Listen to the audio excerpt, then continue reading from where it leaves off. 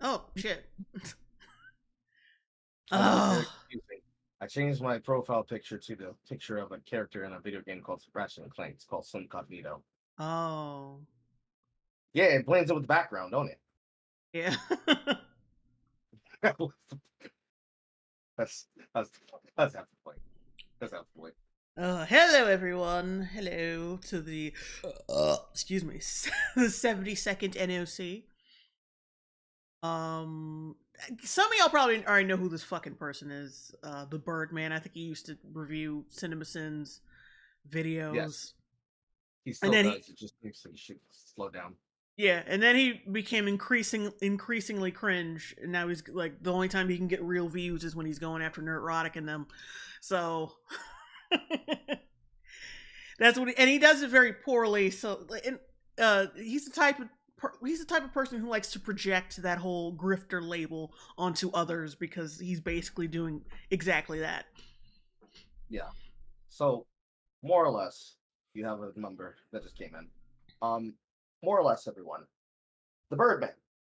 Back in the olden days when we used to be able to customize our YouTube templates, we all were aware of the format of CinemaSins.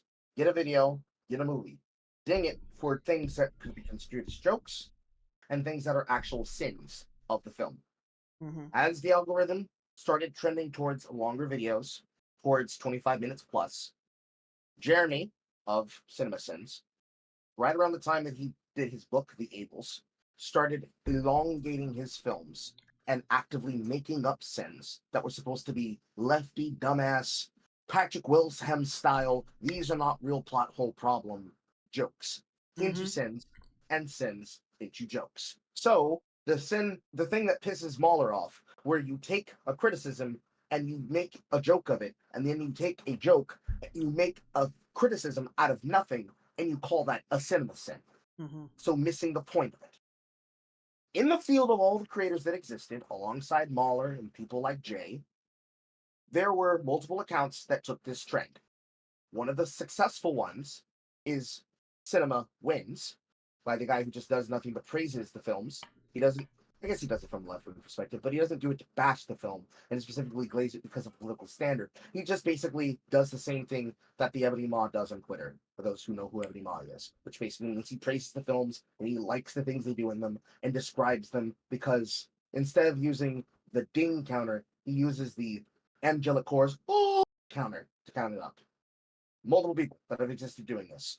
JXE started out doing this. I guess you could say a bunch of other people who used to work with Mahler or still do work with Mahler did this. Everybody had their own style. The Birdman was no different. And he literally did the exact thing that he said he was supposed to do, which was on those videos where he very clearly was obvious that Jeremy Scott was just bullshitting his sins. He would get requests and he would get Patreon donations from his subscribers that told him to look at a film or to look at a movie that they had reviewed and to review it in his style and to basically point out the bullshit. He is a really big fan of Lewis Cole and Noah, which is the dual group between Lewis Cole and his partner Genevieve Daughter, not his actual partner, but like heterosexual life partner. Like they make a lot of music together. And he popularized pretty much people getting onto the trend of doing this for TikTok. This is actually the nigga that created the plague that is Straw Hat Goofy and other fucking shills, right? But he Mm-hmm. wasn't as chill then. At some point, a year and a half ago, I can't exactly tell you what provoked it or why it happened, but at some point, the Birdman, I don't remember his name, I don't care, let's call his nigga Antonio. Antonio decided to be a Tonyo. Antonio decided to be a little fucking bitch and turn into the biggest pussy on the goddamn block. So, when he broke about 200K subs, that's when he took his brand and started doing a lot more video game content and a lot more first watch content. Between 200,000 and what is his current number, which is 276K. At some point in that time period, when he started doing the debunking the grift videos, Mm-hmm. I'm looking through his thing right now to tell exactly when it started. Because it started with the conspiracy theory, debunking conspiracy theories, the moon video. So right around about a year and a half ago with You Don't Know What a Remake Is, Let's Talk. Because in every series that he does, he always did a Let's Talk series for a movie or a video game that he played that he had opinions about. Right around there. So let me click on this and find out the date. Right around, God damn it, work website. Right around April 16th, 2024 is when he started just making a bunch of bullshit videos every now and again that were either labeled debunking conspiracy theorists or debunking the grift. Started out with you don't know what a remake is, then became debunking conspiracy theorists the moon, debunking conspiracy theorists some guy who was mad, doesn't even put the name of the content creator, just literally calls them nigga that's mad at me. Then debunking conspiracy theorists the Joe Budden podcast. Venom 3 trailer, what the hell was that? Debunking conspiracy theorists, Professor David Explained versus Wits It. The Borderlands movie Did It Suck? Let's Talks, which started turning shit around. Well, all right, well, we got the gist of who he is, basically. More or less. But where it really started getting really fucking annoying is when he started calling his Exposing Grift series. And what he did is what they all do. They immediately went after whatever the biggest target they wanted to go after was. And the one he originally settled on was the Critical Drinker. Then it was attacking a bunch of whoever the fucks. No, he warmed you up to, I don't know who this person is, so I'm not going to defend them. So when he starts saying, exposing the grift, the Critical Drinker whines about Minecraft, you're like, what are you talking about? And what brings us here today is Exposing the Grift. Nerdrotic lies to you about Ironheart. he used to make good shit, okay? He used to make good shit. And unfortunately, he's a dumbass leftist kind of person. He's like a black, what's his fucking name? Adam Conover. Adam Ruins Everything. Oh, God. Because 2 weeks ago, one of the videos in line with the Thunderbolts, because he had another one before this one, the Critical Drinker's review of the Thunderbolts in a spectacular fail, he did one on himself, where he basically parodied himself and the people who would criticize him. Because he, like most people who do shit, would get the pushback that a lot of dumbasses have. Because Jeremy and CinemaSins and creator channels that have a specific style and a specific theme and a specific formula, they have people on Reddit, obviously, that are very big in trying to constantly needle snipe everything you say and every criticism you give. Needle snipe's not the word I'm looking for, but I wanted a funny word when I said this. Let me look through, I was gonna say, let me look through chat real quick. Mikey Gusler, remember the Long Bros? Nerdrotic better invite you on FNT after this. Already been on like twice. I mean, I'm not against going again, but you know, I don't feel like I'm gonna be owed anything after this because really this guy's just an asshole. This Birdman dude. And plus, you know, I want to like whenever I go onto like an ongoing topic, like I did with Batwoman. I used to do like little videos on Batwoman, and I would probably react to some stuff about Batwoman. Like it's all just like research leading up to the actual show. And this was like a perfect thing to get at because, of course, you know, I like Nerdrotic.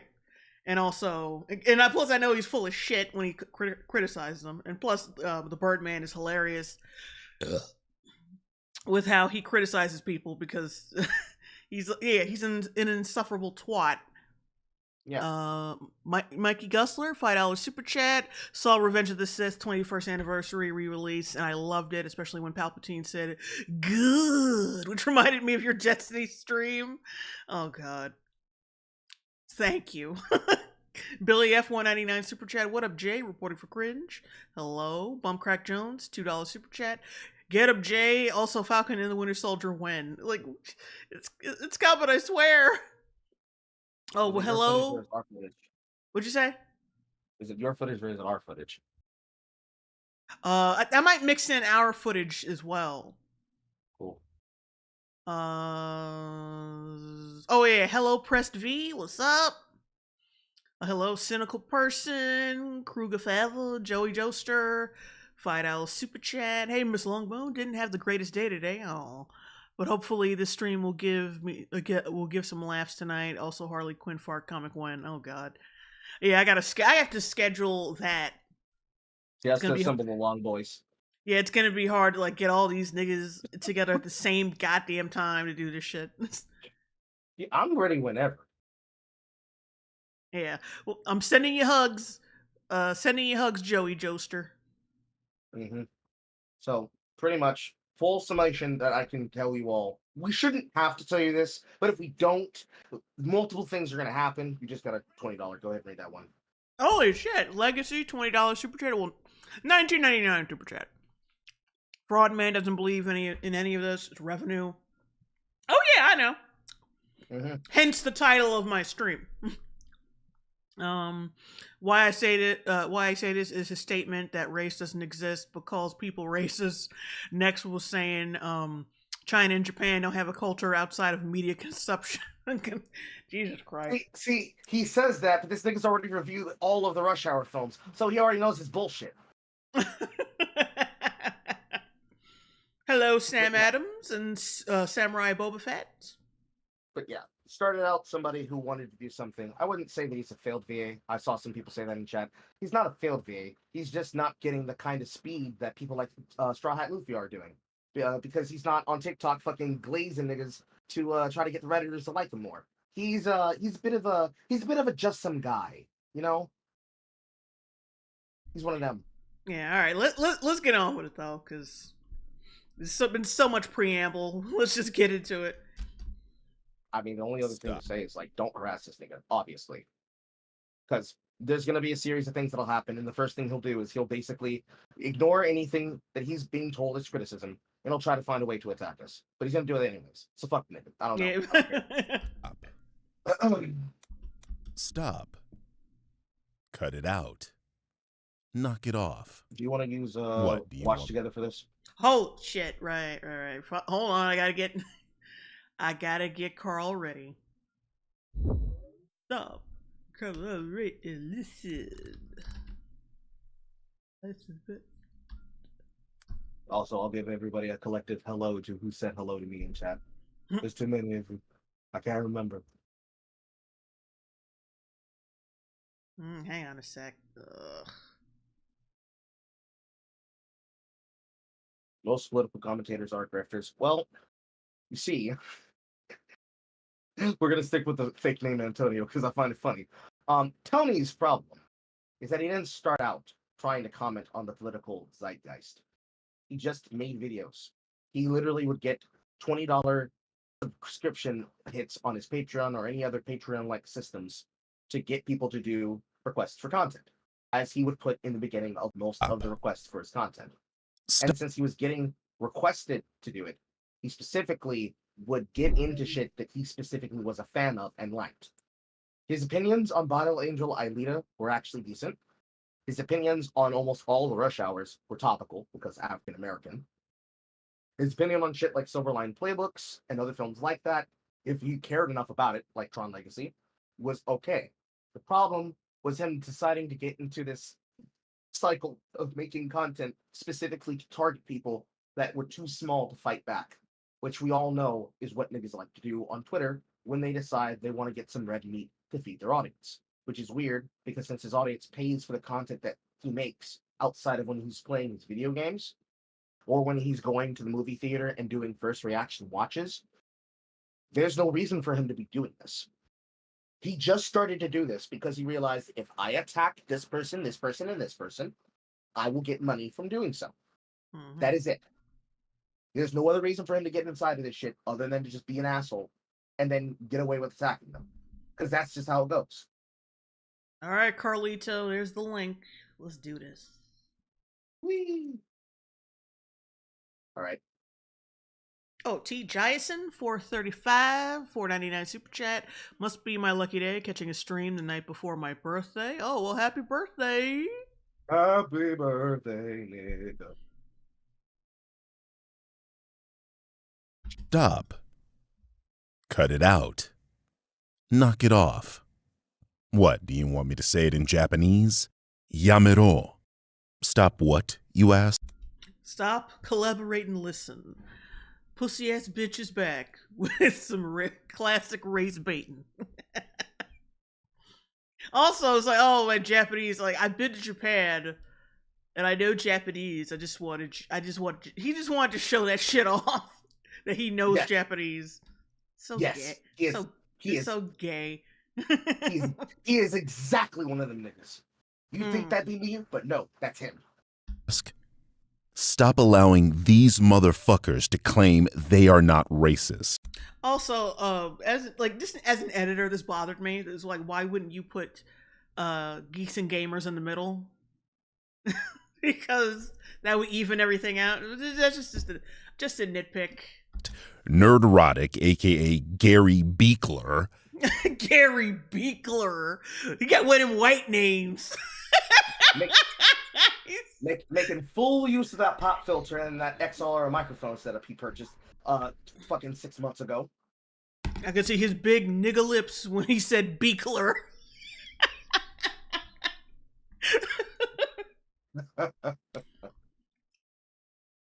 Is a racist. Jeremy Griggs is a racist. Will Jordan is a racist. First off, I did not know his name was William. I didn't know his full name was William Jordan. Drinker, how did you gonna tell us you were a superhero, nigga? and secondly, source please. You think if they were racist, they wouldn't employ half Mexicans, quarter Mexicans, quarter Asians, half Asians, full Asians, half Italians, half Germans, half Greeks as a part of their organizations or their collaboration teams, let alone how fucked up they could be against Europeans. Okay, you call them a racist because they're white men, or at least white passing enough men. Cool, all right. Wonderful. Even though I'm pretty sure one of them is at least Welsh. I'm pretty sure in the case of the Critical Drinker, he's not American in any way, sort of fashion. So if you're calling him racist, I hope that you think that he's the kind of man that would watch a alternate universe tag team of Crime Time, except that it's called Evil We Hate Jews Time.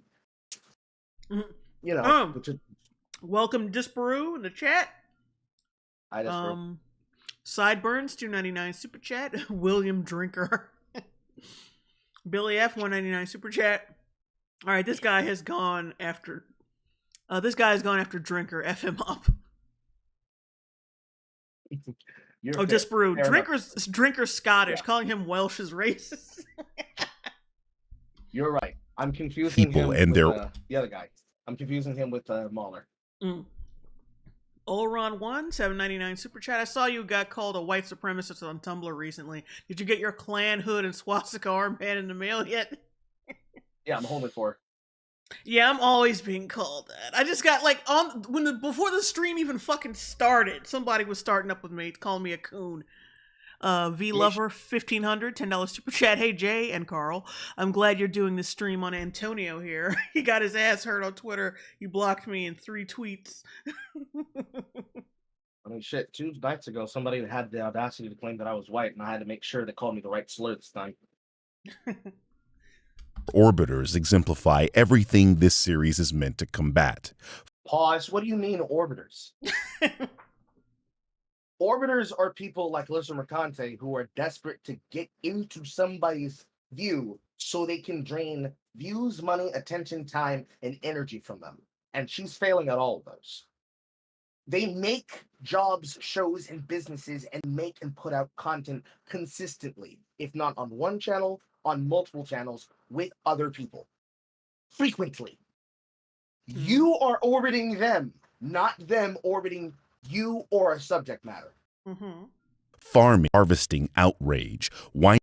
You mean giving takes and views and opinions on topics and doing so? Yeah, I was gonna say something about that. Like, when you harvest something, that means something that has grown on its own. Like, it grew on its own, and then someone came around and plucked it up, which means the hatred and the criticism geared towards Disney already exists.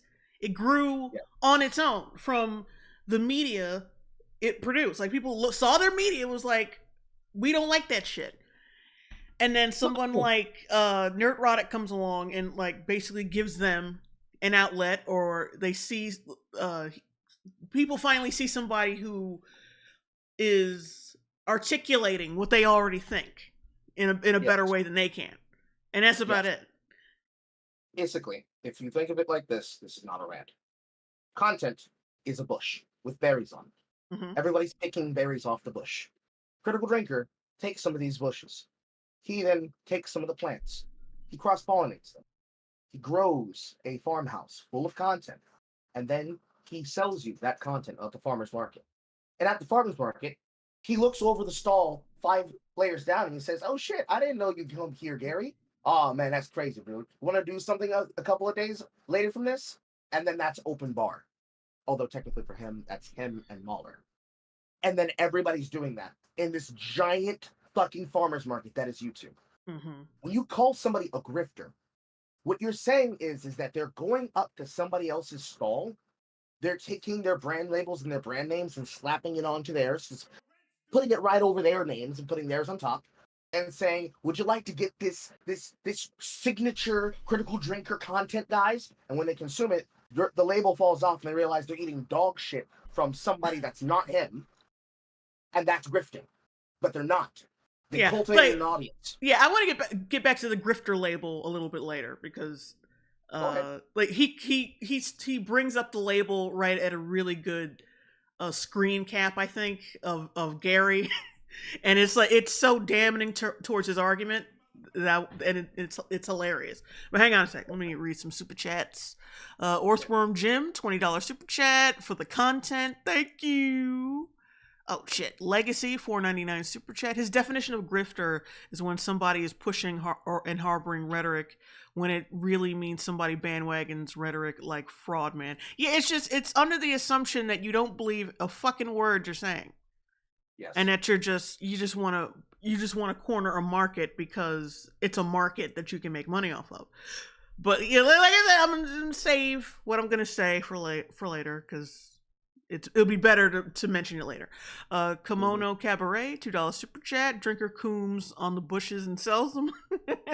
Yes, he does. Everybody does. Is a racist. These people and their orbiters exemplify everything this series is meant to combat. Farming and harvesting outrage, whining about women in basically any piece of media they appear in. Pause. No, they, we, I, Jay, and the rest of us, including Despero in attendance, don't. We point out topics, writing conventions, and tropes, and we criticize them. And we call out the ones that are poor, and we compare them to the essential your examples that you could get from TV tropes or any other medium that logs them and tracks them, especially considering if we're talking about cake shit, we've got 15 plus years of good examples to go off of. For the shit ones, we compare and contrast them, and we say, this bushel of berries that's full of woman, Gary, and Mary Sue's and stews is worse than this bushel of absolute Kino.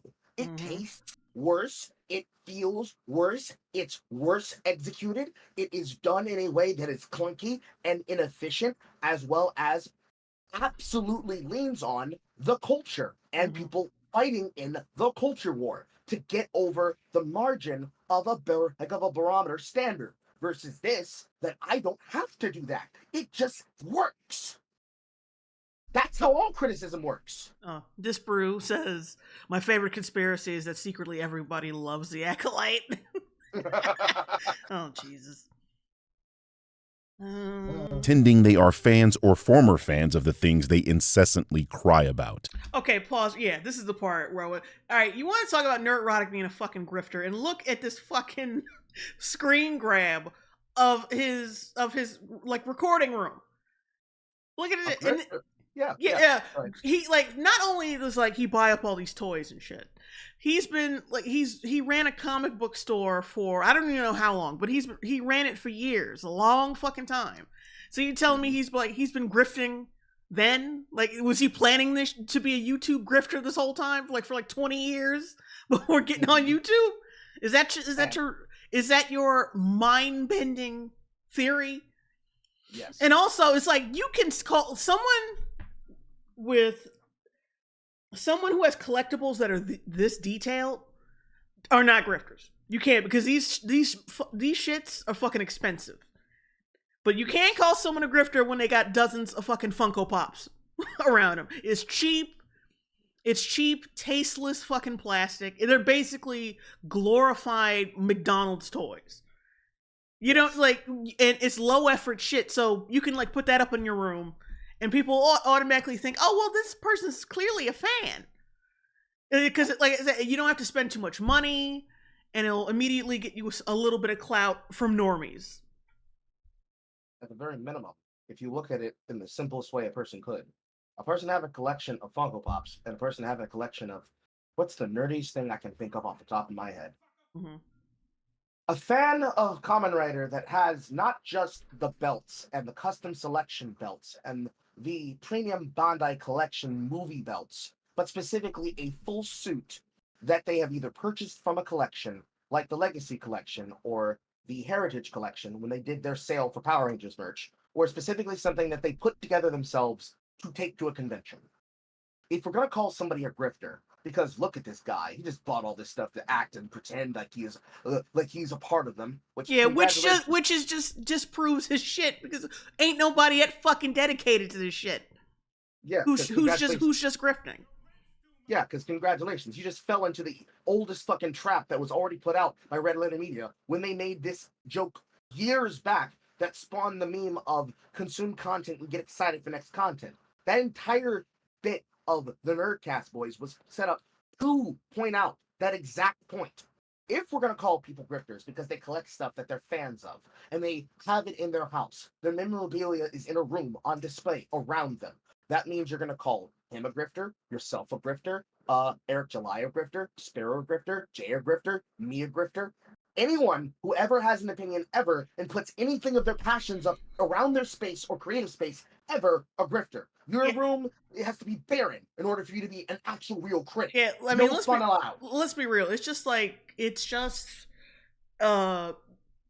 you know, they're just jealous. Like, it's easy to say that, but like in a lot of cases, it's fucking true. They're just jealous because this nigga makes money off this shit. Yes. And then he's happy to do it. Like, that's all it is. All you gotta do is make money off it. You gotta, like you said, your room's gotta be barren. You gotta be eating fucking ramen. You gotta be downtrodden as fuck to do this without being called a grifter. Because otherwise, some jealous hoes are gonna get in your shit and, you know, start making, like, corny ass videos on you. T. Jason, 435 Super Chat. I can't stand it when people have numbers in their names. T. Jason, 435, 499 Super Chat. Are people forgetting we have women-led movies like Alien and Kill Bill? No, you're just saying that because it's easy to say that, and you don't really like those movies. You're just using them as shields. Wah. Yes. Because, see, going back to that, if we're going to use the poor artist trope, thank you for calling it out to Sparrow. If we're going to use the poor artist trope as the example, you got two poor ass niggas right here. It's us. You have found the exact right people to criticize your ass, nigga.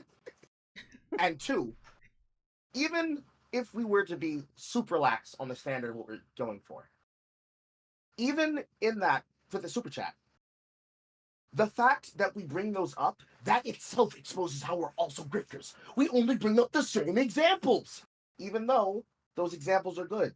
Mm-hmm. And that's why people use them. It's like if you and I both have the same answer to something, and we both think it at the exact same point, and we both say it or type it at the exact same point. The only reason why we could be using that is because, oh, you use that because that's what everybody knows. No, we don't just use it because it's the one everybody knows. We use those points because everybody can understand them. If I give a basic fucking answer, as simple as one fucking sentence to you, here's an example of a thing that I like. I like Power Rangers. Why do I like Power Rangers? Because I like the writing, and I like the fact that they can write passion plays for kids that gives them a real-world perspective of consequences and actions, but over time, they have grown in their depth. Not lessened, not shrunk, not only kids are going to watch it, so we're not going to write serious problems. They have grown in their scope because they perfected it for youth, and then they expanded outwards. That's how, when Toei created the Sentai brand, they ended up making Kamen Rider, and then they ended up making the Metal Heroes, and then they ended up making inspiration for the people that then went from the Japan Action Club, where they get all of their actors from, to then with Studio Japan to make Garo, and all the other things that exist, because everything spores off of anything. I give you a single sentence, one level, one layer down, you're going to say, no, that example's not good enough. So, in the example of things like Kill Bill and Aliens for Ellen Ripley, they say, no, you use that example because everybody knows that one. It's not good enough. Okay, how many layers of Carl, let's call it that, how many layers of Carl down do I need to go until I get to an obscure enough take that's good enough for you? All right, V-Lover, 1,500, V-Lover 1,500, $5 super chat. Antonio will be like, you can't be authentic, your tax bracket is too high. Cynical person, Jay is rich in character. Oh, thank you. Olron1, $7.99 super chat. If movies like Alien or Terminator came out today, you'd call it woke. Yeah, but no one does, do they? Almost like they're well-written movies. Yeah, like if people would still be calling them woke today. Like they still fucking exist today. So why aren't there fucking revisionist movie reviews calling the movies woke? Explain that shit. Exactly. Oh, Neem, $2 super chat. You gotta be bohemian, broke, and hate yourself. All right, let's go. And racism. But the wait. Wait. Let me explain this. Let me go. For one thing, Nerdrotic from day one has been making, like, the movie itself, Blue Beetle, is the most stereotypical fucking comic book film I've ever seen. Like it's a Mexican family, right? And the fucking beginning of the film starts with them scarfing down on some fucking tacos. Like it's real stereotypical. Like it couldn't even get something less stereotypical of a food for this Mexican family to eat. Yes. And it's goofy, and Nerdrotic has been making fun of that ever since. Yes. That's basically he's making fun of the racism that DC was perpetuating. He's not actually being racist. And even if he was, it's still fucking funny. It's still funny, so forget it. Correct. Even at the same time, I actually know a lot about this film because, ironically enough, all of the suit actors and all of the fucking second production unit performers, they pulled from Power Rangers. From the people that are working at Allspark, and before they sold it off from Hasbro, they got all of their people to help do their stunts. And explicitly, DC, before they brought in James Gunn, obviously, were specifically going for that racial angle. That's why they got that actor. I believe his first name is Zolo, and his last name for me is unpronounceable. Ironically enough, guess who he's dating? Who? Shakto Gomez, the actress they have for America Chavez. Oh.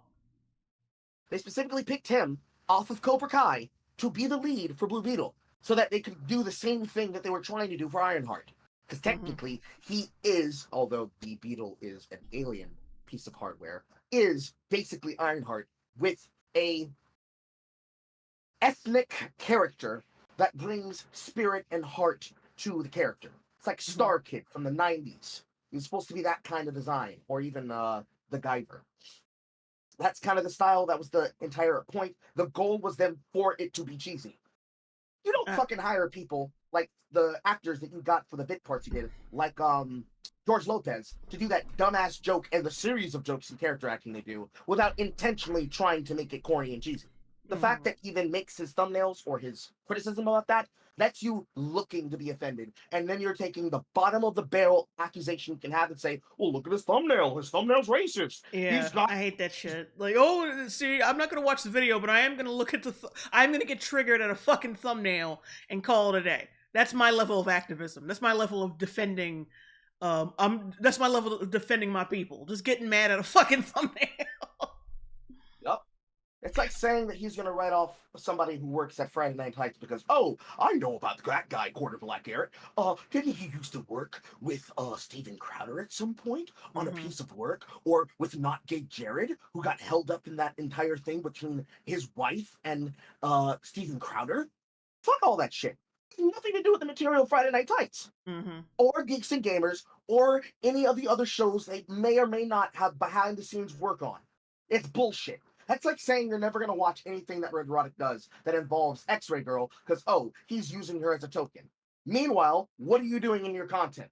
using and grabbing as many arcade tokens as you can and throwing that shit like a Chuck E. Cheese token push. Because if you got a token, you're about to fucking spend it. But we better not have tokens. All right, let me read these super chats right quick. Idiot Tosin, $4.99 super chat. You stole the title of my Birdman video that someone else probably did before me. Billy F, $4.99 super chat. Carl has layers. Onions have layers. Carl is an onion, confirmed. I am Cajun. You just make sure it's a red onion. See kind of racism that the KKK employ. Wait. We gotta rewind it. We can get the whole scope of that shit. That's because that's what made me want to do this stream. Because like, nigga, what? They are fans or former fans of the things they incessantly cry about. And racism. But the pussy kind of racism that the KKK employ. For one thing, I love how a fucking thumbnail with the word taco and a Mexican character in it is the equivalent of burning children in churches. Or like, or lynching black people from trees. What pussy racism? If that's the standard that we're going for, is he about to say that Seth MacFarlane is a actual goose-stepping Nazi because he chooses to make fun of every kind of race, especially with actors voicing characters that do not belong to that race? Gasp! Because that's what he just fucking said. Red Rose Spark, this guy's voice, lol. Yeah, he's... That's what he takes it so seriously. That's what makes it even funnier. You know, hiding under bed. It's just his voice. It's just his natural voice. But the way that he does it when he uses his mic in the studio, he explicitly wants to come off like that so he can try and pull in and rake in as much reactions as he can to get people to just not take him seriously with his points. Mm-hmm. Bed sheets so they can live their lives in peace during the day while terrorizing black people at night. Terrorizing black people with taco thumbnails. Do, only they've modernized the Klan tactics, hiding their racism behind hilariously weak media critiques that could have come from a Cracker Jack box. Poor writing. Yeah, because KKK was all about weak media critiques. It's the craziest new evolution of fucking Sailor Moon. Pushing papers by daylight, being a Nazi online by moonlight. Man, I saw Birth of the Nation. Too many niggers in that shit. Whoa.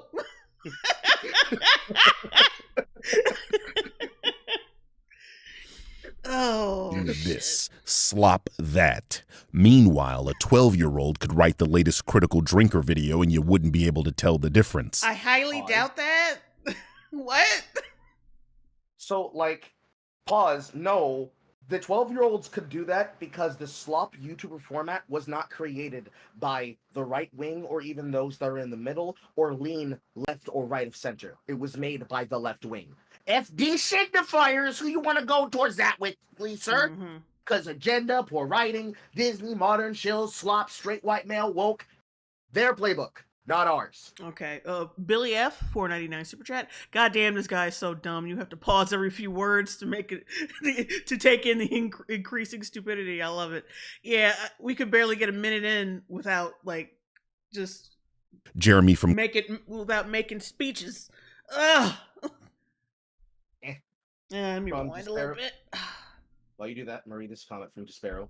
Critical Drinkers videos are so easy to make. Why are we all cranking out 1 million view videos? Yeah, really. I mean, if we want to say the serious answer, Despero, it's algorithm, it's appeal, it's time, it's reach, it's shout-out opportunities. The fact that cross-promotion amongst those that are known and already collaborate with each other is frequent and common. They will likely go watch something from Nerdrotic, Gary, and Critical Drinker, even yourself, before they would necessarily come watch something of mine. But because I work with Jay, and Jay works with me, and we cross over in each other's content, if they hear about me from her, or her from me, they'll say, oh my god, I didn't realize you guys do stuff together. But because they make so much work, and the benefit of knowing what audience they have, and doing the market research, if you want to say that, to do that job, that is the reason why. But that doesn't make up the fact that we wouldn't know how to make his chicken. And by that I mean we wouldn't know how to make a critical drinker review in the way that he does it with all of the quintessential pieces that make that review possible. Because by the same degree, we could say, if it's so easy to make that slop content, why don't we all make content like Antonio? I'm not gonna stop calling him that. Why would we not all make shit like evil racist spitting Tony here? And the answer is, I wouldn't know how to make a Birdman video. I could copy him word for word, bar for bar, dumbass voice for dumbass voice. But it doesn't remove the fact that there's something inherent to him, hint, inherent to him and his viewpoint that makes it possible for him to give that take. It's plus, the same thing. I'd be too ashamed to make bullshit like this. Same. I don't have the stomach for this. Oh, wait. Neem, $5 super chat. Anyone else getting tired of all the racism disguised as representation? I miss when black people were depicted as normal and not FD signifier. Yeah, it's getting to the point where I'm the sickest tired of seeing Negroes on TV. because let me explain. It's because they just hire them, like they put them, either they force these race swaps or they like give them like these characters they make them characters with no character. They're just there. They're just cosmetic, which makes it like empty. So you're just sick of seeing them after a while. Yeah, they're not characters. They're caricatures. They are flanderized, one-dimensional people that have never grown and never will grow because their job is to be a punching bag or a receiver of praise. Kimono Cabaret, $2 super chat. This video so far sounds like Chat GPT wrote it. Yep. The Crap Catastrophe, $5 super chat. Dude, it's okay to like bad things. Opinions aren't going to kill you, and neither is critical thinking. Critical thinking makes media better. True. Like, it's like these motherfuckers can't even stand on business and just admit, yeah, I like garbage, to be honest. I know it's trash, but you know what? I like it. Fuck it. They can't even stand on business with that. Yep. They got to make you think it's good because they see liking things as a status symbol. And if the shit I like that's the most popular and makes the most money isn't good, I'm not gonna fucking admit it. I'm just gonna pretend that it's good. Yep. Spawn Freak, $10 super chat. So I have to like terribly written characters that are boring at best and entitled at worst to not be racist. Well, Jay, sorry, Carl. Well, sorry, Jay. Sorry, Carl. Gets the gasoline and the crucifix. That's okay. It's okay, brother. We know you don't. We know you have to call us moon crickets to cover yourself. It's okay. Popo Maximus, $9.99 super chat, had a comment pinned in a Yasuke video by the Th3Birdman, but he removed the pin after the likes ratio the people calling me racist. Gary Thomas, $5 super chat. The other day I found out that no bullshit, Donald Trump is a direct descendant of Prophet Muhammad. JNC, did you learn anything new today? I don't even know what the fuck. I learned that the CC shortening in emails stands for continued communication. Oh, Disparu says, at least let them publish Ironheart first. No, I'm already tired of Negroes in media. I'm sorry, it's too late. The Ironheart's going to be the tipping point where I actually show up outside of Disney Studios with a gun. Like, I need y'all to stop doing this to Negroes. Stop it. Like, it's going to be me and Jay doing a combination attack victory rush outside of Disney Plus Studios because I'm tired of the shit too, to be honest. Granted, my black fatigue is specific to the way that they are ever going to allow us to have our ability to have characters. Because anytime us, the blacks, #TM, Traitsnark, criticize it, it's not good enough because somebody like the Birdman will say, well, you guys are just doing that to get likes from the whites. And it's like, fucking care. Because we can't have anything. We can't even be able to eat garbage and watch trash. Even if we ourselves will make fun of it. It's always us doing something performative. And when we're doing it simply because we think it and we believe it and it's separate from anyone else, they find someone to then put our opinion next to it and say, this take, that take, which ironically enough, that comes from JXC. This movie, that movie, This TV show, that TV show, this short series, that short series, this slop, that slop, this YouTuber, that YouTuber. It never ends. No name, $9.99 super chat. Funny how you can make something that actually is pandering tokenism, and they clap like it's roots. Shows, films like Kids Next Door, Justice League, Rush Hour, They Live. No one says a thing. Yeah. Fan of Volts, $2.79 super chat. The standards to join the clan have really dropped. Jeremy from Damn it. Jeremy from Geeks and Gamers just reads articles you could have read yourself and repeats himself for 10 minutes. You mean like how you screen cap thumbnails and show them to us as evidence of racism? Wait. We pause Andy him in the middle of a sentence. Let him finish, then we'll make fun of him. The middle of the sentence? Okay. Well, let me write it. Write the latest Critical Drinker video and you wouldn't be able to tell the difference. Jeremy from Geeks and Gamers just reads articles you could have read yourself and repeats himself for 10 minutes. Nerdrotic wait. Okay, now launch it to him. I was gonna say, was he his legs already said what I was gonna say? And plus, that was the whole sentence. And then he went on to somebody else. Well, whatever. It's too late. Yeah, it's done. Waits for his Okay. You got it. Video and you wouldn't be able to tell the difference. Jeremy from Geeks and Gamers just reads articles you could have read yourself and repeats himself for 10 minutes. Nerdrotic waits for his master critical drinker to make a video and then repeats nearly everything he says. Pause. I'd like to take this. You act like these motherfuckers are collaborating, like they exchange notes together and like giggle like schoolgirls before coming out with their videos. That's what he believes. Also, I'd like to take this moment to say Carl was right. Thank you for proving my point, Antonio. I thank you for proving me correct literally 30 seconds after I fucking said it. For context, I have not seen this whatsoever. I went into this fresh so that I would be at least the one with the blind eyes here. He did exactly what I said he was going to do. Because when you say you could have read this article yourself, okay, but the part of our jobs, one of the hats, is we're journalists. We are replacement journalists for the industry that obviously doesn't know what the fuck the audience wants. Their finger's not on the pulse. Ours is. So, they could have read the article themselves, but they didn't. They said, I wonder what's going on in this video. Then they clicked on it, then they watched it, and they saw, oh, that article? Damn, I wonder where that article's from. Oh, here's the name not being censored, and here's the title not being censored. Now I can go search it up myself. Damn, thanks, CobraCast. Now I have information. Congratulations, you just explained one of the jobs we have as content creators. We inform people. That's not special or different than what you're doing. Stupid. Articles you could have read. Go ahead. I was going to say, Disparu says, does he even watch their videos? They're entirely different. Critical Drinker doesn't read comics. Nerdrotic goes deep into lore. Yeah, just fucking idiot. But yeah, that's the whole thing. He gets mad at thumbnails. He doesn't watch anything. Yourself and repeats himself for 10 minutes. Nerdrotic waits for his master critical drinker to make a video and then repeats nearly everything he says, like the good little puppy that he is. These people have next. Hey, yo, that's racist. Fuck.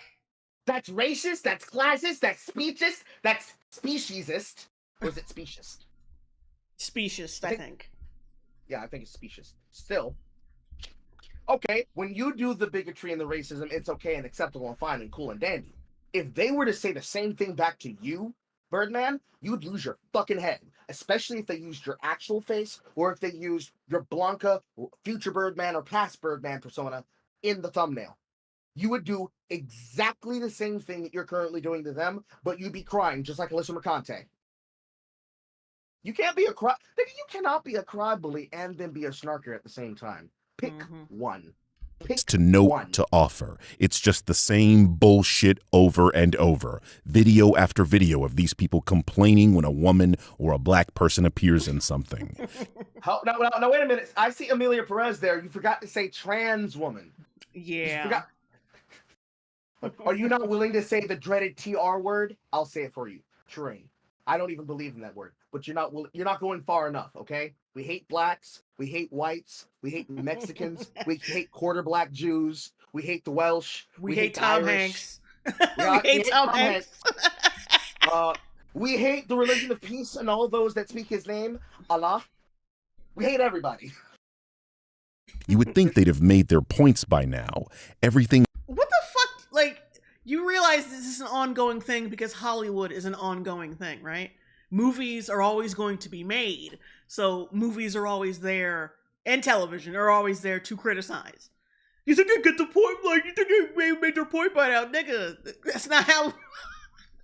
that's not how that works. Like, you know that's not how it works for a band. But let's pretend, okay? Let's pretend every time you say these things and you state them as though they're not things that have already been relitigated and that we're going to relitigate again, because that's how ongoing conversations work. The industry does a thing.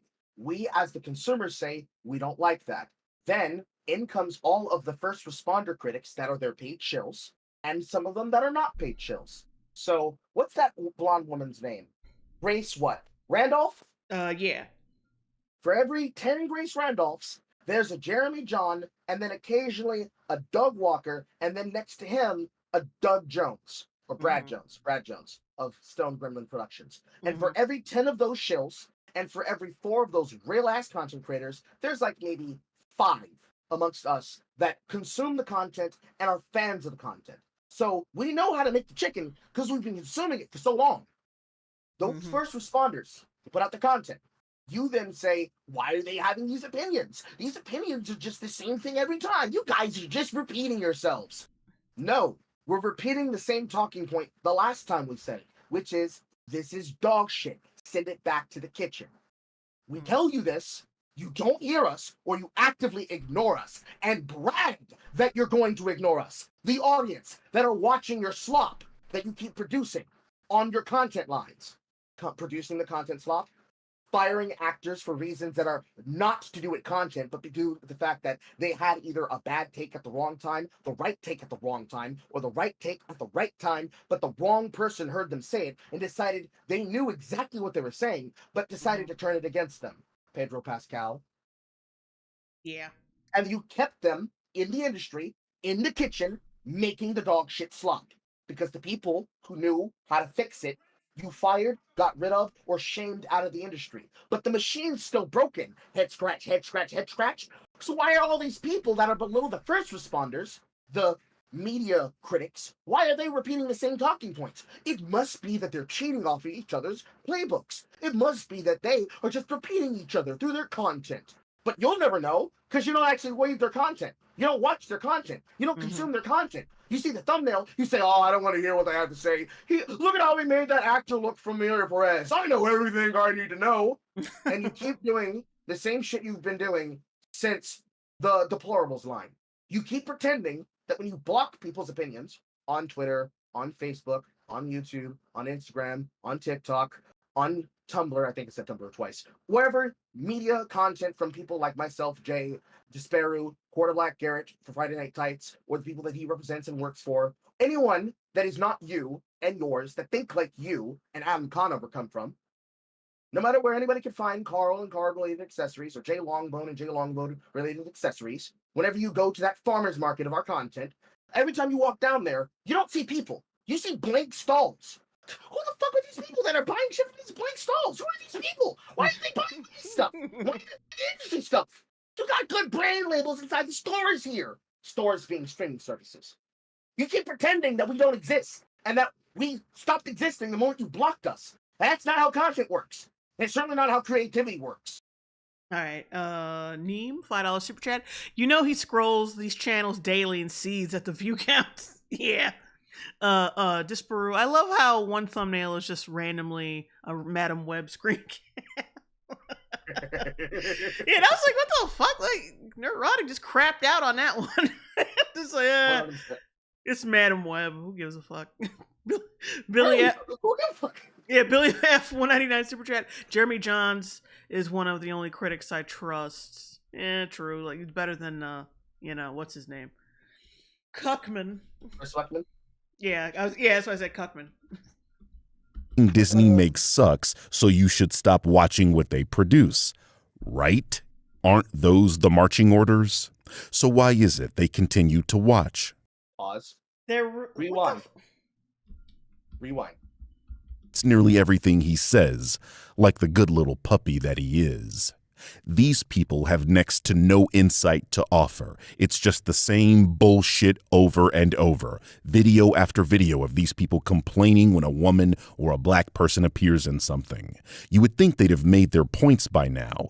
Everything Disney makes sucks, so you should stop watching what they produce. Right? Aren't... Pause. You do realize that most of us are freebooting this shit? We're not paying for it. Yeah, I don't have a fucking Disney Plus subscription. Like, you guys should stop watching it. I mean, it's a reviewer's job to review things. Can you imagine if like Siskel or Ebert was like, we saw one movie, we're done. We made our point about Hollywood. Yeah. We're just gonna review one movie and be done. It would literally be the Uwe Ball position. Granted, when Uwe Ball wanted to talk to his critics, he said, "Motherfucker, knuck if you buck, get in this ring and fight me." And he would win most of those goddamn matches. But okay. Those the marching orders? So why is it they continue to watch? Continue to... Pause. Because they want to see if you get better. We're not paying for the shit to begin with. So most of us are watching when we have the time to then get it for free through methods less scrupulous than paying you even $1 a month, let alone 24. What is the current going rate for Disney Plus? $24.99? Yeah, I don't fucking. Well, let me look it up.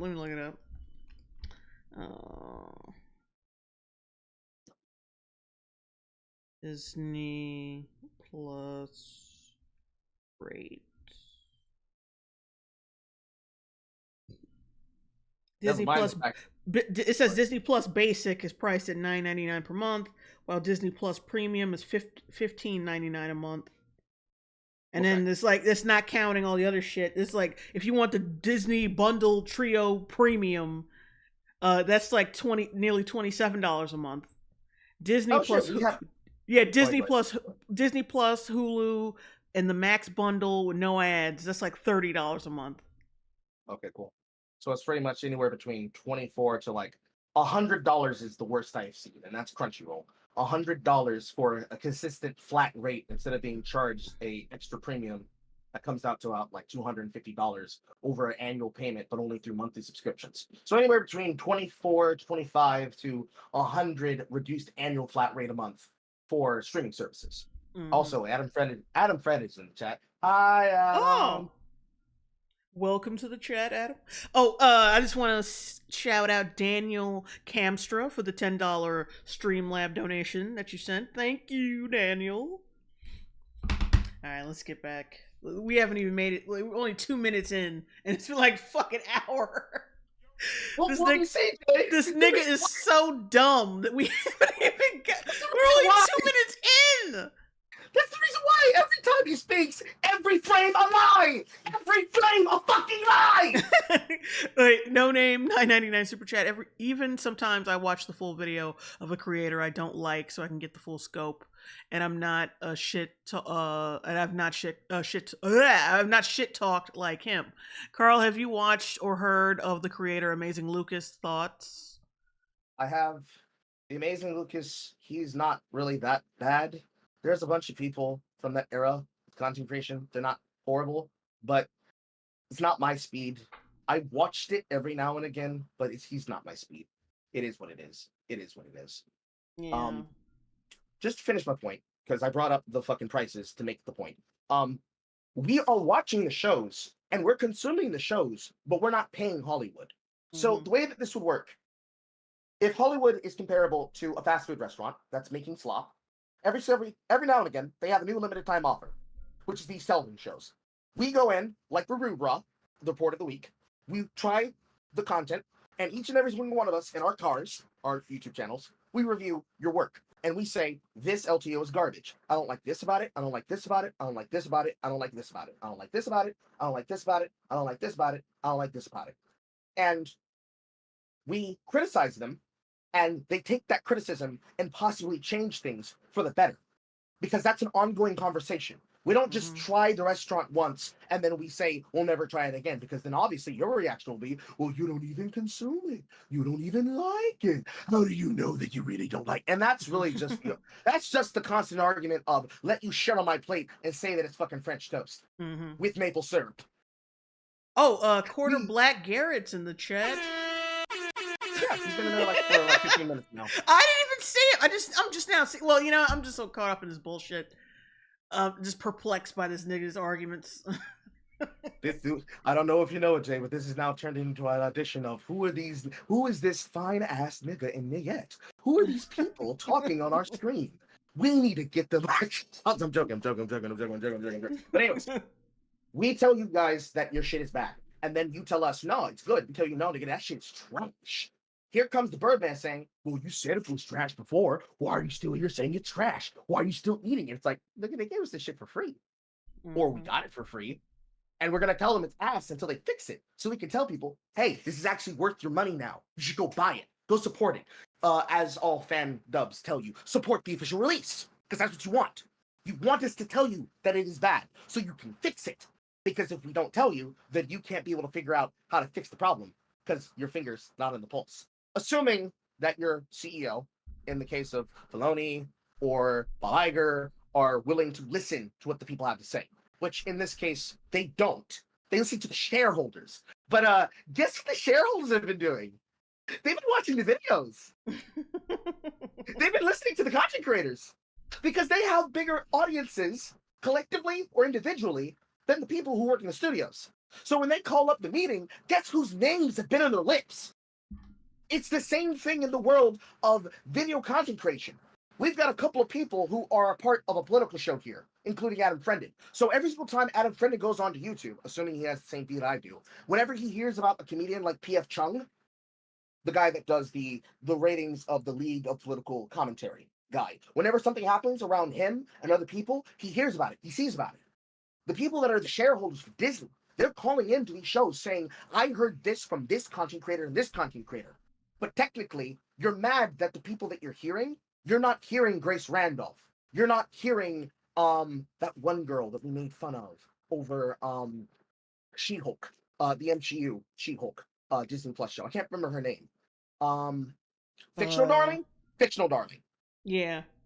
Yeah, we're not hearing the names of people like Grace Randolph or Fictional Darling. You're hearing Chris Gore. You're offhandedly hearing Adam Friended or Isich and Adam. You're offhandedly hearing Jay Longbone. You're offhandedly hearing The Critical Drinker. You're offhandedly hearing Mahler, or you're on-hand hearing Mahler and Nerdrotic and Heels versus Babyface on The Real BBC. Bags, Boarding, and Comics. I believe that's the proper title. You're hearing them on their shows or on their individual content. You're seeing their names pop up, and you do not like that you're hearing and seeing from people that you think don't deserve that position. So my question back to that is, okay, you think that we should leave because you think we've already said what we had to say, right? Or is it possible that you want us to leave so that you can have space there in the window shopping sill, so that it's your channel that's being discussed? Because they're always complaining about how like hatred gets more views and likability. Well, see, the thing is, there's a lot of stuff to hate, and a lot of people relate to the hate because they also hate the same shit. They see the same problems that we do. It's just they don't articulate it because they're the consumers. They're the ones they don't make YouTube videos, but they'll watch them. Watch them of people talking shit about it. And then obviously the real elephant in the room.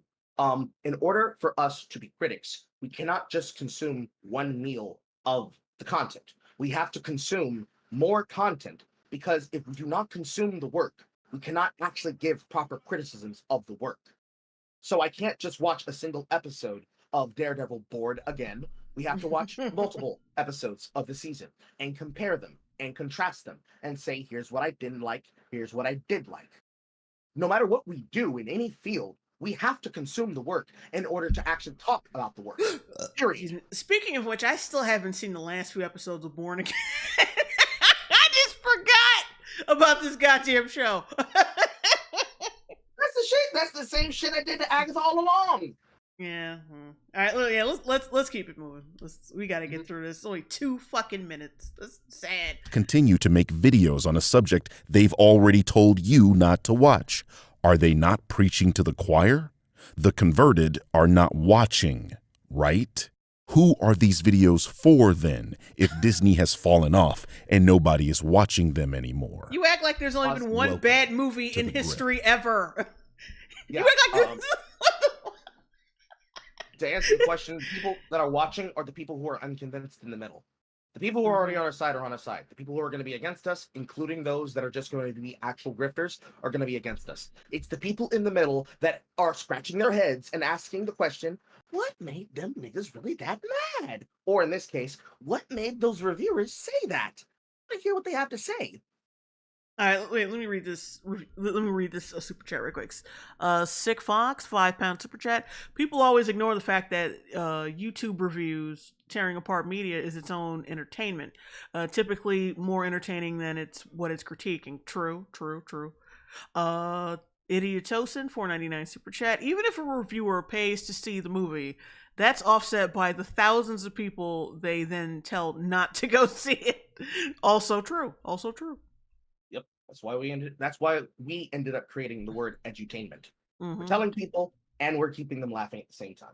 Okay. Oh, Disparu, it's not a creator's job to get people to not watch. That's their personal choice. It's just to say what they think. It's just to say what they think of something and entertain. True. Oh, it's Coda Black. Yeah, Coda Black, $10 super chat. So, are we grifters because we watch the shows we criticize? I'm confused. If he was being honest, what the Birdman would say on behalf of all the people that he represents in this position of the argument, we are grifters because we have opinions and we say them, and we are not saying them off on the corner of our internet. We're coming to the main square of the internet and publicizing work where everyone can see it. And because we're making money. That's it. Because that is the main issue, is that we are making money. Like they consider what we do like hateful. Like what Birdman or Bird Brain he considers to be on the same tier of the KKK. And if you make money at being the KKK, clearly that's morally wrong, and you should be doing that. And why aren't I a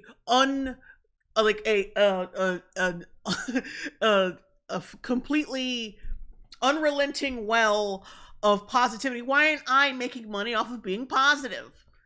Yeah, I don't understand. So the same way that Alyssa Mercante is going around and harassing people, act like a crybaby, as she's always done in her career as a journalist, now that she's decided to turn into an entertainer herself, she's going around and doing the exact same shit. It's like the Westboro Baptist Church. As long as they're hateful and they're doing all their hate fucking and shit wherever the fuck they are, it doesn't matter, right?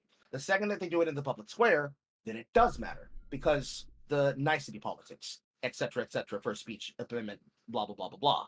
But the moment that we make money off of doing it, and any person agrees with our opinion, no matter how poorly or how well written our argument is, it automatically makes us grifters because we made money off of it, even if we didn't ask them to give us money to do it either. So we're already grifters here because Jay's making money doing this live stream. Because we're not completely walled off from the chat, not reacting to the chat, just reacting to what he's saying, doing it straight lace, doing it with a video, only having 44 fucking likes and watchers that have watched total for the entire lifespan of the content for however long it exists. We're automatically grifters. So it's bullshit. Oh yeah, Blue River Clan gang rise up. Today, we're going to take Nerdrotic's necrotic take on Iron. Necrotic, We already know what the Fruit Loop's problem with this character is. And no, Warlock Master Race, it's not because she's poorly written, as if you could know that about a show that won't be out for over a month from only... You forget that she has source material that is also poorly written. That's probably what he's referencing. Hang on, and go back. Go back to that. I want to read it. Welcome I want to read it too. to the Grift. Today, we're going to take Nerdrotic's necrotic take on Ironheart to task. We already know what this Fruit Loop's problem with this character is. And no, Most of the So, world is dark colored. What the fuck? What kind of statement is that? What's wrong with Marvel wanting to create some more content with black characters? Warlock Master Race, not a damn thing. Okay, starting off good. I encourage it. I don't like campy race swaps that try to commodify my nostalgia onto poorly written characters. Pretty clear cut thing to say. And then Troy is like, see, this is exactly why Marvel had to force executives to create diverse characters. Without it, it would never be done. Well, see, that's the problem with Marvel. And that's not a problem with people like Warlock Master Race. Think about how you just reacted. You automatically thought a Marvel character was race swapped. She was. She's a replacement for Tony Stark. The fuck you mean? Meaning you don't think Marvel characters should be colored. Wait. Well, if it's not race swapped, then it means you don't like black people. Then you don't want black people in Marvel anymore. If they can't be race swapped. The more accurate thing here that's annoying is the fact that Riri Williams' character is actually a replacement for Rhodey's niece, who was already going to have some interplay with Tony Stark as a character. That got overshadowed when they decided to bring in Riri Williams as a character. And also, straight to Tony's face. Nigga, you know you fucking lying. The last goddamn book that was good, air quote, good, from Ironheart was the Eve Ewing run following New Avengers, which got ass clipped the fuck out by Thanos, held by her face like they were in Soul Calibur 6. She gave Thanos is not a she, unless you want him to be. This bitch went a face about to dunk her head like a basketball and gave her long-lasting trauma from the Young Avengers. That is the only run that has been good, because even though they brought Eve Ewing in, and if you don't want to believe it from me, go to Just Some Guy. Just Some Guy's channel during the time when she was getting up in the runs, where they originally had her trying to do the fundraiser and the petition to get her to write. Literally, he says verbatim the exact words I'm intimating right now. That the only reason that character became good was because they brought her from what she was doing alongside other such characters that were brought in as mantle replacements for others, either Amadeus Cho or other characters like Dust, or reinterpretations of characters that were made lame, gay, and cringe, such as Squirrel Girl, which didn't come back into the zeitgeist being important and good until they made that bitch doubly thick and double cheeked up, double boned up on a Tuesday, Wednesday, Thursday, Saturday, Sunday, Friday, Wednesday in Marvel Rivals, because they made them popular. And if you don't believe me on that, go look at the swimsuit issue. What characters are there? Then go look at Marvel Rivals. What characters are there? The same fucking ones we're promoting in the book? Oh, it just so happens to coincide alongside the ending of the Krakoa arc. No, that can't be it. That can't be it. I must be lying. Kimono Cabaret, $5 super chat. But Marvel has black characters they can use as much as they want. Disney paid for them. But yeah, see, that's not. You got to humiliate the past and like destroy it. And then bring in the black characters. Even then, because with Falcon, in the MCU, they had to humiliate him and fuck his character up before they made him Captain America, because he was a little bit too aspirational, a little bit too positive to be a black character. He had to be like a cynical, racist asshole first before he earned anything in the MCU. Yes. Which is really stupid, because this is Anthony Mackie that's been portraying him. Alongside him and Chadwick Boseman, they're probably, outside of John Cheadle, they're 3, not counting anyone else, for just amongst the men. Some of the best charismatic actors that you could have had in the world. And you just dumpstered his character to the point, this motherfucker's writing fucking copy strikes against the content of the New Avengers. I was like, what the scene? Yeah, I was like, what the fuck? Inside of Thunderbolts / the New Avengers? Are you serious? That character. You want me to believe that that's true, which is half the reason why you guys are no longer around to do those kinds of films or those kinds of television shows, where you force people to do homework on their way into the fucking studios or into the theaters to go watch the films. Because nobody understands how this character was decimated and destroyed over time, which you guys are still doing. It's just that right now, for characters like, what's his name? The U.S. agent character. I forgot his first name. John Walker. It's the shit that you guys are doing to John Walker right now and have been doing since Falcon and the Winter Soldier. literally intonating the exact words. You don't think Lamar's life mattered? I'm gonna kill this terrorist who just bombed and destroyed people, and this woman who just said that an active serving soldier's life didn't matter. Quote, didn't matter because he doesn't change things if I kill him. You expect me to hate this character with this bullshit blazing against him that you wrote? It's woke for me to say that the shit that you wrote and I'm reacting to is bad? I'm a grifter for calling out the horrible writing you're doing implicitly to make me not like him? Despite the fact it's exactly what all of us would have fucking done? Dumb, crazy, stupid, cringe, lame, gay. Warlock master race, it's not because she's poorly written, as if you could know that about a show that won't be out for over a month from only a trailer, you parrot dipshit. Pause. We know that the characters are poorly written because we're going from the last interpretation and the last outing in the format that they were in, and we're comparing them to what we might expect in the future based on how they have been consistently written from writer to writer, from project to project, from book to book, show to show, and game to game, because we have this thing called object permanence. And when I look at a game or a character, I might think, well, this game is good, but it wasn't written by the same people. You know, take a character like Black Panther. If they ain't got Christopher Priest on the crease, it's trash. You don't want it. Example, Ta-Nehisi Coates and Nation Under Our Feet. I look at these characters that are being written here, even though I wouldn't say that I like Chadwick Boseman's T'Challa, his portrayals of T'Challa, both from Civil War into his own solo movie, were great. And then the trash that you had to replace his character, or what's going to be the mantle character that replaces him with his child Toussaint, between him and his ex-girlfriend, you know that it's not going to be good.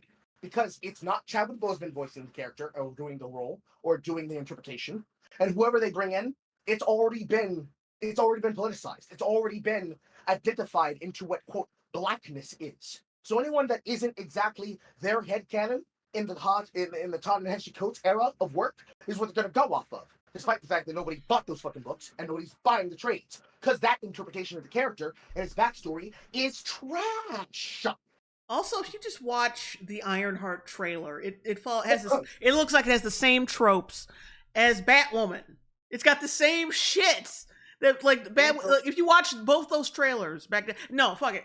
The trailers from season 1 and season 2, and then watch the Ironheart trailer, all of them back to back. You'd be like, this is the same shit. It's all the same shit. Same shit, same writing conventions, same tactics, and on top of the point that I'm making here, who's going to be behind this shit? Ryan Coogler. Who was behind Black Panther 1 and Black Panther 2? Ryan Coogler? Were those films really good? No. The first one, PlayStation 1 and PlayStation 2 graphics. The second one, ham-fisted narratives meant to pit the blacks versus the Hispanics/Mexicans. Because they called him Cuculcán. Wait, let me read these super chats. Blue River 199 super chat. Dave, who crafted this cereal? I have no idea. Billy F 499 super chat. Haven't seen Thunderbolts yet, but I've heard they make Walker a genuine butthole to get audiences to not like him. Is that true? If so, it's the same old program.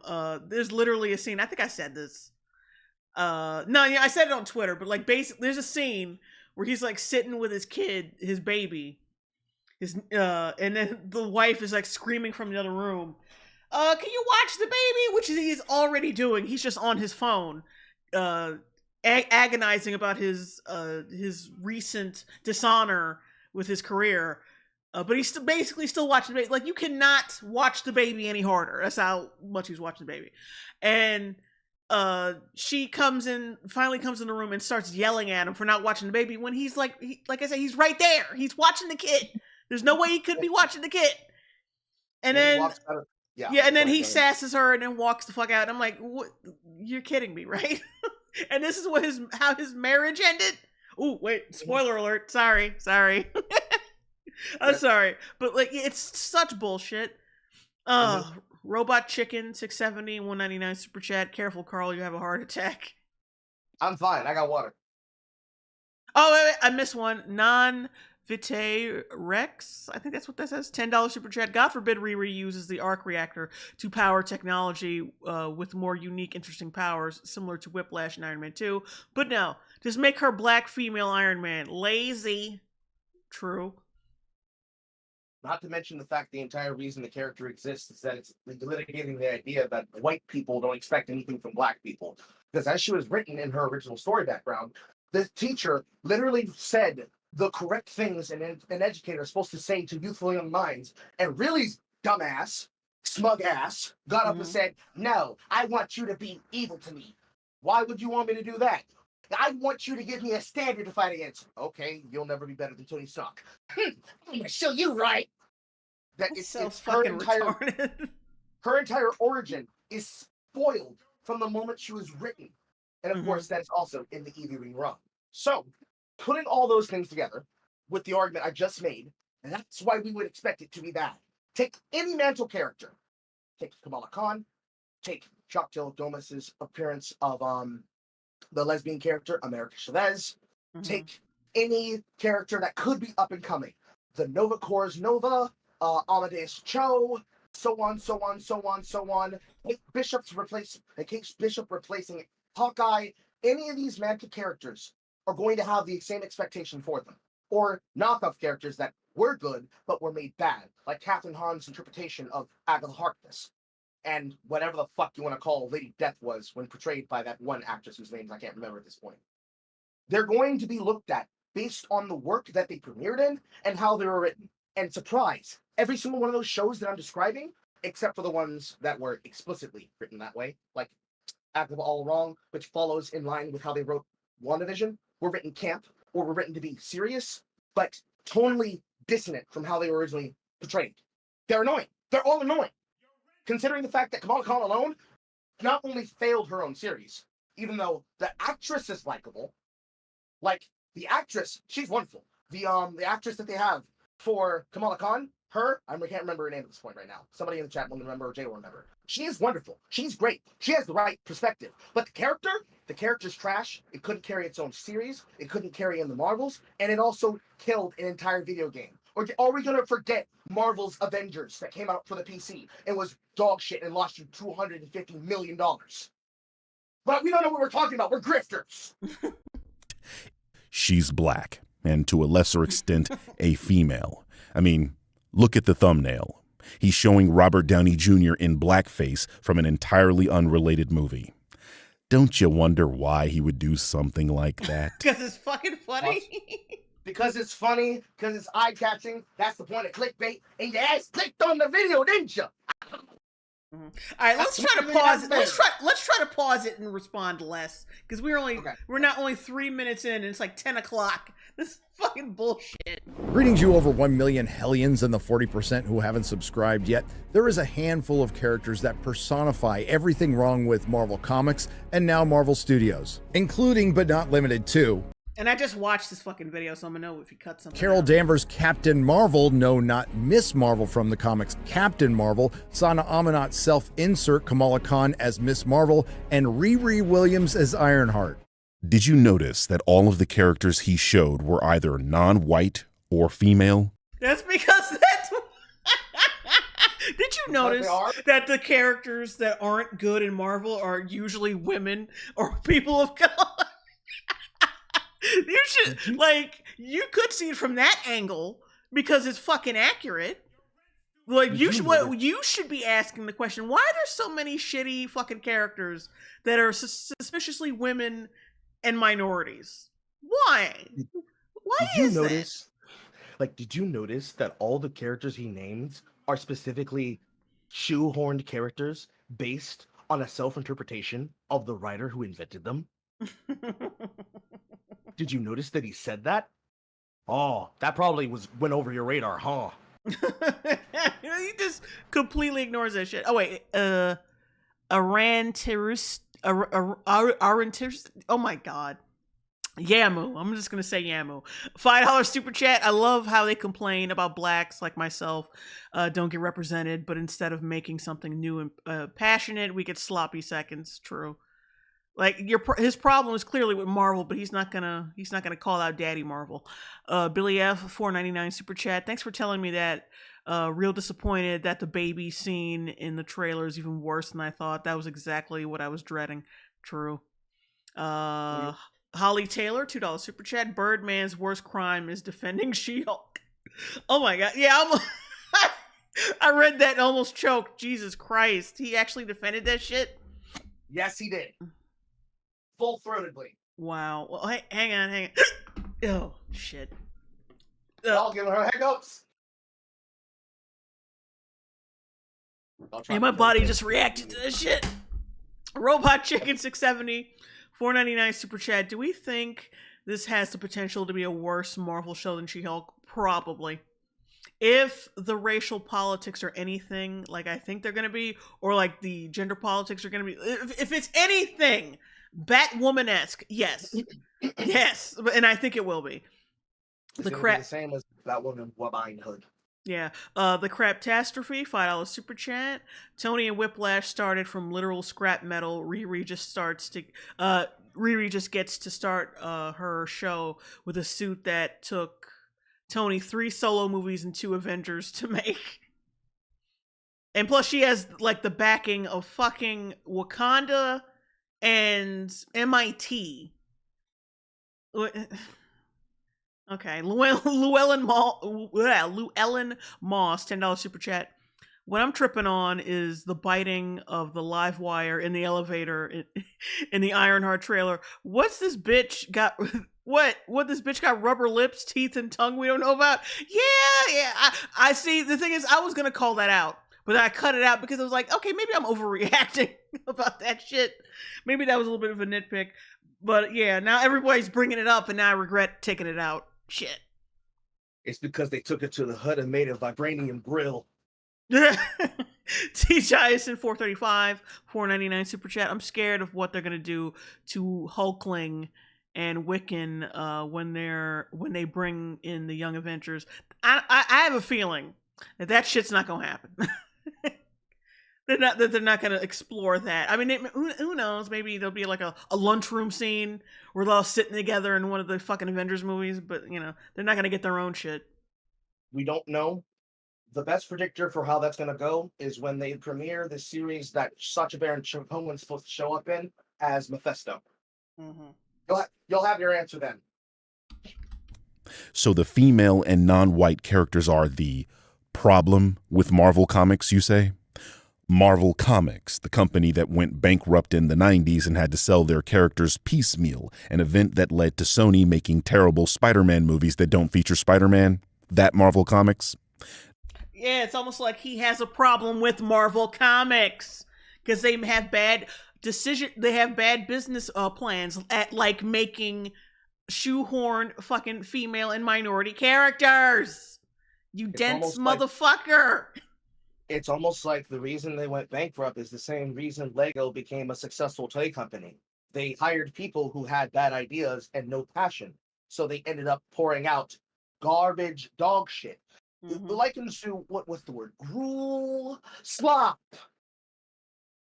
Lamp shading doesn't help you. Mm-hmm. No, Marvel Comics were in dire straits long before Ironheart and Kamala Khan, particularly due to the fact that they went bankrupt. Yeah, all the way back in the 90s. Before those characters even existed. That's right. The company that created the X-Men couldn't keep things afloat before so-called wokeism. But what bites my ass is that so they made it worse when they brought in wokeism. Yeah, thanks for clearing that up. It's not these characters that makes it difficult to float as a comic book company. The industry has struggled since its inception. Comics have always been a niche product. Even during the so-called heyday of the MCU, comic sales never reached the highs of the 60s or the 80s, and that's mainly because nobody in the West likes to fucking read anymore. Why do you think that is, Birdman? Do you think it's possible that they don't read because, it's the same reason why every Disney Plus show has a digital QR code tie-in that directs them towards Marvel Unlimited? Yeah, and also, I'm going to bring this up. For one thing, the MCU movies should actually make people want to read comic books more. But it doesn't work that way. You know why? Because they're bringing in all their trash from their trashy comic books into the films, and now people are like, I might as well not even read that shit because this is all y'all got.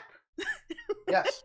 Like, forget the TV show tie-ins, forget the movie tie-ins, forget the character crossover tie-ins, forget the video game tie-ins, forget the comic tie-ins. A TikTok edit of Marvel rival characters that have been interpreted differently by netties are bringing people to watch the movies, the series, the shows, and the runs of the comics that they came from better than the movies from the Foxmen or any of the MCU content that they had before the Fox merger total than the people who have gone to see the last 15 to 20 years of MCU films. If we are actually 20 years in the future. I think we actually are at this point in 2025. They would rather go see Emma Frost as caked up and thicked up with the thighs she's got and see runs of Magic, of Emma Frost, of Jean Grey, of the Goblin Queen. So that's the other Jean Grey clone, whose name I can't remember at this point. And interpretations of Invisible Woman, because of those 4 characters, than they would from any of the films or any interpretation of Emma Frost portrayed by people like January Jones. They have failed that poorly. And it's because people don't want to read, yes, but they don't want to read because the characters are not hyped in a way to get them to buy the comic book. And it's been like that before the MCU materialized around Robert Downey Jr. And it hasn't been made better. And there's an answer to that. Do you know the answer? I know you know the answer because I learned the answer from you, from your work between the time period of 2011 to 2015, because they made it into a lifestyle brand. It wasn't about liking the characters in the comics and knowing the runs that were made iconic by people like that of Jack Kirby or even Stan Lee or people like Christopher Priest. It was literally get into this brand because you should like this character because they reflect you. That was back when they had editors and storyboarders fitting in Quran quotes into billboards in the scenery that was being inked by a person that believed very extreme views about Islam, Qatar, and women in terms with Sharia. But you don't see people talk about these things because the only time we can be able to get people to read them is in scan lines. And even though, for some people's opinion, somebody like your boy Zach has, quote, gone crazy, or just some guy being even crazier than he was before, they, alongside you, were the ones telling people this and pushing them to get into reading the books, even if they were reading and watching a scanlation. But guess who took the lunch money of the comic books? The mangas. So really, they have no one to blame but their own failure of marketing strategy, which, surprise, we're not for that either, dumbass. I would like them to be able to sell the comic books or to sell the video games. But unfortunately, like it always is, China got to it first before us. And now we have to hope that it gets better. Yeah, they could have used the MCU as a marketing ploy. Like, oh, look at these characters you could be reading about in our comic books. But then they did start marketing the characters from the comic books. People were like, nah, your characters are complete garbage. Like Kamala Khan, who the fuck is that? Like, they tried to market the books that came before, and they said, no, we don't want it. It's not modern enough. So they redid it with the actor likenesses for these characters, and they said, no, we don't want it. Those characters. So then you brought in people like Miles Morales, Kamala Khan, Amadeus Cho, and so on and so on. And then you said, well, you guys need to like these characters because they have a future. The characters that you like have already been retired and are done and gone. But guess what? People would rather reread and rewatch the Runaway series and reread and rewatch Civil War II, and eventually what leads into the Secret Wars from Jack Kirby's run, or any of the traditional runs, or even the Civil War II run that is being quoted on all the TikTok posts from people like Straw Hat Goofy talking about the subject matter, then watch the MCU or even watch the Disney Plus shows. Because I'm pretty sure amongst all of us critics and reviewers, we're the ones that are watching the shows. Not even the people who claim that they love these characters or reading their book runs. They would rather watch and read the alternate universe what if stories. And I swear, the funniest shit that comes out of that is statements like, by Odin's Fade. Because that's what people remember. Right! I remember it. People remember the dumbass quizzes and the dumbass quotes that come out of the What If series that you've been doing for people like that of Miles Morales. Then actually watch those films until they started watching the Into the Spider-Verse films. That's when characters like Miles Morales started getting actual energy behind them. For the credit he has as the biggest simp, the black simp of the universe, this is where the chagrin and the character that was brought forth for Miles Morales from the actor, I'm forgetting his name. You know whose name? The one that's hung up on Haley Steinfeld. Yes. Yeah, I don't know his name though. Chat can look it up. That knows what I'm talking about. Continue forward. It'll come to me in a second, more than likely or not. It's up to him and character actors like him that make people like Miles Morales in the first place. Even though they chose to use that as a way to try and then tell you, you don't need to care about the canon. You just need to like the character. Well, can you put the fucking shit out? No, we have to redo the work because his bitch ass is a simp. He made us look bad. We probably even have to recast it too. Meanwhile, nobody's watching shows. Because nobody wants to. All right, let me read these super chats. Roan Harushin, $5 super chat. Back in 2016, when the Marvel movies were picking up, the comics chose to go all new. Huh? Shimmick Moore. His name is Shimmick Moore. Chat covered me. Pick up the chat. Comics chose to go the all new, all different route, causing the comic sales to fail. Oh wait, shit. Oh, this shit. I can't stand it. Okay, I might have to scroll. God damn it. I hate it. Hang on a sec. Well, you should be at 424.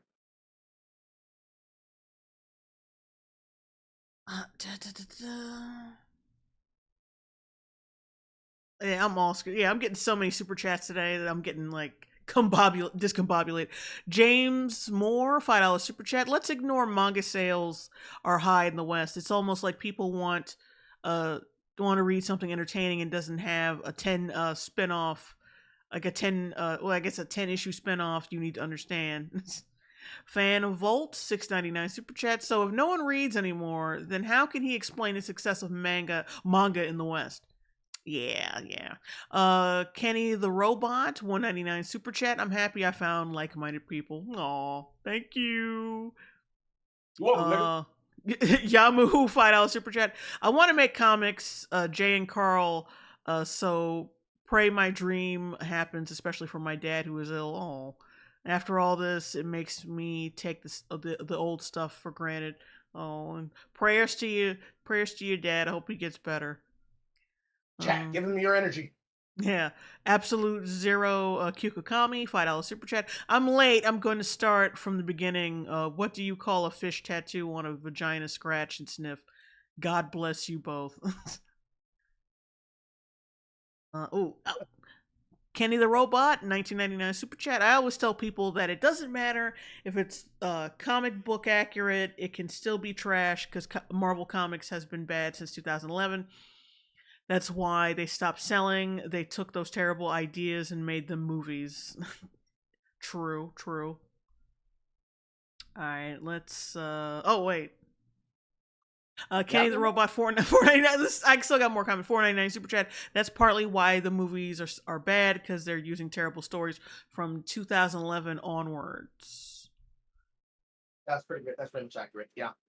Mm-hmm. Bad runs, bad stories, bad story runs, very notoriously bad writers.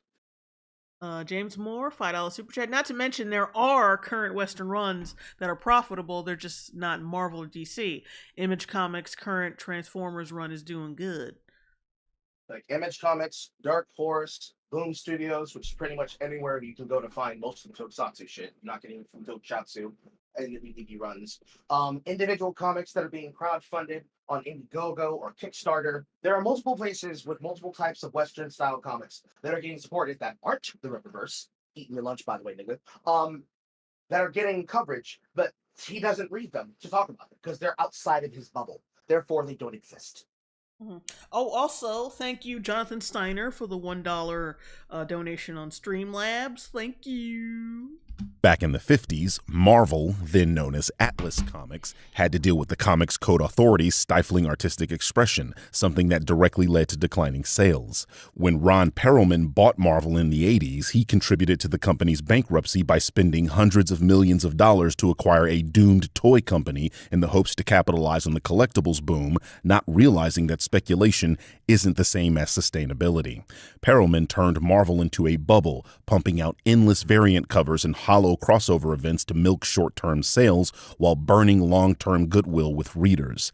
That was greed and corporate vampirism. And when that bubble inevitably popped in the 90s, it wasn't because Spider-Man was black or because Carol Danvers got a haircut. Those versions of the characters weren't even on the scene yet. It was because the suits at the top treated comics like penny stocks instead of stories. Okay, but how do you explain... Okay, but how do you explain the success of Marvel, like the MCU, during the Iron Man 2 days, Civil War, and all that shit? How do you explain that? You'll probably get to it, but the point that I want to hit there is we don't like that. That's exactly what's killing Disney right now. Exactly. Bad business practices. Like, Nerdrotic is just pointing out one other bad business practice.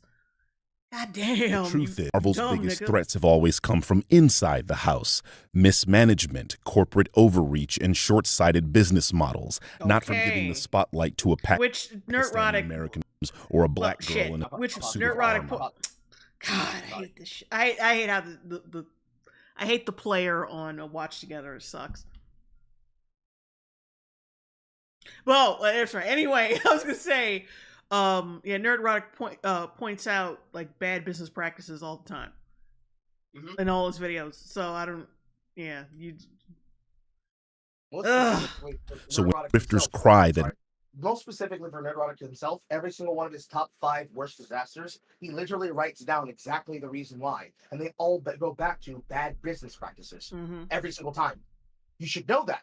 But you see, if he only said it once, then you'd say, why is it happening? And then if you did it multiple times, like you've already done, you'd say, well, why don't you shut up? You already said it once. I don't know. They don't seem to listen to the first time you say it. Maybe we got to say another 15 times.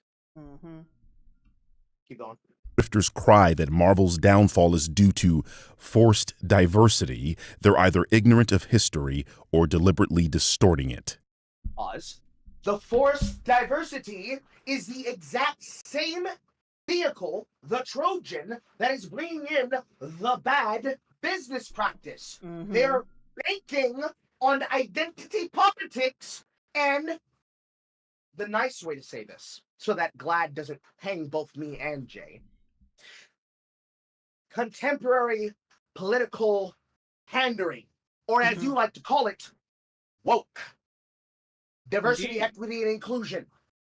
Because the political way to describe it is that it's political proselytization, where instead of religion, it is what fills the God-shaped hole.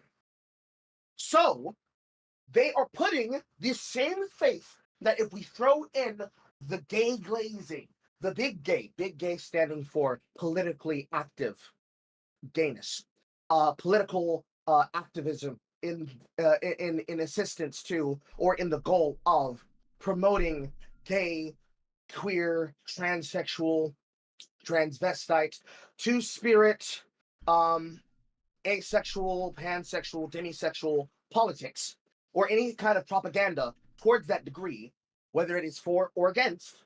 They are throwing all of their money into the, what did you call them? Penny stocks of political pandering, both to silence people and use it as a cudgel, while also ignoring the people that are telling them, no, you're going to burn the house down. Because they do not want to listen to us, the consumers or the readers. They're going after what they claim is their fiduciary duty to protect the stock and the business. But they're doing so by listening to the activists that can't even finish the shows that Jay and I or other people in the scene and sphere have watched at any basis ever. Let's keep going. All 3 are derivative characters of a male hero. Some are derivatives of derivatives. All 3 were developed for the comics solely based on... Pause. 1 second. Back. Deliberately. I want the monkey face. Carol Danvers on screen for a second.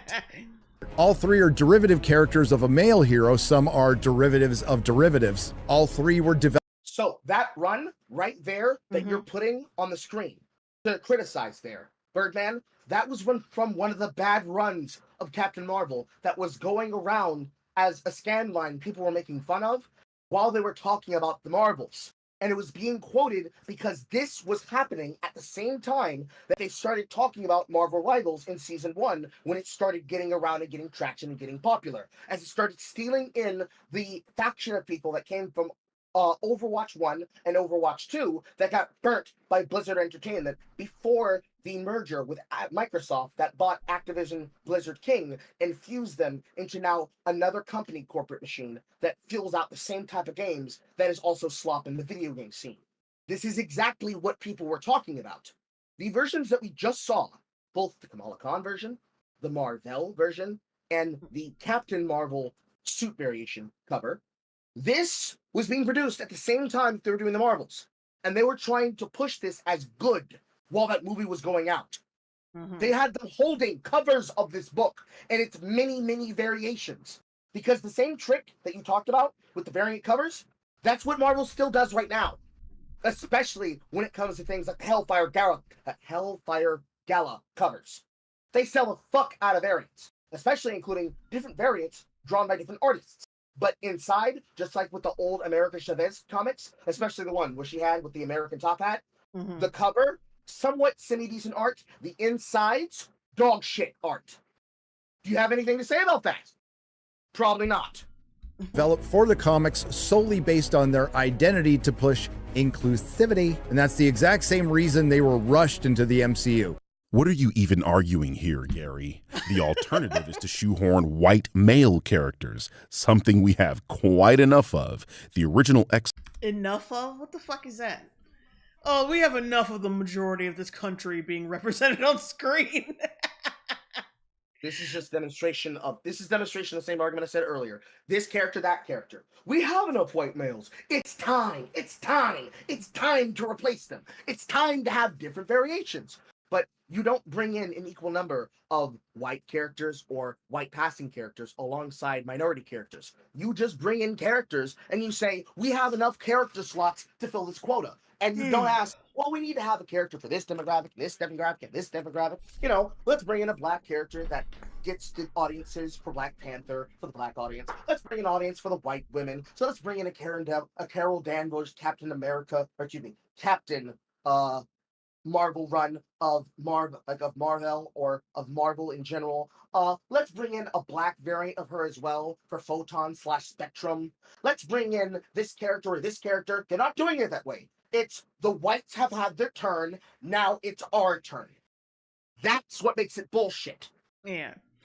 And plus, like whatever diversity the country, whatever diversity your country has is going to be reflected in media. So if there's like 60% white people, there's going to be 60% white people in Hollywood. If there's only 13% of black people, there's only black people on screen. There's only going to be 13%, because you can't force shit like that.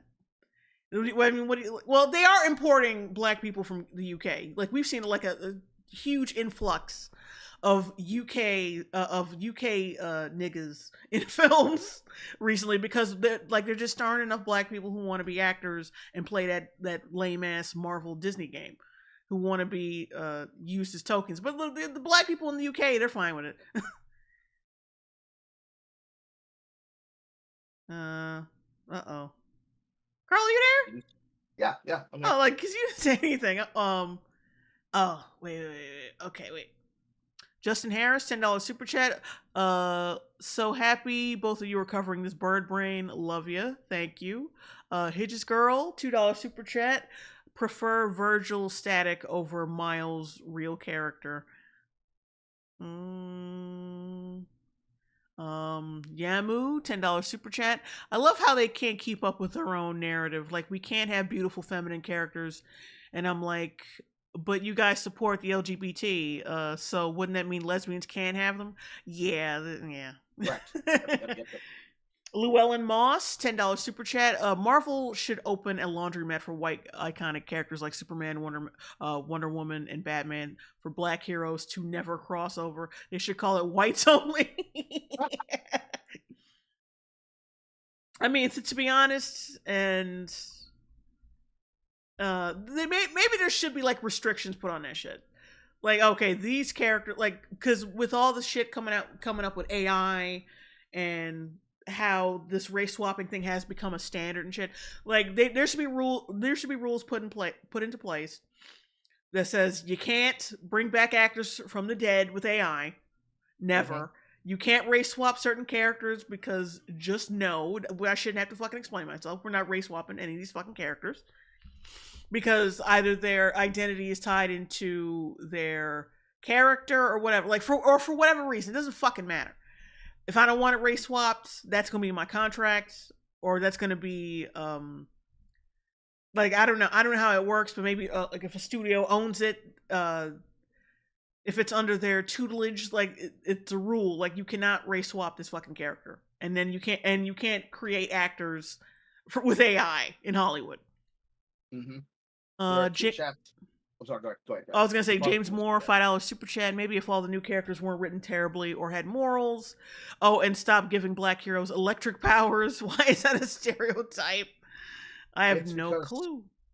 It's a stereotype because it allows for them to have a power set that is different from the white characters, because the white characters end up getting root basis elemental powers. Air, fire, water, earth. So they end up giving black characters... So the correct term for this ability is astrokinesis, which is the ability to command thunder and or lightning from either the molecules in the air or in a way similar to Aurora Monroe, which is weather manipulation. I don't know why they haven't stopped this trope and why they keep using them and specifically playing them up the way that they do, but I will say, to the credit of the CW, the way that they did so in Black Lightning for all of those characters, as well as those villains, as well as that very specific not mulatto, but albino character with the non-stop bigotry, that was the perfect way to do it. Because they took the campiness that they've been putting in all these goddamn shows and actually played it up to 11 and made it work well. Now the show still got canceled, but it was better than they usually do. Now there are two chats I want to read real quick.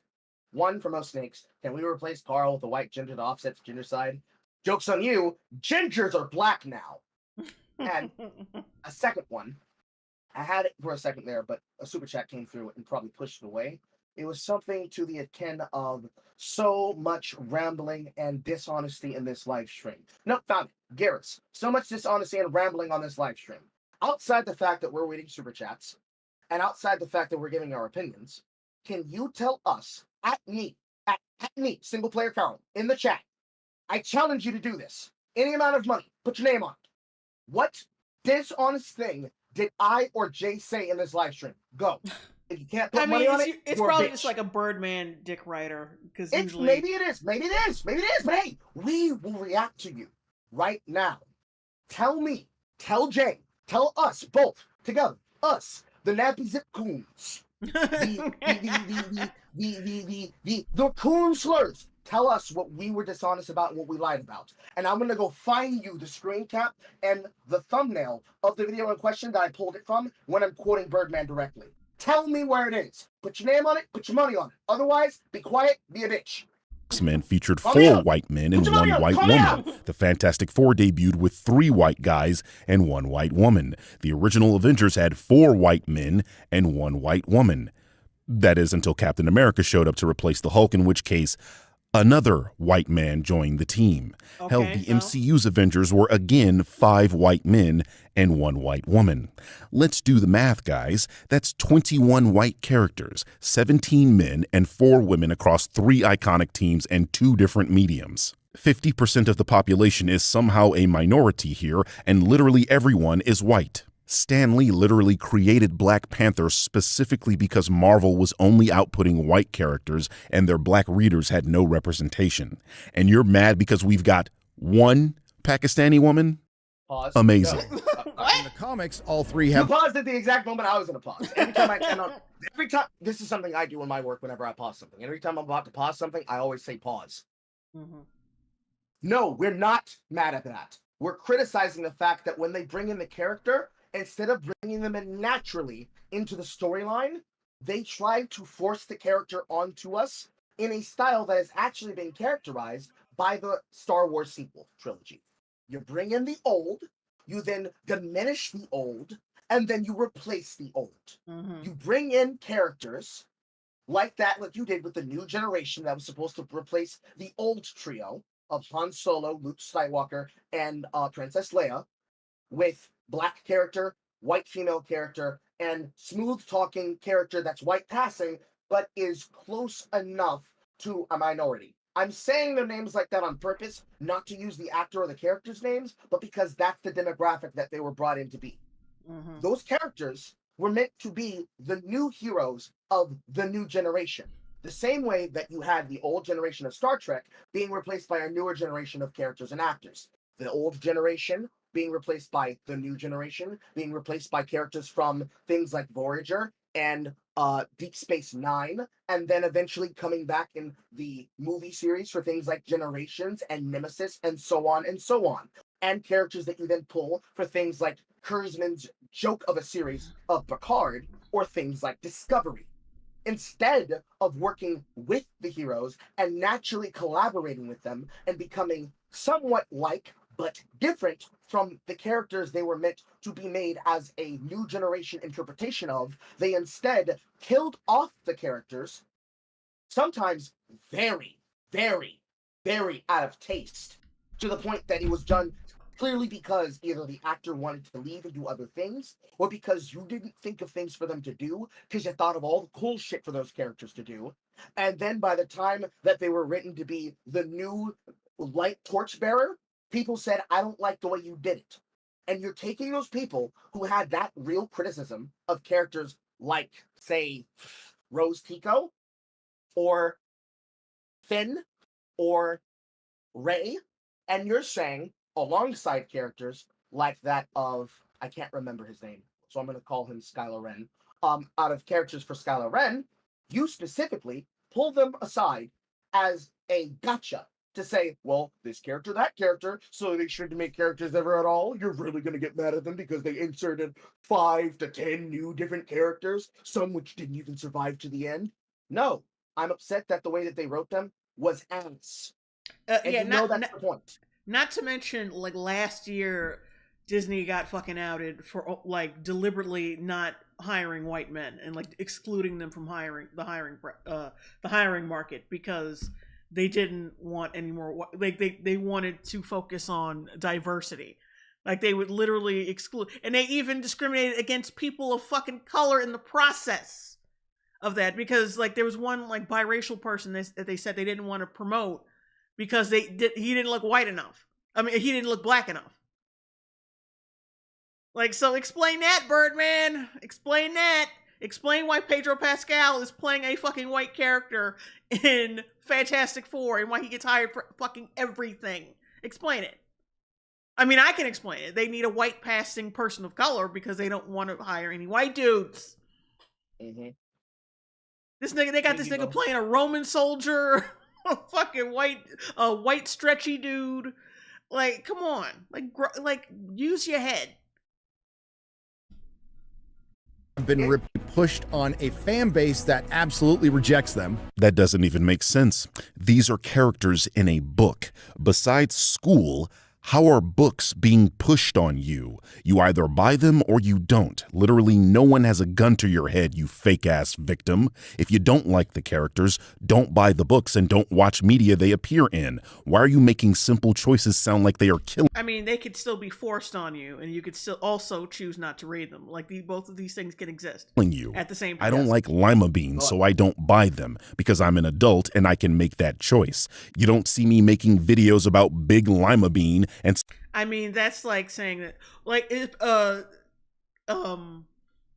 imagine that, like, meat companies start replacing all of their fresh cut, like, cow meat, like real meat that they distribute, and they just replaced it with that fake ass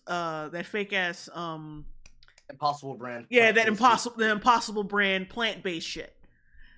Like, would you say they weren't forcing it on people just because, well, you could just not buy it, dude. Like, no, they're forcing it on you. If they're fucking overloading the market with it, they're still trying to force it on you. Like, yeah, you could just not get it, true, but they're still, by definition, forcing it on you because they're overloading the fucking market with it. I can tell you right now, the argument he's going to use is he's going to use de facto and de jure. And the fact of the matter is, if I have 20 supermarkets in my area and only 19 of them have a particular product that I'm looking for, and each of those one product, so 20 products in 20 supermarkets, all other 19 brands except the one brand that I would like for the thing I'm finding are all plant-based vegan shit versus the real meat that I want. You can say, what do you mean? They're not pushing it on you. You don't have to buy it. But if I can't find it within my area, it is the same effect of living in a food desert. So if the one thing that I need, let's call it chicken gizzards, is only sold by Piggly Wiggly, that is at least 3 miles down the road from my house, which is about average 30-minute walking distance, which means it's 1 hour to and back on foot within where I live. And the other thing that I want to buy that has chicken gizzards, if they don't get sold out from that Piggly Wiggly, is a Publix that's over 15 miles away. Your argument is obviously written invalid because it is effectively the same thing. So, no, they are in fact overloading the marketplace and they are gouging the opportunity to buy something else or support something else by what they've decided to have as a diversity push. So, I'll give you a good, perfect example. Anybody who happens to have read any of the Archie comics, assuming that you do, especially around the time when Riverdale and the Chilling Adventures of Sabrina were really big, before that one actor that ended up in Generation V died. You know the one I'm talking about, the one that was the cousin for Kiernan Shipka's character. I can't remember the cousin's name right now, but those books were written by the exact same showrunner that was the head of both of those shows, one on cable for the CW and the other as a Netflix series that only had 3 series because they technically got canceled on the second one, and they were able to eke out a third one by drastically changing the format on the other.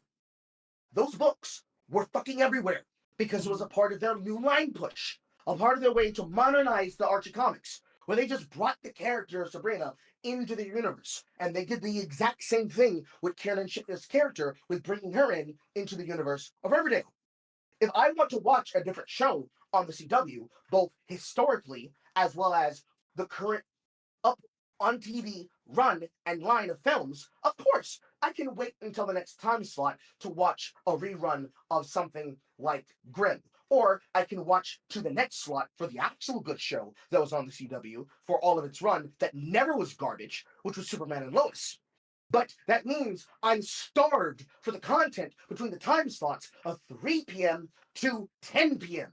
And then every time there's a rerun, assuming that I have TiVo. For those that don't have TiVo and thus cannot plan it around that actual incoming suspected time slot, assuming that you don't have digital cable or a cable technique to watch that has some type of internal TV guide into your digital cable box for your internet provider or your service provider, they are effectively getting the same effect of a content drought.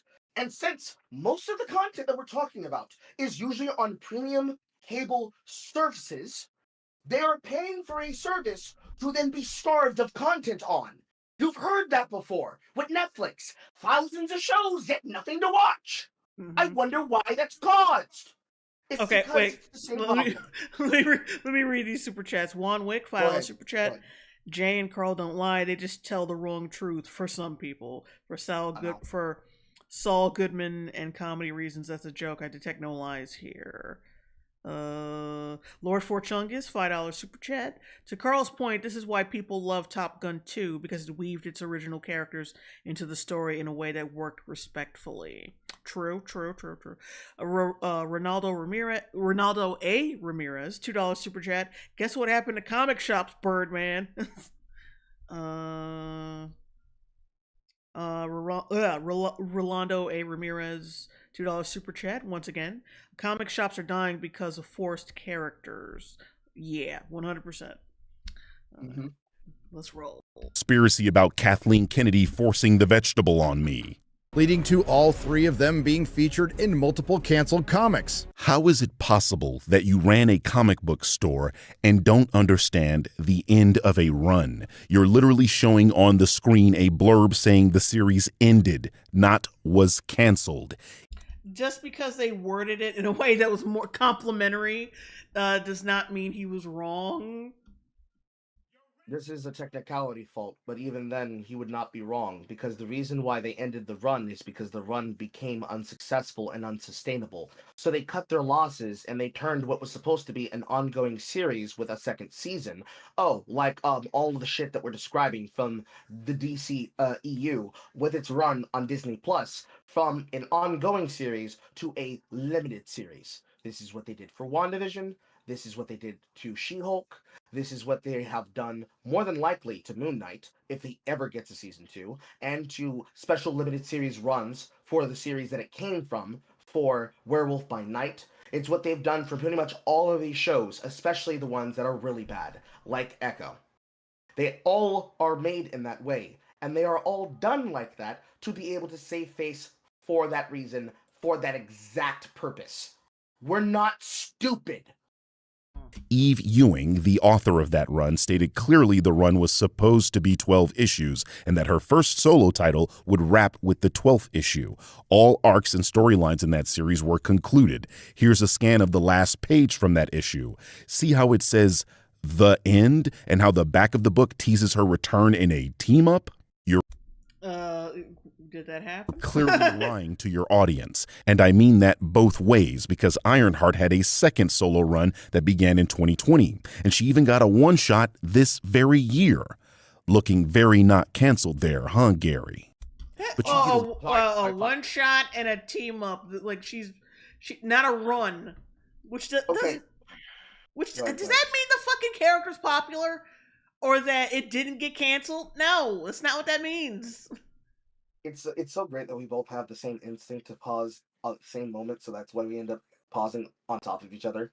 So the problem there, Birdman, is that the run for the piece of content is not popular enough to sustain support to another continued run with the same writers. So instead, what they do is they keep the character relevant by putting them into either a team-up series that may feature one or multiple writers that have now passed on the work to the executive producer, editor, and runner that then hands the book off to someone else for a different interpretation of the run, but they then refer back to the writer who wrote that character for their notes on how to do them in this run. So these are two different things. So the original run that came out from Eve Ewing is not the same as that. I need to go back and alternate the title of the Ironheart run, because this shit's in the way. 1 second. Ironheart had a second Of the run from Laura Ayala, Messina, and Ayakano.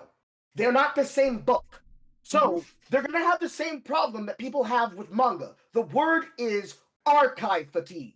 Hey, Carl, I'm a fan of Detective Conan / Case Closed. I loved it from Funimation. Damn, Big Dick Swagger 667. When you find Geras, you let him know what you need to tell me. And that's great that you love Detective Conan. Would you like to watch it on Japanese television? Yeah, I love TV. Where should I start? Episode 1. Damn, that's crazy. How many episodes exist? 9,998 and counting. Oh, nigga, that's a lot of work. Is there like an arc or an ongoing theme or story that I could pick up from? Well, actually, you could pick up from Kid Magician. You could pick up from when the character, as translated from Funimation, when they adapted it for Case Closed, Jamie Fudo, finally was able to reverse his age for a temporary period of time. You could pick it up from when Ren gets de-aged too. You can pick it up from the different serialized Carl, movies. You've got to speed this up. I know. The point I'm saying is they are getting tired of multiple runs by different people. They want a constant, continuous story, no matter who's writing the book, that follows from one to the other. They've done this in Boom Comics. They have different runs of Power Rangers and Go-Go Power Rangers and the Saturday Great comic, but they all are from the same writer. And they all have arcs, as we would call them, cores, that pick up from series 1 to series 25. And on series 26, here starts this arc. So the same way we can describe phase 1, phase 2, phase 3, phase 4, phase 5, phase X of Marvel and the MCU, they do not want to go back and have to read page after page after page of these runs to be able to get into them. This is where mangas succeed, because even if they start back at these runs, some of them have been summarized into collections for things like Shonen Jump or Tokyo Pop or whatever you want to read. Some people are picking up specifically from a specific run or a specific storyline, and some people are picking up for a specific insertion for those that are JoJo fans. So they say, where should I start by watching JoJo's? Where should I start by reading JoJo's? Should I start at Phantom Blood? No, you could jump to Stone Ocean, but you might miss out on some context clues and some details. They want to go from one thing to another. And unfortunately for those people, there is like a half truth there. That is something that comics doesn't do. You're just going to have to deal with the runs and the writers. But this does not help the argument, Birdman. It worsens the argument, because E-Viewing's run is not the Ironheart 2020 run. And the Ironheart run of E-Viewing and this 4-writer team run of Ironheart 2020 is not the one-shot. It doesn't mean the character's canceled. It just means that the character cannot stay in a book on its own. Do you know how I know that? Because all of the characters that we're describing, especially the undefeatable, unstoppable Squirrel Girl books, or the Gwenpool books, or the Spider-Gwen books, or any of the other Mantle character books, they keep having to restart them because they do not work and they do not sell enough to sustain. So what they end up doing is they do a run and then they do another run with a different switch around of writers. Maybe the writer that was first billing ends up fourth billing. Maybe the writer that was second billing ends up third billing, but they get to lead on the one-shot special that they do for an anniversary series. This is how the game works. You're just trying to dish gallop right now, and it's really fucking annoying because you know solo you're lying. run that began in 2020, and she even got a one-shot this very year. Looking very not canceled there, huh, Gary? But you get away with this lie because your audience won't check and apparently appreciate being blatantly lied to.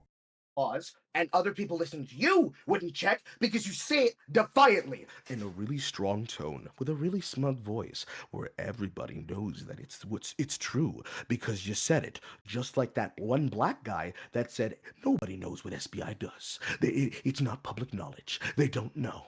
But we do know, because they admit it every time they go to a event and brag about it on stage. If not the two founders, people like Cameron, who work for the studio, admitting that they do script doctoring and that they bully studios into changing their original view to the propaganda that they would like them to do, as posted by Master of the TDS, both on Twitter and on YouTube, with his wife, Gothic Therapy. It's the same grift. It's the same lie. And you know people get away with it the same way Hassan Piker gets away with being on Twitch. Because there are people who support him, and that's their guy. And you're hoping to get some of them to help you the same way. It's the same bullshit. You know that it is. So stop it with the smugness. Which in turn was the spark that led to the beginning of the decline that continues to this very day for Marvel Comics. Another headline taken out of its context. What a surprise. The article Gary is showing here is from The Guardian. In this article, the author puts words in David Gabriel's mouth, claiming he blamed declining sales on Marvel's increased diversity. The claim that diversity tanked Marvel's sales is a lie built on a misquote. What actually happened was that David was interviewed by ICV2 and was reporting feedback from a few shops and how they were dealing with the economy in late 2016. The economy at that time experienced slowdown, particularly due to Trump's incumbency. As David goes on to say, during an economic slowdown, most people tend to stick to the familiar, so they mainly purchase books from classic heroes. He states that for the past 3 years, comic book readers were supporting the diversity and that this change was sudden, something the company had to react to. He then goes on to clarify that diverse characters like Miss Marvel, Jane Foster's Thor, and Miles Morales had strong, enthusiastic readerships and that the company would continue producing them. It's almost like whenever you actually dig into what these grifters say, you find out they're lying and didn't actually read the sources they produce. Coincidentally, with just 2 of those 3 characters, Captain Marvel and Miss Marvel, the same thing is happening to Marvel Studios. And now it looks like Kevin Feige is determined to repeat all of the mistakes of the comic books and lead to the same failures by finally releasing Ironheart. So that's right, in the year of our Lord 2020, on December 10th, Kevin Feige announced there was going to be an Ironheart series. Admittedly, these were the days that Marvel thought they could do no wrong. The series was rushed into development, and she made her first iconic appearance in Wakanda Forever. Then, upon the completion of production on Ironheart 3 years ago, Kevin Feige actually watched it. And thanks to the worst timed strikes in history, he was able to kick that can as far down the road as he could. Don't believe me? Well, aside from the fact that this show has again been on the shelf for 3 years. Nerdrotic, like his master Will Jordan, apparently doesn't know shit about film production.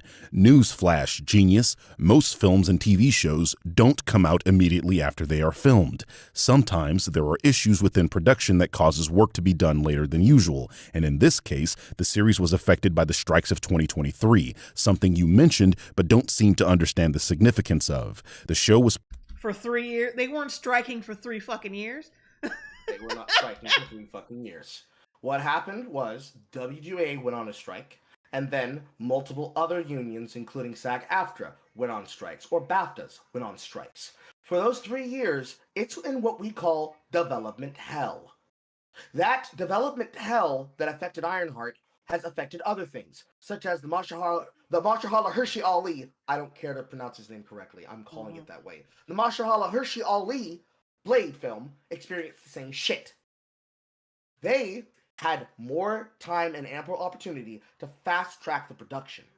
Maybe they would have delayed by a year or a year and a half to 2 years. But if the work was already done, there's no way that the principal filming or even the secondary units would have been finishing up work that would have taken the total of 3 years from which it was done if they were done around about the same time. Yeah, also Nerdrotic said the show works. Yeah, also Nerdrotic said the show was already done and on the shelf. It wasn't being worked on. It was done and it was on the shelf. This is the same shit that happened to Wile E. Coyote versus Acme. And it's the same shit that they're currently doing with Will Forte with trying to get his work out because they tried to shelf that fucking film and tried to get it even outright deleted from their collection. Like they've been doing with things from HBO Max because they're kind of a shit show over there on Williamsburg Street in excuse me, in California because they're not able to keep things with HBO/ Cartoon Network / Adult Swim because they cannot get people to make things that are iconic. They keep ending up finding out that, oh, we have to shelf this because this person did this thing on Twitter. Oh, we have to shelf this series because this woman said this thing on Twitter. Oh, we have to shelf this series because Noelle couldn't shut the fuck up on Twitter about this thing on Netflix. Oh no, we had to find out that Kyle Carrazza behind Mighty Magic Swords is an outright pedophile, and so on and so on. Same kind of shit. But in this situation, you took the product that was already finished and tried to kick the can down the road, the same way that you tried to do the other shit like She-Hulk. And unfortunately, wiped that for character actors like Tatiana Mansley, of fame from Orphan Black. She's ending up in places like Twitch asking for people to tell her where she can get work on throwaway fucking shows being hosted by streamers like Pay Money Wubby. Because nobody can give her any direction. Because when you're outside of the engine of Marvel, they're learning about this shit the same way most people learn about drama. They're learning about it from updates from the studio instead of learning about it from a call from their agent. For those 3 years, which this was going on, how the fuck did you all have this shit begin filming? Because I remember, because they announced this shit. Because on that highlight you have on the screen, you were filming this in my state! In my house! 2 hours away from me in Atlanta. How did you have this shit on the shelf? Done in November of 22, waiting for the mid-spring, early summer release of this year. Produce to me the paperwork, because it's not adding up. Go ahead. Principally filmed in late 2022. They needed to do additional photography, but then the strikes happened in mid-2023, so they couldn't film until 2024, which they did. Then the show was edited in 2024. So no, Ironheart was not on the shelf for 3 years because production wasn't completed until last year. You are once again lying to your gullible You okay, Jay? No, I'm reading this right quick. Okay. Also, I hope you noticed the chat room is just coming up with spin-offs of things with my name. Also, like, just because they say, "Oh, we're editing it," just because they say they're editing it or they're doing something that there's doesn't mean it's the truth. The show could have already been fucking done at this point, and they're probably, who knows, they probably were re-editing some shit. Because from what I hear, the show isn't good. Apparently, like, because I think I heard from somebody else, some other YouTuber, it might have been the same fucking video, that people who work for Marvel say that it's not good. They could have been, like, reworking on it. But yeah, but like I said, just because, it says right here that they were editing it, but that doesn't mean it's the truth. I remember there were people lying. They were lying about the reshoots for Brave New World. They lie all the fucking time. All the fucking time. Sometimes Audience save themselves from their fucking from the fucking stockholders, because the stockholders ask these questions. Mm-hmm. Ironheart has already broken what I believe will be a lot of unfortunate records. The first trailer for Ironheart broke the record for the shortest amount of time between any live-action MCU project's first trailer and its release. The previous record holder, Daredevil Born Again. How did that turn out? Pretty fucking sweet. Pretty fucking sweet. And he shows Rotten Tomato scores. Oh, Rotten Tomato scores. You poor bastard. So, assuming that we know that he knows that the scores on Rotten Tomatoes have been bought and sold for, specifically because they tried to use this entire website and its rating system to try and grease over the fact that people that are actually watching from the critics more or less were told to give good opinions so that it appeared to be good to promote sales for the film or the television show in question if they were doing a theater run for the work, does not conflicts with the actual scores for the people who were voting for it, because assuming that review bombing that was being intentionally organized was not happening, the audience quite literally were disagreeing with the critics more than 2 out of 3 of the times that they were happening. So 2/3 of most scales, especially considering that this was a point back when Captain Marvel produced, which was the event that made Disney start buying these goddamn reviews, started getting used to glaze the film. Yeah, remember those? Remember those reports where people were like getting paid as low as $50 for a positive review, or the spreads of day-to-day seat sales where they said the film had high reviews and high raves, but those theaters were fucking ghost towns.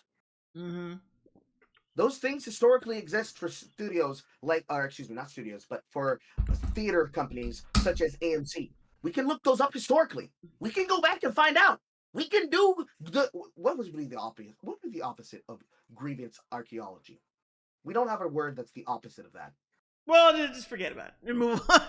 But yeah, people, I mean, you see the same thing with the Thunderbolts right now. People are pretending like it's a hit movie when it's not. It fucking flopped. Yes. And it's still a shit film. So even before you tried to do the reveal with the name at the end for the new Avengers, it's still bad. For whatever reason that it's bad, it's still bad and not being received by the audience the way that they intended to, that we're supposed to be hearing from those first principal reviewers. That's why the people have been calling Daredevil Born Again, Daredevil Bored Again. Or are you now going to tell us Daredevil Born Again was a terrible show? It was. It was. Had its way. Yes, it was bad. He fucking reviewed it. You showed it in your little thumbnail scroll session.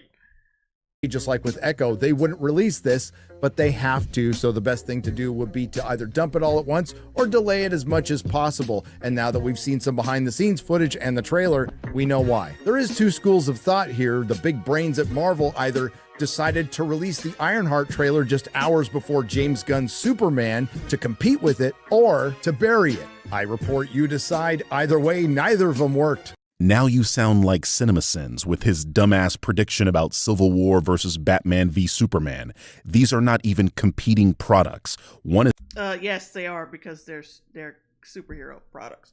They're meant to compete with each other. What the fuck are you talking about? He's doing the thing again. this content creator, that content creator, this take, that take, this opinion, that opinion. Is a TV show about a legacy character. The other is a feature film about Superman. They're both comic book properties. Stop being willfully fucking obtuse. Literally watch both. I have no idea why you You can watch both. Okay. Which means they are competing then. Because, oh God. I know, Jay. Let's approach it from a different angle. You can watch both. I have $15, and in this universe I'm about to posit, I can only spend $15 to either get the ability for a special deal to watch Disney Plus, to watch Ironheart, or I can pay $15 to go to the theaters on my foot, going down to My Hollywood Connection at AMC Theater 22, and I can buy a ticket for Superman, as written by James Gunn. If I can compete for these things, and I have to decide which one I want to watch over the other, they are competing. And even if you want to say, well, they're not actually competing, one is on a streaming service, the other one is in a theater, you could literally spend the time to watch both. I don't have the money to do so. So my choice of quality of entertainment now comes down to how I choose to spend it. So, for the people in the chat that are watching, as you guys still keep picking these up, you guys can't just keep using my name. You gotta include Jay into some of these. The same way that people in the chat can hear your argument, they have 3 choices. Technically 4. They can give you the $15, and you can tell them about what's in the film. They can spend it themselves and watch either of the pieces of material. Or they can give that money to Jay because of what we're saying and what we're doing and how we're entertaining them here. And that would be the competition. A choice between your content, our content, technically Jay's content, it's on her channel, so it's hers. Your content, Jay's content, or the film, or the streaming service. They are competing. No matter how obtuse you want to be about the presentation of this argument, they are competing products because they are competing for their attention. Their money and their attention. Just like everybody else that exists in a marketplace. Continue. Okay, wait, hang on. I'm screen capping some of these names. Oh, it's fucking hilarious. I would like to thank Snakes for starting this trend. This is wonderful. This is what it's all about, chat. People think you can't eat peanut butter with your chocolate. And this may be another reason they delayed the footage until the last possible minute, because it looks like it's heading towards an iconic... Oh, I hope he goes after the downvote thing, because Grizzy, Mr. Grizzy just kind of low-key, like, disproved, like, if anything, the downvotes counter downplays the downvotes. It's actually less.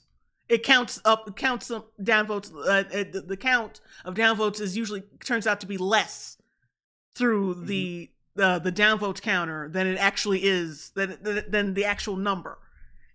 Yes, it's reported because of everybody should raise their hand and thank fucking iDubbbz for doing this. That on the extension, that it's counting the number within a percentile, so it's accurate there, but the representation of the actual downvotes on the video do not reflect the amount of downvotes that actively exist. Call it a YouTube bug, call it the systematic deletion of your opinion, but the downvote counter, the downvote counter is not reflecting the true number that is happening at the time of recording. That's why there's 2 different numbers here. Yeah, it probably needs time to like catch up or something. Yeah, and then they update. Because whatever algorithm they're using to count it, it's not catching up to the proper total at the time it's happening. Yeah, so imagine it. I was gonna say, so the trailer probably has more downvotes than it shows. Yeah. For sake of argument, imagine it like for those who have played Earthbound. Imagine the counter is always scrolling and rolling because it's trying to keep up to the number, and it's only accurate within like an hour from the last hour that it got a number. And it's not able to keep up with the amount of floods of upvotes and downvotes that are happening at any one period of time because of how many people are consuming the content at any one point in time. Algorithms are weird. Ratio. Oh, wow. YouTube dislikes, the pinnacle of internet discourse. It's like, this is consumer feedback, nigga. Like that. If you can use Rotten Tomatoes and IMDb and IGN and shit as a metric for quality, then we can use fucking downvotes. Stop playing. I'm sure those people that left a dislike on a trailer for a black comic book character thought... So all the downvotes are from racists? Is that what you're implying? Yeah, that sounds like it. We have to not pause Andy him because Long and hard. You didn't even listen to what I said. You just started complaining before I spoke. He's gonna do it. Oh, I'm letting wow. you know he's gonna do it. YouTube dislikes, the pinnacle of internet discourse. I'm sure those people that left a dislike on a trailer for a black comic book character thought long and hard about that trailer they'd just seen and were not acting out behavior that people like you, geeks and gamers, and the quartering have taught them. Right? I mean, they have so much power that they make people massively downvote these fucking trailers. Are you kidding me? So the argument isn't just they are racist. It's the argument of they were taught to do this behavior because the people that they are fans of taught them to do this behavior. So they don't have minds of their own, even though they are consumers of content and they are effectively your contemporary and your collaborators / your comrades. I'm trying to find another word to describe this that's better than that.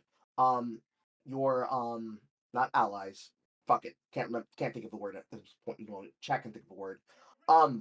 You are swearing that, I guess contemporaries was the good word. You're swearing that your YouTube contemporaries on the other side of the aisle have taught their audiences bad behavior, and therefore their audiences are dumb. They are stupid. They are to be led by the ears, by the collar, by the leash. And they'll just jump when we say jump. They'll hop when we say hop. They'll donate when we say donate. And they'll attack when we say attack. Except that doesn't characterize the fandom menace.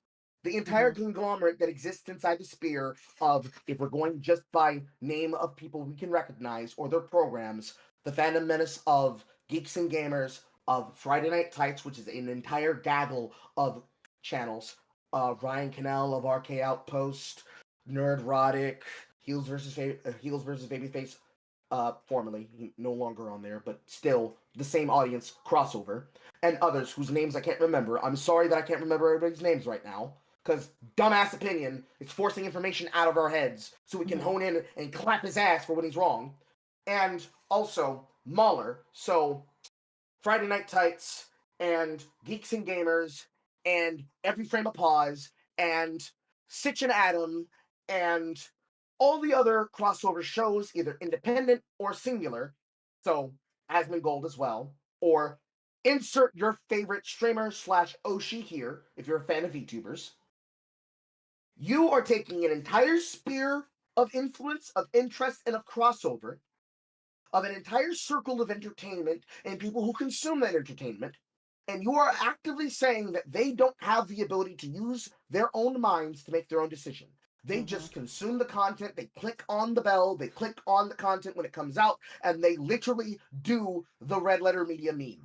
They consume content, then get excited or get unexcited for next content, so that you can hit us with your world-famous clip of Justin Timberlake when he was on SNL doing the thing that you set to the bit of the Price is Right buzzer, which is where you look at us saying, really, nigga? To you, I say, really, nigga? That is probably the most racist statement you've made thus far. All right, not applicable, $2 super chat. Don't lefties think democracy is a moral absolute? Okay. Let's get back to it. Because that would be completely unbelievable. People trolling and dislike brigading on the internet? In any case, these methods to see the dislikes on a YouTube video are famously unreliable. One of the more then you shouldn't have used Rotten Tomatoes as a fucking metric either, nigga. Popular methods, the Return YouTube Dislike plugin, uses a seriously strange algorithm that divides the behavior of the site's users and then multiplies that by the public like count. This is very obviously going to give ridiculous dislike totals, and we have a very clear example of this on one of Mr. Beast's. Mr. fucking Beast, really? And you're gonna use his and like he as if he's not gonna fucking lie. The example does. Go ahead. I was gonna say, like, aren't you gonna use his example, like his fucking Photoshop? Like, I don't think it was Photoshopped, but I think he used the screen grab the screen grab wasn't corresponding to the video that he said it was. Yes. And yeah, he was basically lying. And you're going off that lie? Tell me again how easy it is to manipulate people into believing bullshit again. The important part here in this persuasive argument is you are yet again doing we shouldn't listen to people's opinions on the most public thing that we can use to tell if people like or dislike something, because people can downvote and review bomb. Okay, so what would they then use as a barometer to find out what is the opinion of the people that are exposed to the content? Oh, that's right. They go to their favorite content creator and they first find out if they made a video on the topic. Then they consume the video that they had about the topic, and then they find out their opinion. But they shouldn't do that because they're grifters. They're liars. They're scammers. Now, he wants people to get their movie news and their movie opinions from him. That's the point of all these motherfuckers. They don't want, don't go to Nerdrotic, come to me. I want money too. Yes, it is the Christy Winters problem from back before the skeptics happened, from 2012 to 2016 or 2017, whenever they started breaking apart and were taken over by atheism plus. This is the Christy Winters argument of what was it? Bearing Sargon, Trump, bearing Sargon, Trump, bearing Sargon, where she complained in that question series that they had, why don't you really go out, really apply yourself, and find somebody of actual rigor to critique? You, like Christy Winters, are saying you shouldn't be listening and critiquing them and reacting to these fuckers. You should be reacting to me. Mm-hmm. And the problem that we come to, even if we did that, because the example of Mr. Beast doesn't matter, and the dislikes wouldn't matter, because you'd come back to the argument of review bombing anyways, every time. No website is good enough for you. That's the problem with the example you're using. Dislikes don't matter, even though that's how we would immediately, on site, tell people, hey, this content in this video is shit. It's dog fuck, poo-poo, nasty, because we don't trust it because it doesn't give me the answer I need. You would use any example of audience reaction as a non-plus standard that wouldn't be acceptable. So you wouldn't allow for the critics that consume media and our fans themselves to be used. So you're only going to say the first responder reactors are good. But all of them, they're bought and paid for shills. And so we would say they're not a good enough example. And you would say the audience is not a good enough example. And then we'd ask you, well, who's to be trusted then? And you'd say, well, I don't know. Or you'd say, well, it should be me because my takes are based. Yours are cringe. And we could do that back and forth all day. Nigga, we'd be here all night. Or it becomes, well, you should just consume the content anyways. At which we return back to the question I posited earlier. $15, I can only spend it in one place. Who do I trust with their opinion? Or do I take the risk and gamble and then end up fucking angry about my bad choice of a decision on what I want to be informed on? The only answer that remains is the content that they're premiering and the opinion that we have.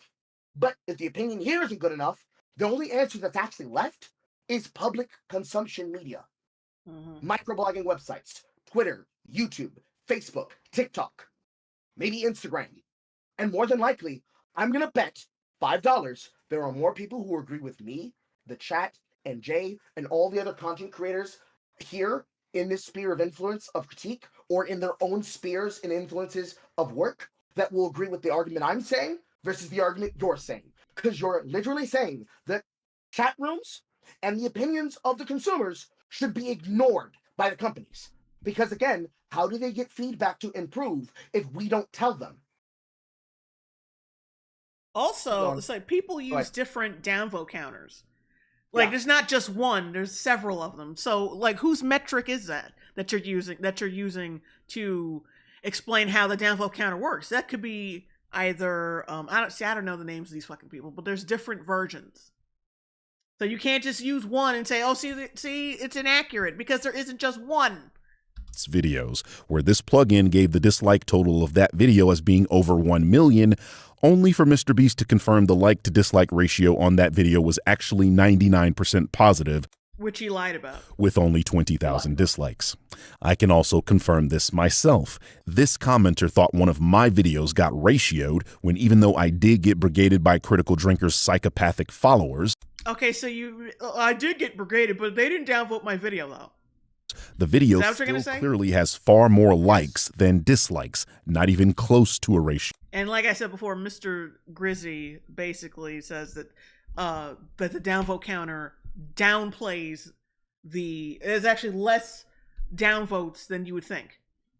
Mm-hmm. That it either takes a long time to catch up, either it takes a while to catch up, or it takes a while to catch up, or whatever, or like algorithm shit. I don't know, but it's still you should have less. You should have less downvote. And I love how he doesn't even show how many downvotes he got. That said, I have He didn't even show it. Nope. Because he's a liar. no doubt this video has a bunch of dislikes. It's a black superhero property in 2025. I thought you said the downvote counter was inaccurate. So which is it? Yeah. Is it it's massively downvoted because racism, or the downvote counter doesn't work? You can't have both, nigga. Choose your argument. I wouldn't say it doesn't. I wouldn't say it doesn't work. It says doesn't matter. So either they downvoted it because it's a black woman, a new black character, or this shit doesn't even matter. This shit doesn't even work. And honestly, the same shit that you're saying here, I would repeat Destiny's argument about what he has said in the past, with people saying that he sends people to harass people, or if Destiny's not enough your speed, Asmongold. Or again, any of the content creators and any of the spheres of influences that are being represented here by the people watching or will be watching in the future, hearing mine and Jay's voice. Yeah, right. And Birdman, he's getting mad at a thing that he himself just proved didn't, that he thinks he proved didn't matter. Yes. Either it didn't matter, or it didn't affect him enough because not enough people proved the point. The point that I'm making here is, you have not been harassed.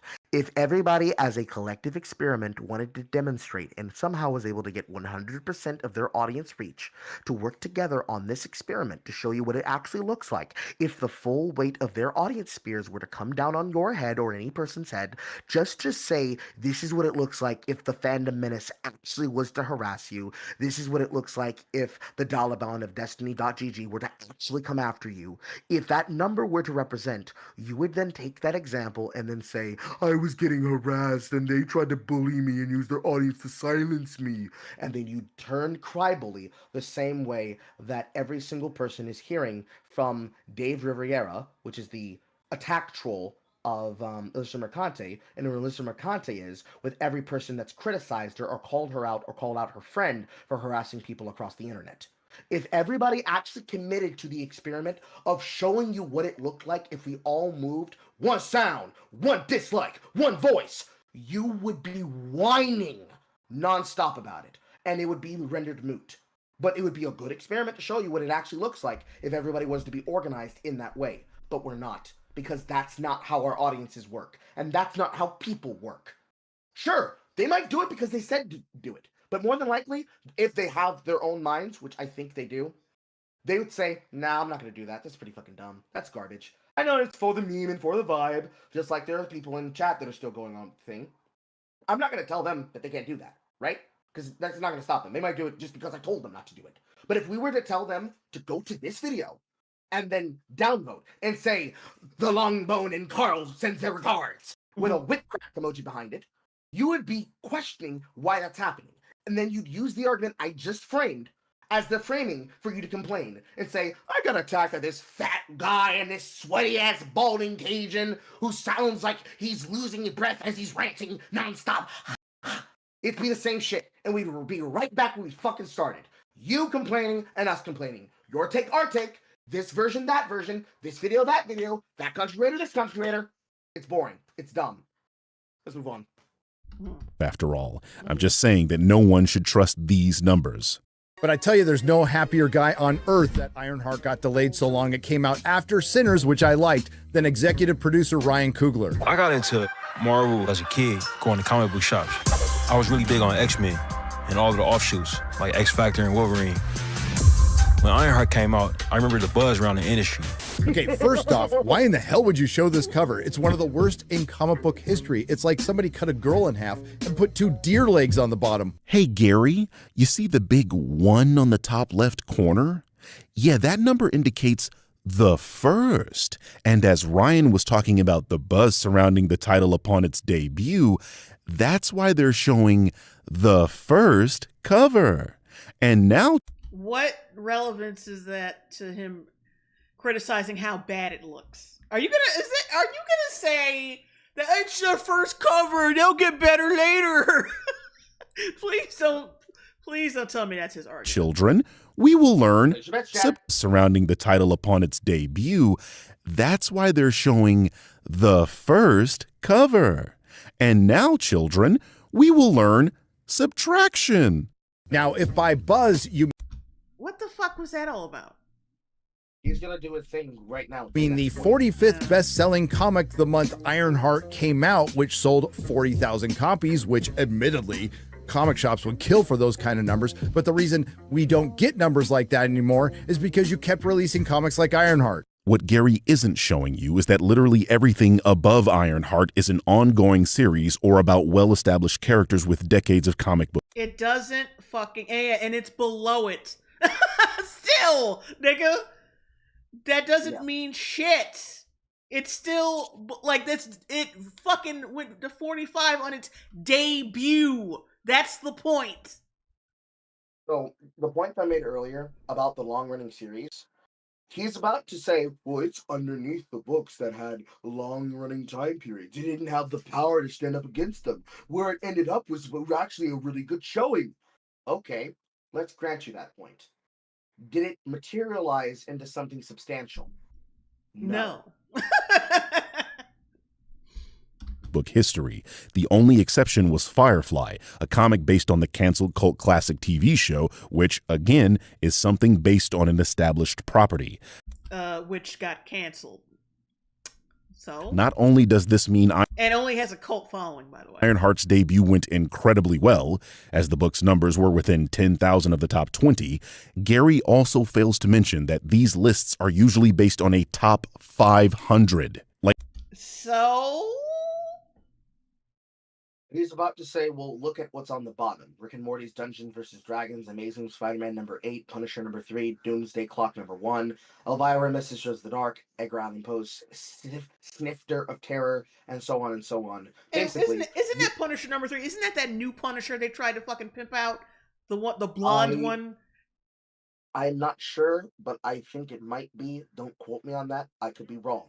But the point that he's about to make is, well, you're muddying the waters. You're muddying the waters, bro. You should be pulling from a better list that pulls the much smaller number, like the top 100 or the top 50. And it would still arrive at the same point, which is that people would probably look at this list and they'd say, why the fuck should I read it? It doesn't look like it's on the number one chart seller list, which is the same argument they use behind number one bestsellers from New York Times and shit. It's a selling tactic. It's a selling margin. You okay, Jay? Yeah, I'm just trying to look this up. Okay, take your time. Okay, yeah, I think it was that new Punisher. Yeah, the blonde one with the short hair. Yeah, it was that one. Yeah, one of their shitty ones. Well, this established character. Yeah, but it's written in a shitty way, and that's why it's at the bottom. Like, look at the 500th place book, The Amazing Spider-Man number 8. Okay. What's your point? Was it written well, or was it written well, or was it written like trash? You don't share that information. See what happens when you have the full content. And I love that because Nerdrotic will will explain. Oh well, yeah, these weren't written well, and they weren't written well, and that's why they were poorly fucking received. But this motherfucker's like, well, look, this was at the bottom. This comic book with Spider-Man's at the bottom. That means the character's not bad. It's just like, I don't know what point I was trying to make. Text.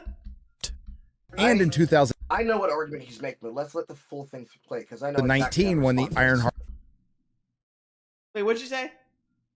I know exactly how to respond to this. Let's let the full thing play when he's done making his smug-ass argument. Volume 1 trade paperback Those with Courage was released. It was the 328th best-selling book of the year, selling a whopping 2,000 640 copies to comic shops. Another fudging of the numbers. First of all, Gary doesn't forget these lists are ranked all the way up to the multiple hundreds this time.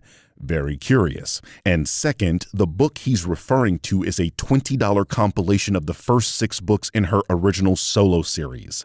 I'll say that one more time. Gary... Okay, your points. If she's a beloved character that everybody loves and it's good, then it should still be selling. But it ain't. is using a reissue compilation to make the point that she was unpopular a year after her run debuted. This is the equivalent of saying the 2025 box office run of episode 3 proves that movie isn't as financially successful as The Fall Guy. This man is that dishonest.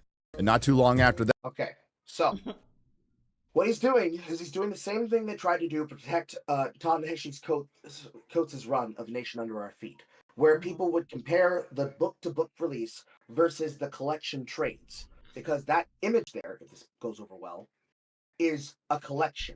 So rather than the individual number 1, number 2, number 3, number 4, number 5, and number 6, he's saying he's being dishonest because he's instead talking about the collective edition of those books in the run, to say that the books are unpopular, and therefore he's a disingenuous rat shit liar who's a big racist liar who lies to you and makes you think racist thoughts. However, the problem here with the argument in totality is that actually, Jay, we've discussed this before, talking about the AMC Plus shows inside the Mortal Universe. You know how we talked about inside of Interview with the Vampire 1, 2, and Mayfair Witches 1, that all of those series that they're supposed to be making for the franchises involving Interview with the Vampire and Mayfair Witches, and then the unnamed Telemasca series that they bought the Anne Rice books for to make those show interpretations for, are constantly losing numbers series to series and season to season. That is the actual argument all of us are making creatively as a whole spear. We are telling him the book is bad, the character is bad. Look at the people who are showing up, and then look how they're dissipating in droves. He then goes behind us and behind himself and says, no, I'm talking about the individuals from point to point. You're trying to talk about the collective as a whole, and that's just dishonest and unfair. And then we hold his hand. We gently hold his hand, and we put our hand on his shoulder as we then dunk his nose into our knees, and we tell him, no, they're losing numbers from season to season and series to series. There is no world where AMC's Interview with the Vampire Season 2 should have less views than Season 1 of The Mayfair Witches. Because that means the audience number that you started from has been rapidly dwindling in a logarithmic frame that starts from the top right corner to the bottom, from the top left corner to the bottom right corner. That is an arrow that trends down. The interest is down. No matter if you use the collection or the individual day-to-day, the interest in the market and the character generally is down. So any argument you make about how he frames his argument or the example he uses does not remove from the greater scope. So when we pull away from the nepotism and the annoyance of your pedantic argument, it is going down. Interest in the MCU is going down. Even if there is an arrow point on the chart, like a stock that shoots up drastically, that arrow goes down again.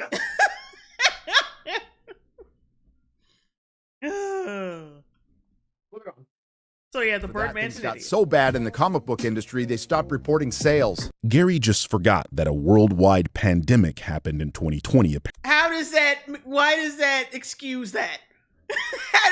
We can't report sales anymore because we're having a pandemic? How does that work? What is that? Also, comic book companies don't report their sales and haven't, at least since the time frame we're talking about in 2017. The only company that was doing so was Diamond, a third-party company, which is where these rankings came from. You can see these forum members talking about exactly that in 2017, a year before Ironheart's solo series. That sounds like the perfect... Pause. There's a Two really jackasses in a forum. There's a really funny thing here that you notice from this scene right here on the screen, which is where these rankings came from. You can see the... You notice how the user Caravas is banned? That's pretty much the best part that really phrases the reason why this is a concept that relatively, while it's true, is usually used by people like Just Some Guy and also now the Birdman to be dishonest. You are actively telling people things that they are not learning about because there is not passion or interest in the scene. So they don't know the information that they need to know to be informed to make these pedantic arguments where you try to niggle the point to get away with a very obtuse observation. And yet, the not reporting of the book sales doesn't help the comics in your argument, because guess who's reporting their numbers all the time? And them numbers are going up. Manga. For years. Oh yeah, all right. Let me read these super chats right quick. Sideburns, $7.99 super chat. The assassination of Gary by the coward Birdman. Also, Carl's mic cut. Yeah, when he yells his mic shorts out. I don't know how the hell that keeps happening. I think I'm literally not even standing on top of the microphone. My voice is just that powerful. The Great and Powerful DC, $4.99 super chat. Hey, Jay Longbone, is a reading of that awful Harley Quinn comic with Carl still on the table for an NOC? Yeah, I just gotta schedule this. I still gotta schedule this shit. Idiot Tosin, $4.99 super chat. 1 minute ago, he said these diverse characters are actually well received. Now he's saying it's obvious the trailer would get disliked because she's black. Yeah, he can't keep his shit together. He can't keep his fucking arguments together. It's always one excuse over the other. If it's not getting canceled or ignored because of this, it's getting canceled and ignored because they're being told to dislike it. Did you have another super chat? Huh? Did you have another super chat? Oh, no. These forum members talking about exactly that in 2017, a year before Ironheart's solo series. That sounds like the perfect thing to adapt and rush into production while spending hundreds of millions of dollars only to sit on it for 3 years. He's literally contradicting himself here. He says they rushed into production. The series was announced in 2020 and didn't begin filming until 2022. That's not what rush means. And as explained earlier, the series was finished in 2024. They did not sit on the series for 3 years. This man doesn't know what he's talking about at all. Now, after spending... That's just him being an asshole. Also, I moved the microphone just a bit. I'm basically standing about... 2.5 feet away from it. That might help with the pickup because it was a little bit closer to me than it was before. Not sure if that will help with the quality or with the microphone cutting out because of how powerful my voice is, but we'll figure it out as we go. But that point right there that he has, that's irrelevant. That's just him being an asshole to him to try and correct him about something. Spending a decade in the comics and half a decade in the movies, taking legacy characters and replacing them with diverse characters because you could just pass the mantle. And just a few months after Sam Wilson officially took over the mantle of Captain America, that completely failed. This time they want you to know they're not passing the mantle. Holy run on sentence, Batman. He tried to squeeze in so many buzzwords and dog whistles into that soliloquy. What buzzwords? He nearly forgot to breathe.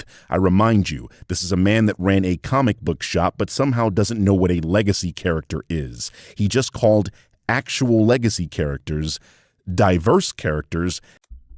Aren't they diverse? that are replacing legacy characters.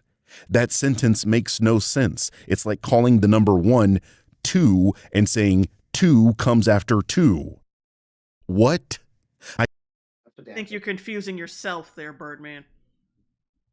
Your argument would work if it weren't for the fact that diversity is itself not only the concept and also the descriptor, which in itself now is a genre, but the concept that you're using is not actually accurate.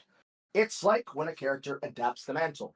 You end up with a character who's character 1 of 1 and then character 1 of 2. So if you looked at it numerically, so any of the versions of Captain Marvel that are derivatives of the original Marvel, whether it be Spectrum or Photon or whatever they wanted to call the Lashana Lynch variation. I think it was just Photon from the Foxman universe at the end credits of the Marvels. But Spectrum, Captain Marvel, Miss Marvel, Kamala Khan, Miss Marvel, Marvel, the race swap that they, not the race swap, the gender swap that they did for her movie. It would not be one coming after two, coming after two. It would be 1-1, 1-2, 2-1, 2-2, and so on. This is not hard to understand.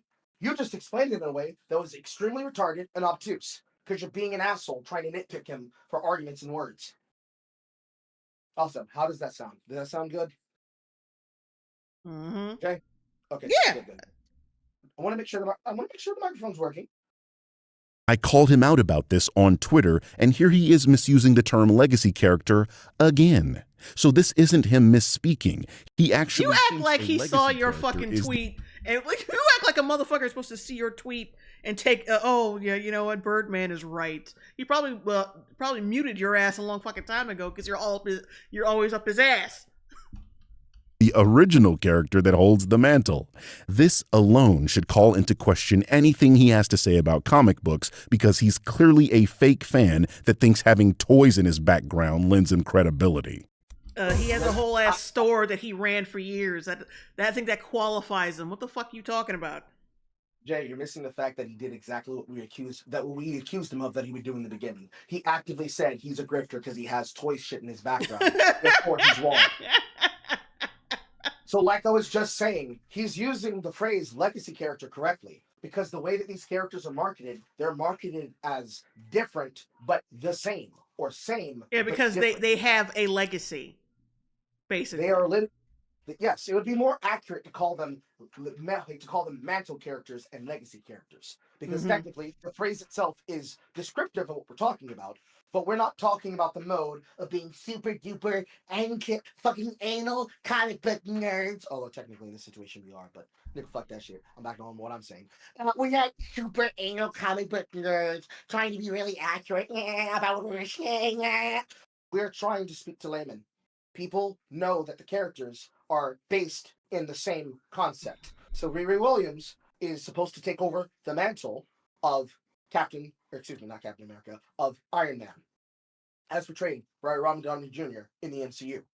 He is taking over his mantle and is a legacy character, technically a second generation legacy. Because if the first generation is the original character, every generation after the next generation is that interpretation of 1-1 to 1-2 to 1-3 and so on.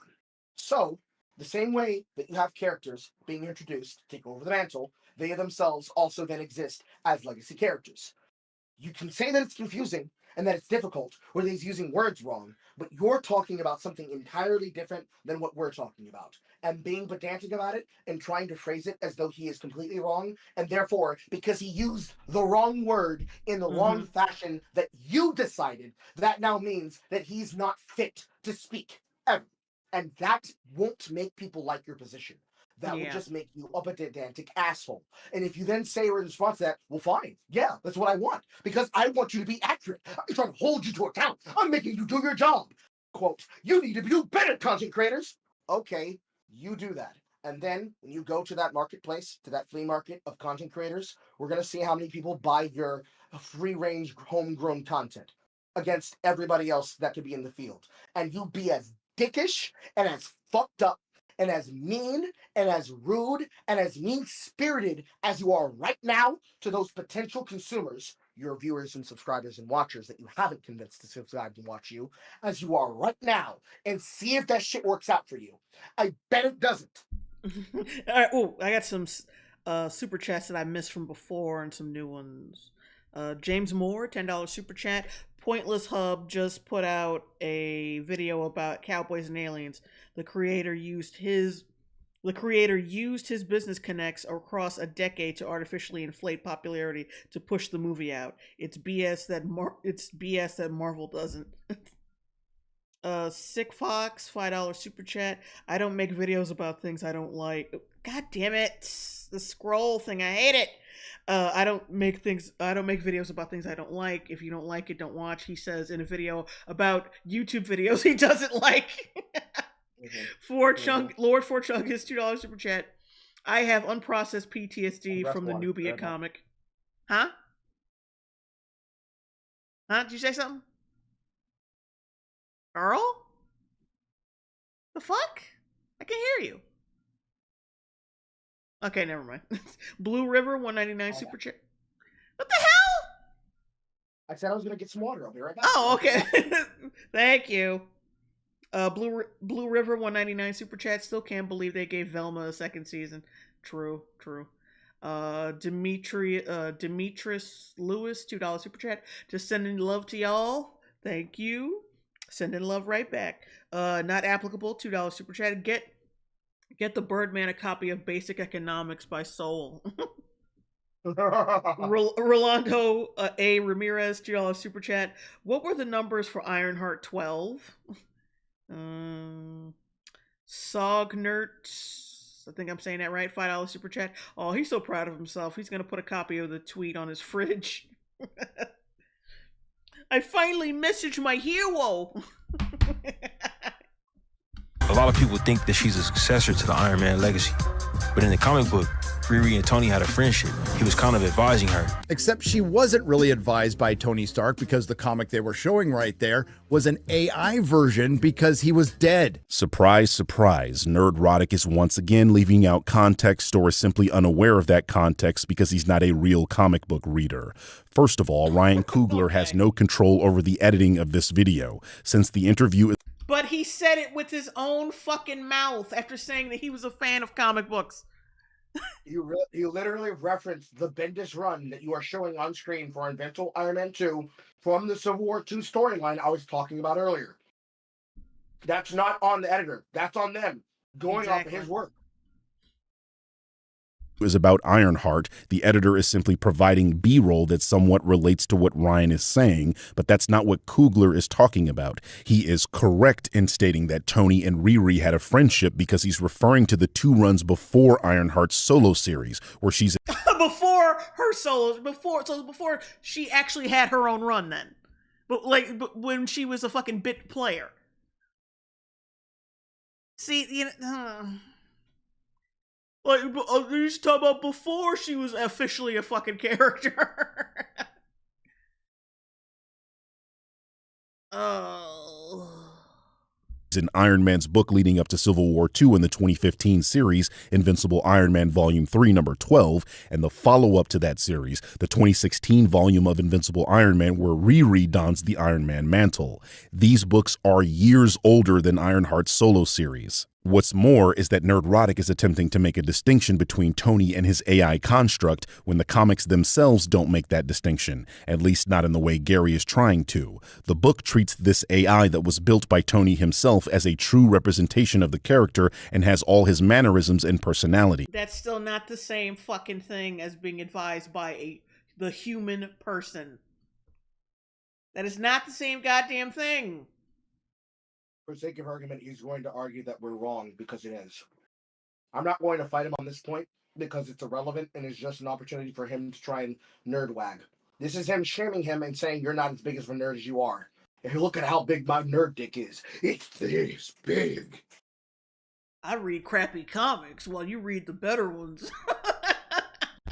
The second issue explicitly tells us that Tony downloaded his consciousness into this AI, and that is how Williams was trained to fight as Iron Man through the Iron Legion. Not the same fucking thing. What I'm saying is, Gary is making a distinction without a difference, a logical fallacy. He did it. He did the meme. So guys, when you put your brain inside of a fucking robot, and so you, that's the same thing as you as a person. That's the same exact fucking thing. And eventually, she got her own identity as Ironheart. The story of Ironheart is not a story about the mantle of Iron Man getting passed. If anything, it's the opposite. It's really about her proving herself and achieving her own legacy. Creating your own legacy by stealing everything the legacy character established, including his own book. That doesn't even make sense. How could the in-universe character steal the out-of-universe book? Why would he say that a character that is assuming a mantle is stealing their book? This fruitcake has Batman's symbol in his background. He would never suggest Damian Wayne stole Batman's books, even though he is... No, because he is a literal successor to Batman, because he's Robin. It's a non sequitur. It doesn't matter.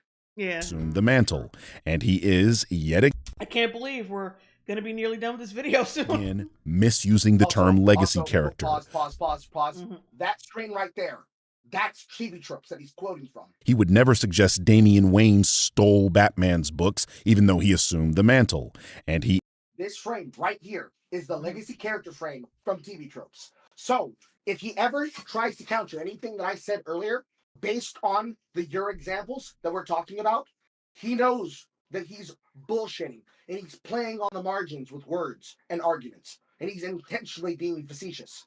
I'm not going to be like other people who are going to be like, oh my God, he actually included the logical fallacy. Ah. I'm just pointing out the fact that you know for a fact that you're playing with words and you're being a dick with examples. And even though TV tropes, by its nature, from the play-by-posts, is more or less ran and managed by left-wingers, so they will actively try to, stop those from having opinions and just simply not cover work if they decided it's not, quote, worth covering.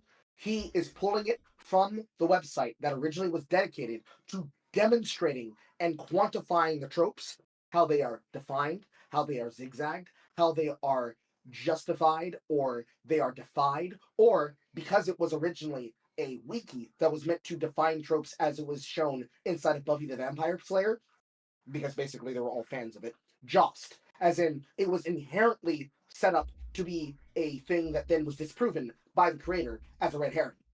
He's inherently playing on the margins, and he is again trying to nerd wag. He is trying to make a point that no one is attempting to argue other than himself for the purposes of showing how bad of a representation he actually is to people. Which, okay, fine. If that's what you want to argue for, if that's the argument you want to start with, outside of all the other niggling arguments you're making, okay, Nerdrotic is not as big as a nerd as you. Good job. Well done. He is yet again misusing the term legacy character. Riri Williams is a legacy character. And never mind the fact that although it was never going to succeed, that was the intention, and there were articles written about Riri Williams being the next Iron Man, but it's not about passing the mantle.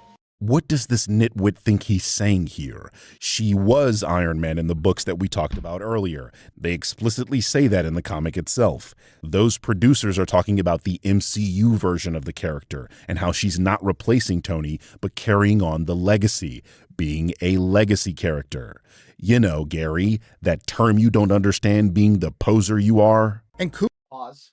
The reason why he's saying it like that is because even for the terms of filling in his shoes, like any version of Robin, Red Robin, the Red Mask, and other variations of the Bat family that could attempt to impersonate Batman or replace Batman in any story where he is either dead, disappeared, or needs somebody to fill in for his shoes, like the run for where Dick Grayson leaves Bloodhaven and comes to be Batman so that people don't realize that he's gone, missing, or dead, just like in the run of that video game series and the TV show series of Gotham Knights.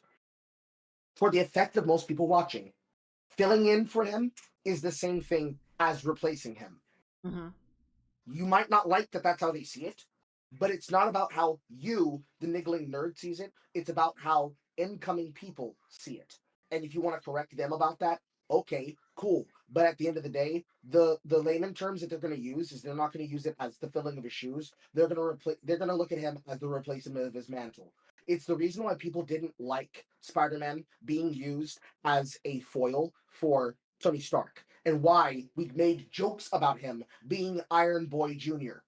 It looked like, instead of being Spider-Man, he was just basically a shoehorn in, semi-decent replacement that would be following behind him the way that the first Robin would be following behind Batman.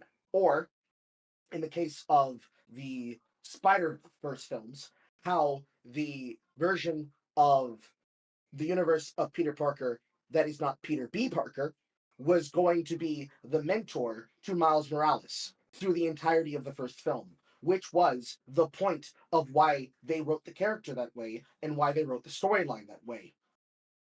It was explicitly the purpose of the first film to define himself not as being the Spider-Man, but by being a Spider-Man. Not understanding the distinction is the reason why this point doesn't matter. Because for most people, this is going to be their first time hearing about, seeing, or interpreting this character outside of Wakanda Forever.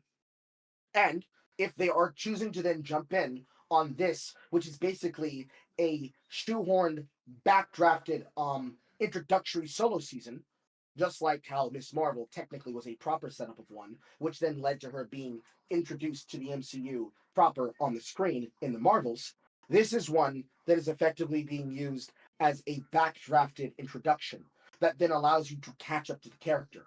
The same way that they did with Black Panther inside of Civil War, and then had his own solo film, where it's like, wait, you've been the Black Panther this entire time, and you're just going to take these powers off so that you can answer an ancestral challenge for the throne? That's weird. That's strange, but okay, we'll let it happen. It's that's the exact same shit. You're still doing it. You're still doing this take, this point, that point, this argument, that argument. It's annoying. Stop it. We get it. Your nerd dick is big. Googler, you're an executive producer. Now, I understand the connection to Wakanda Forever, but you couldn't have Marvel add Creed, Sinners, or I don't know, the first Black Panther? You say you understand the connection to Wakanda Forever, but you don't seem to actually understand the connection to Wakanda Forever. Wakanda Forever is dog shit. That's his point. Ryan directed a movie that is already a part of this universe. It was incredibly well received. He said they could have used either that or Black Panther. They could have used Black Panther instead. Why did you completely just zoom right on past that part of what he said? And it starred this character. Why would it make more sense for them to advertise movies that are not their own property? Because they want people to they should want people to see this show. And and if they were smart, they would go after. It's a classic case of clickbait, right? The guy who directed Sinners, that hit movie that's out right now, that you probably have seen multiple times, and you probably might want to see this multiple times. It's what clickbaiting 101, and they fucked it up. That's his point. Even if they were to use the films that exist inside the MCU, we would just then pull from films that Ryan Coogler has done. It's the same thing that we could do if Jordan Peele was in the alternate universe where this happens, was the director behind those films and all of his other films, like Nope and Us and Get Out. If you put those films on the screen, people will be like, oh, I've heard of those films. Oh, that you directed that one too? I guess I'll watch it. Which ultimately does not solve the problem that people will have, which is, well, which one should I watch first? Should I watch her solo season, or should I watch the movie the character's introduced in? Logically, we would want them to watch the series that they're introduced in. But this then leads to the reason why they announced that they would never be doing that style of introduction again, where you have to do homework to keep up with the character. People would get annoyed and think, wait, why can't I just watch the series? Well, you can't watch that series. You need to go back and you need to watch this, and then you need to watch this and how it interplays with this, and then we should do a desk work on this. It's the same shit that was happening at the time that they were doing Agents of S.H.I.E.L.D. It's too much homework. Granted, I will agree with you in the situation here, Birdman. They should do the work, because if they don't watch the series, they can't have the opinion. But the problem is that people aren't going to do that, because that's not how people consume content. They're not going to consume it based on what they should do. They're going to consume it on where the buzz is. This is what's hip. This is what's happening. This is what's going on. So they're going to go to this. That's a foul on them. That's a bad thing that they do. But that's how audiences are. Sorry, we can't control that.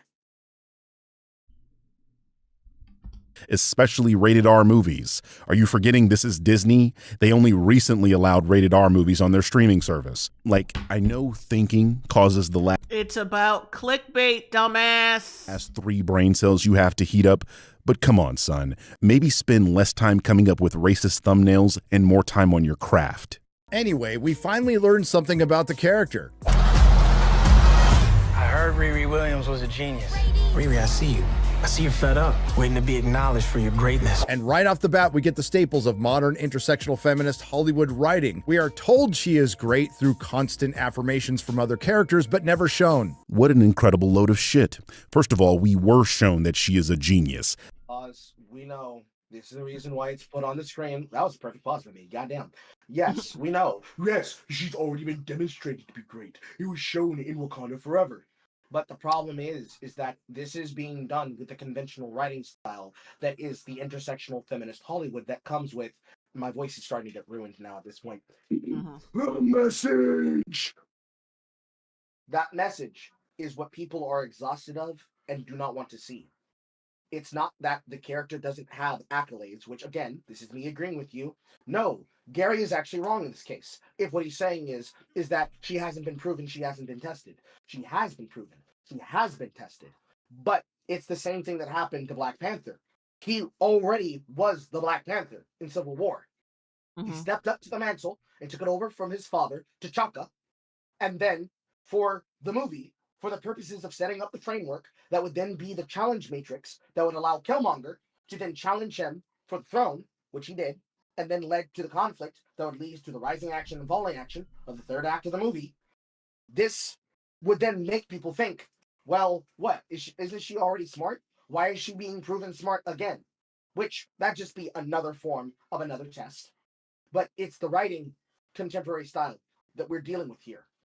The same shit that they did to write She-Hulk is the same shit that they're doing here. The same shit that they did to Wanda in WandaVision. The same shit they did in Marvel, in Multiverse of Madness for Wanda turned bad, gone dark. And the same thing that they did for the humanization of Agatha's character in Agatha All Along. Or the demonization, then the purification of the character, now that she's a ghost and she's made best with her shiesty-wish past, and she's sent her regards and lived her sins and redeemed herself, and so on and so on and so on. Just like with all those other characters that if they survive that plot, they will now go on to be in another series now that they have their abilities and their powers. It's the same shit. We can be tired of the writing convention while at the same time accepting that for the purposes of the series, they're going to write a structure of a story that gives her an opportunity to be challenged and overcome. But unfortunately, it's coming in the form of the same type of writing style that we've become bored of in Hollywood. And like we said before in the past, we're going to be bored of that writing convention. And we're going to tell them, please find a better way to wrap this burrito. We don't want it wrapped this way. Period. All right. Oh, let me read these super chats. James Moore, $10. God damn it. Oh. Wait. Okay. James Moore, $10 super chat. Damian is the lamest Batman successor. Grayson or McGinnis are better. Also, Marvel Comics were setting Rhodey's niece as War Machine, Iron Man successor, being trained by Tony until they dropped her for Riri. Demetrius Lewis, $2 super chat. Hit the thumbs up, gang. Thank you, Demetrius Lewis. Kruger Forever, $4.99 super chat. From the twisted mind of Jordan Peele, Marvel's Ironheart, complete with a horror trailer to get a freaky remix of Eve's Who's That Girl? Oh my god, I can see that! That was in Wakanda Forever. You know, those words that popped up on the screen that you didn't seem to understand. This is why they didn't use Sinner's dipshit. This isn't the introduction to the character. Exactly like in the comics, Riri was introduced in some... Well, to be fair, that Black Panther, Wakanda Forever wasn't an introduction to her character either. Because she barely has one. Like, the whole thing in that movie was... She had built a vibranium detector without having 1 ounce of fucking vibranium to test it out. So it would have been impossible for her to even build the damn thing. Yes, effectively, she was the useful position of a living MacGuffin that needed to be protected so that the film could progress. And as he's always done in his series, the reason they wrote it that way is so that they could use the character for that purpose. Because, as he said in all of his other works whenever he criticized CinemaSins for this, the film wouldn't work, so that is the plot that they wrote. But the criticism that we're having is, that's a dumb way to write her. Mm-hmm. Make her have a point to exist for. Otherwise, you're just breaking Dawn with the character. I know he's not going to know what that means, so I have to explain it for him. The same way how human characters inside of Twilight were written off from Eclipse to Breaking Dawn so they could focus on the supernatural love triangle, or the non-existent love triangle and drama between the vampires and the Quillette tribe of the wolves. The characters that had no purpose in the plot and thus became defunct needed to be shooed away and written off so they could focus on the parts that they wanted to focus in on, like they always do in any kind of urban fiction or urban horror drama.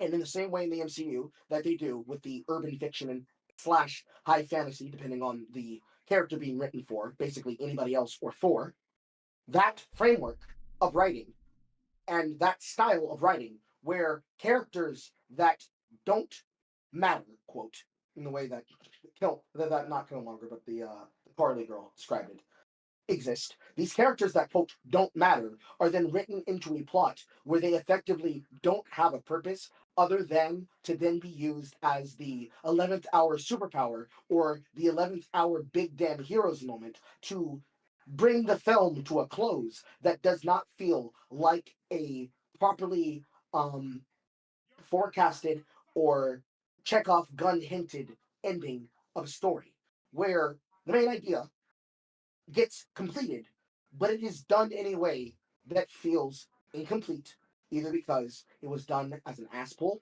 or it was done as a contrivance. And Multiverse of Madness is a perfect case example of that, as well as including characters that were brought in as a fan wink to the fans, as a perfect casting for them to only be killed off and effectively just serve the purpose of being a montage of your favorite character and your fan cast of said character getting murdered because the characters suddenly became retarded. Smartest people in another universe for the Illuminati inside of that other Vishnu throat's starting to get fucked up now. In that other Vishnu universe of Doctor Strange, but the characters still being, quote, the smartest men in the world, giving away their plans to somebody just so that they can demonstrate how strong the characters are. Things like that we do not like to see in writing, and we do not want to have in writing. And we know that we can do better than this. At all. Doesn't matter. Something else, and then later got her own series. I don't think anyone who hasn't already seen Wakanda Forever will be watching this series without that context. I'm here about the vibranium detector that you built for the CIA. Nah, I ain't built no detector for no CIA. I made that for my metallurgy class. A school project. My professor said I'd never be able to do it. Basically, right there, that scene, that's basically the entire origin story from the e-viewing run of the comics, writ small. Basically, she was told that she wouldn't be able to do it. Therefore, she's going to be something special. Therefore, they're going to bring her over and protect her as, quote, a daughter of the lost tribe. Quoting the ghost from her afterlife when Killmonger talks to her. Because she has the intelligence that can then carry on and improve and add to the mantle. Which is good, but the way that they wrote her to do this, completely out of fucking nowhere, where we hear and see no mention of her until this film, done poorly. There are better ways to have done this. The way that they chose to do it, we will criticize it for being bad. No matter how many ways you say, well, they shouldn't go in without that context. If they do go in without that context, or if they go in with that context and they look at it any way differently than you, they will still come away and say, I like it, I dislike it, I'm not really a fan of it, but I'm not really against it. And for whatever reasons they give, they're going to be these arguments that we're having right now. So, unfortunately, this is moot for you to complain about. You're just being a dick again. This argument, that argument. Also, it's like her character was like flexing. My teacher said I'd never be able to do it. Yeah, because you don't have any fucking vibranium, bitch. That's why he said you weren't going to be able to do it. Because you can't do that without fucking vibrate. How's it going to detect something that you don't have? Yeah. It's so fucking dumb, this movie. To be young, gifted, and black, though, right? The design for the machine is on that laptop. Yeah. And you just leave it on a desk in a car garage. I got 2065 byte encryption on that thing. Ever locked yourself out? That didn't. What does that mean? Bunch of fucking techno babble. You just leave all this valuable shit in the car garage. Why don't I ever have anything to achieve my goals, I wonder? Maybe because I'm not good at fucking protecting it. Took me the whole semester to get back in. I had to build a functional quantum computer just to crack my own encryption. How old were you when you built your first machine? 3. My stepdad was a car mechanic. He wanted to build airplanes, but he gave me these tools and let me just work it out. We were never shown she was a genius, huh? You didn't. They didn't. Showing her soldering shit doesn't mean anything. For the sake of his argument, he's going to use this as the example. And for the point that he's trying to make, for how they're introducing her to the MCU, this is them now doing that. Mm-hmm. Cool, wonderful, okay. Dragging you back to the point I just made, we think that's dumb. Yeah. And they could do it better. It's insufficient, Mr. Birdman. And she's being kept down by the patriarchy or the system or both. And what part of this trailer showed anything about the patriarchy or the fucking clip you just showed? Oh, you idiot.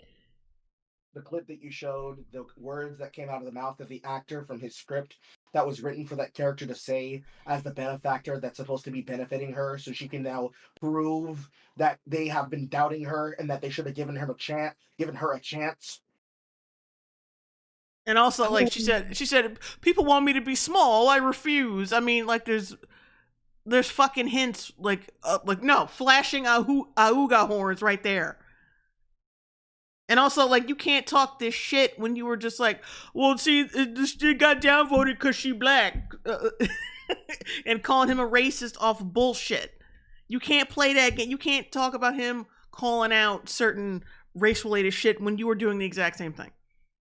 You're a fucking hypocrite. the system holding her down? Just like the shitical stinker you randomly... The shitical stinker. What's this? What is this playground political shit? talking points that weren't even implied. The only reason you brought those two things up... They weren't even implied. Yeah, because her saying, oh, to be young, gifted, and black, that wasn't implying anything. That wasn't implying anything. ...are because you are a racist and a misogynist, which is even more pathetic because you're talking about a series aimed at young women. Dude, you are 55 years old. Oh, really? We're doing the age thing? This is no. And I was going to say, how the fuck do you know this isn't going to be aimed at kids? Like, primarily. When she was in fucking Wakanda Forever, which was a PG-13 film.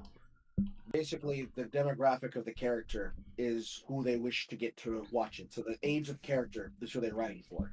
Yeah, well, that's not going to happen. The same way that they chose all the characters that they would premiere in the MCU to try and get all the genres and then cover the audiences of said genre. That shit is much less important than you would think, other than in the sense of getting them involved. But that would then set up the point we made earlier about you saying they're definitely not doing it to try and bring in diversity, equity, and inclusion as a genre to sell the characters on. Because that actually is. Every single one of those characters are effectively a product that has a demographic and a market that they were being sold to. So, which one is it, Birdman? Are they just characters that exist in the book to tell a story about the universe that they exist in? Or are they also a demographic that appeals to the people that are fans of the character and would like to see how they are interpreted in the MCU?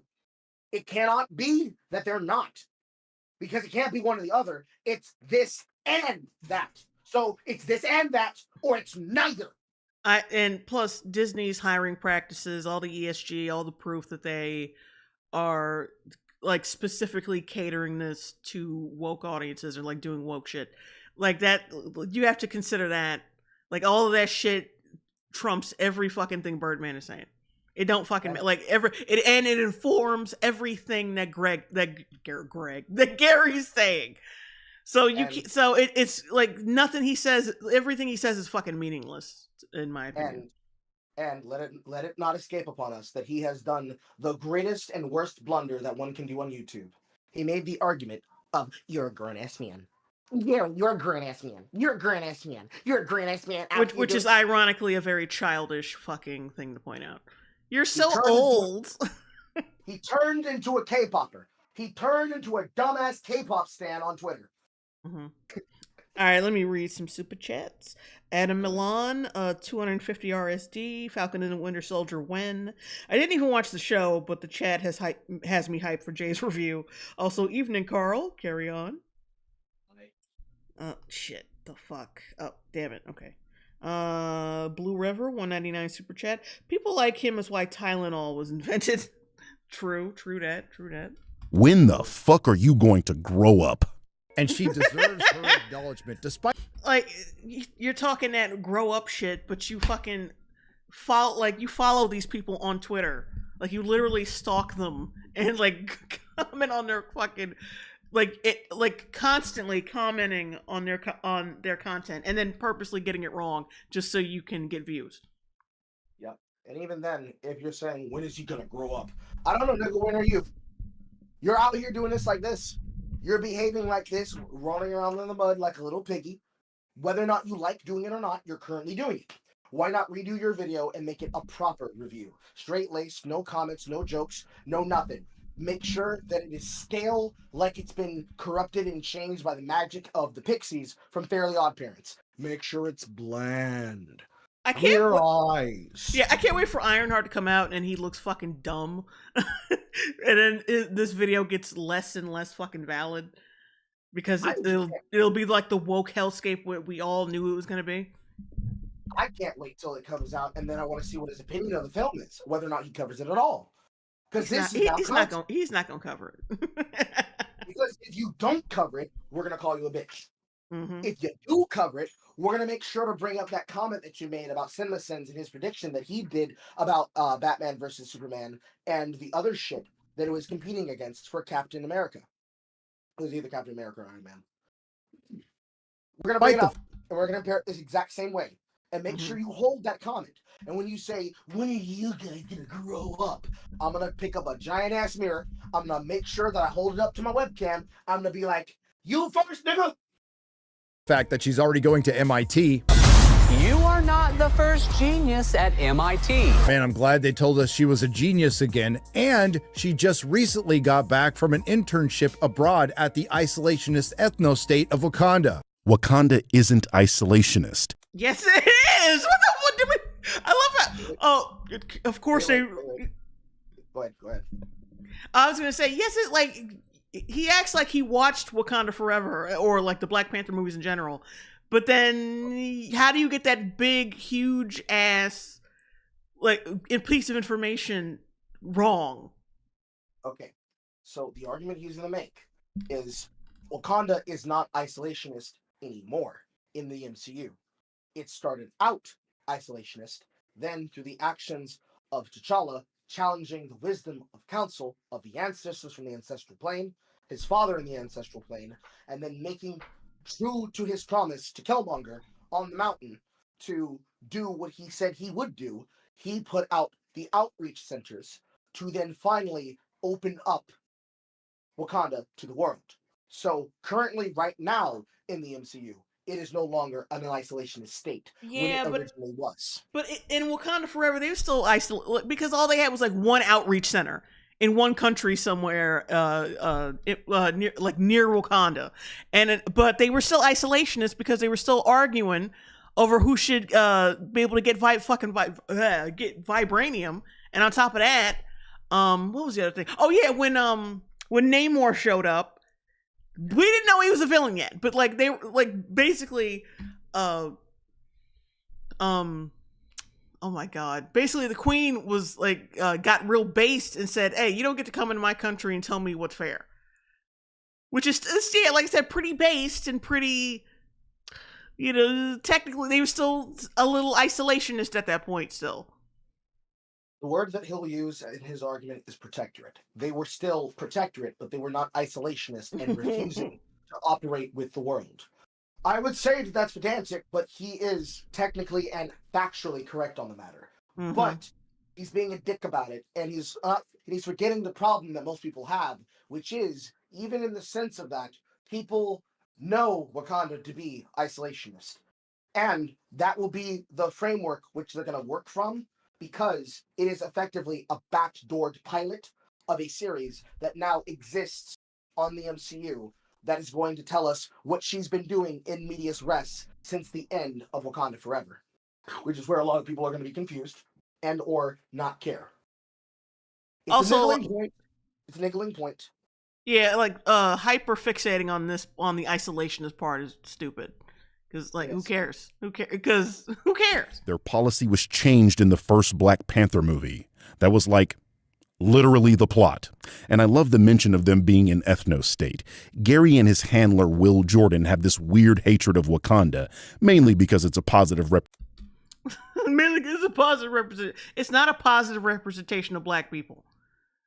Because it was a fucking isolationist ethno-state who left like a little kid behind in fucking Oakland after murdering his goddamn father.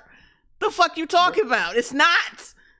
The worst concept that comes from Wakanda being used as now your example of what people in political blackness want as the proper state of being for Black separation is that they forget the concept that if removed from the context, which here then say, well, that's what happens when you remove the context, but removed from the franchise, Wakanda, inside of the real world, would function right now comparative to the ANC government that is currently killing white.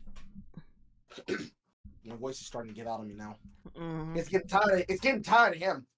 That is killing white South African farmers of Danish descent, or any person who looks white passing, and giving the land to people that are of Black origination. They will look no different than a terrific parallel of a white nationalist state, where the Ku Klux Klan and the Black Hebrew Israelites that think the exact same shit, but from the other direction with Yakub, they would all behave exactly the same.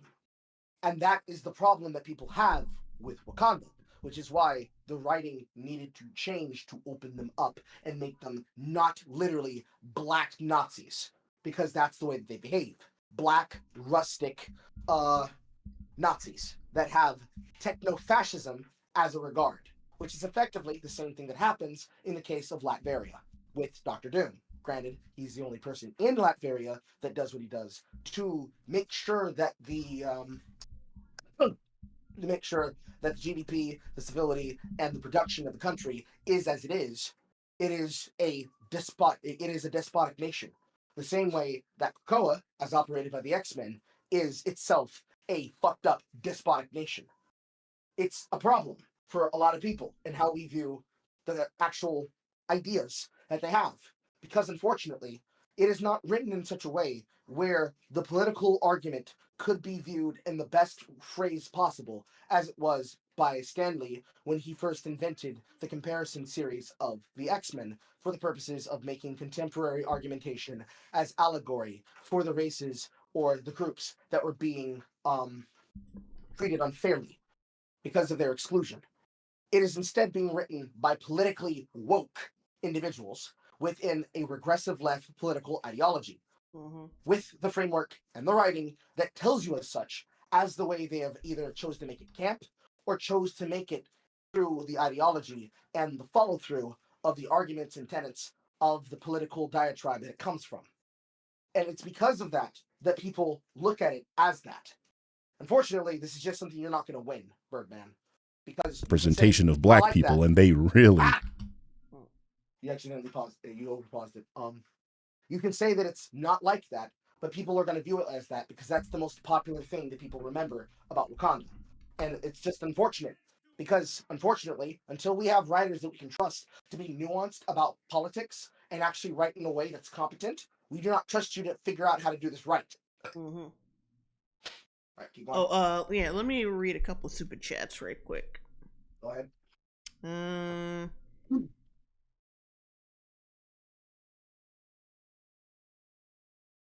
Oh, Mighty Dork, $5 super chat. Birdman only started these types of videos because CinemaSins channel was dying which means his views were dying. So now he has new channels to leech off of. Yeah, basically. More or less.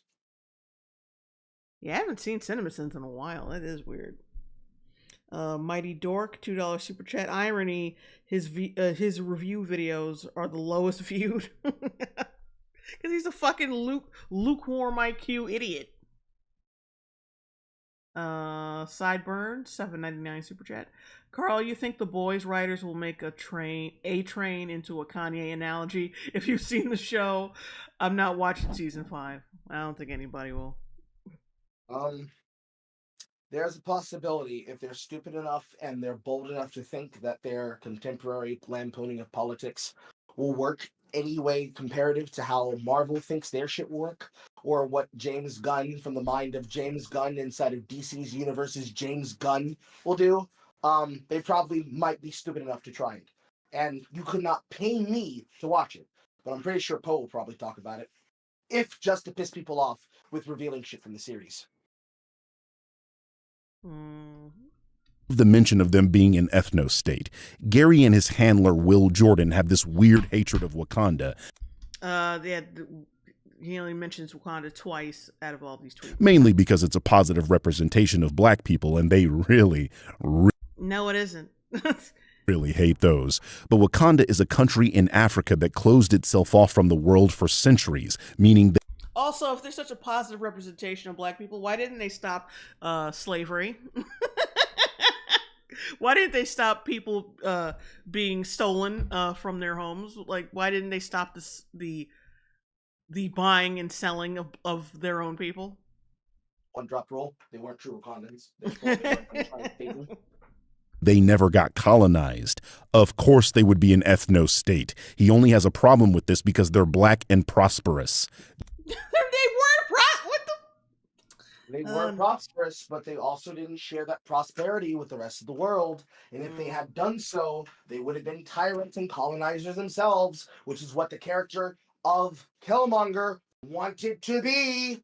The entire scene where he takes his throne, where this film starts with the inversion, shows that he turned the throne on its head, showing that his entire goal was to turn them into the type of warmongering colonizers that everybody in the rest of the world has been at one point in time to their natives, their relatives, and the cultures that they border.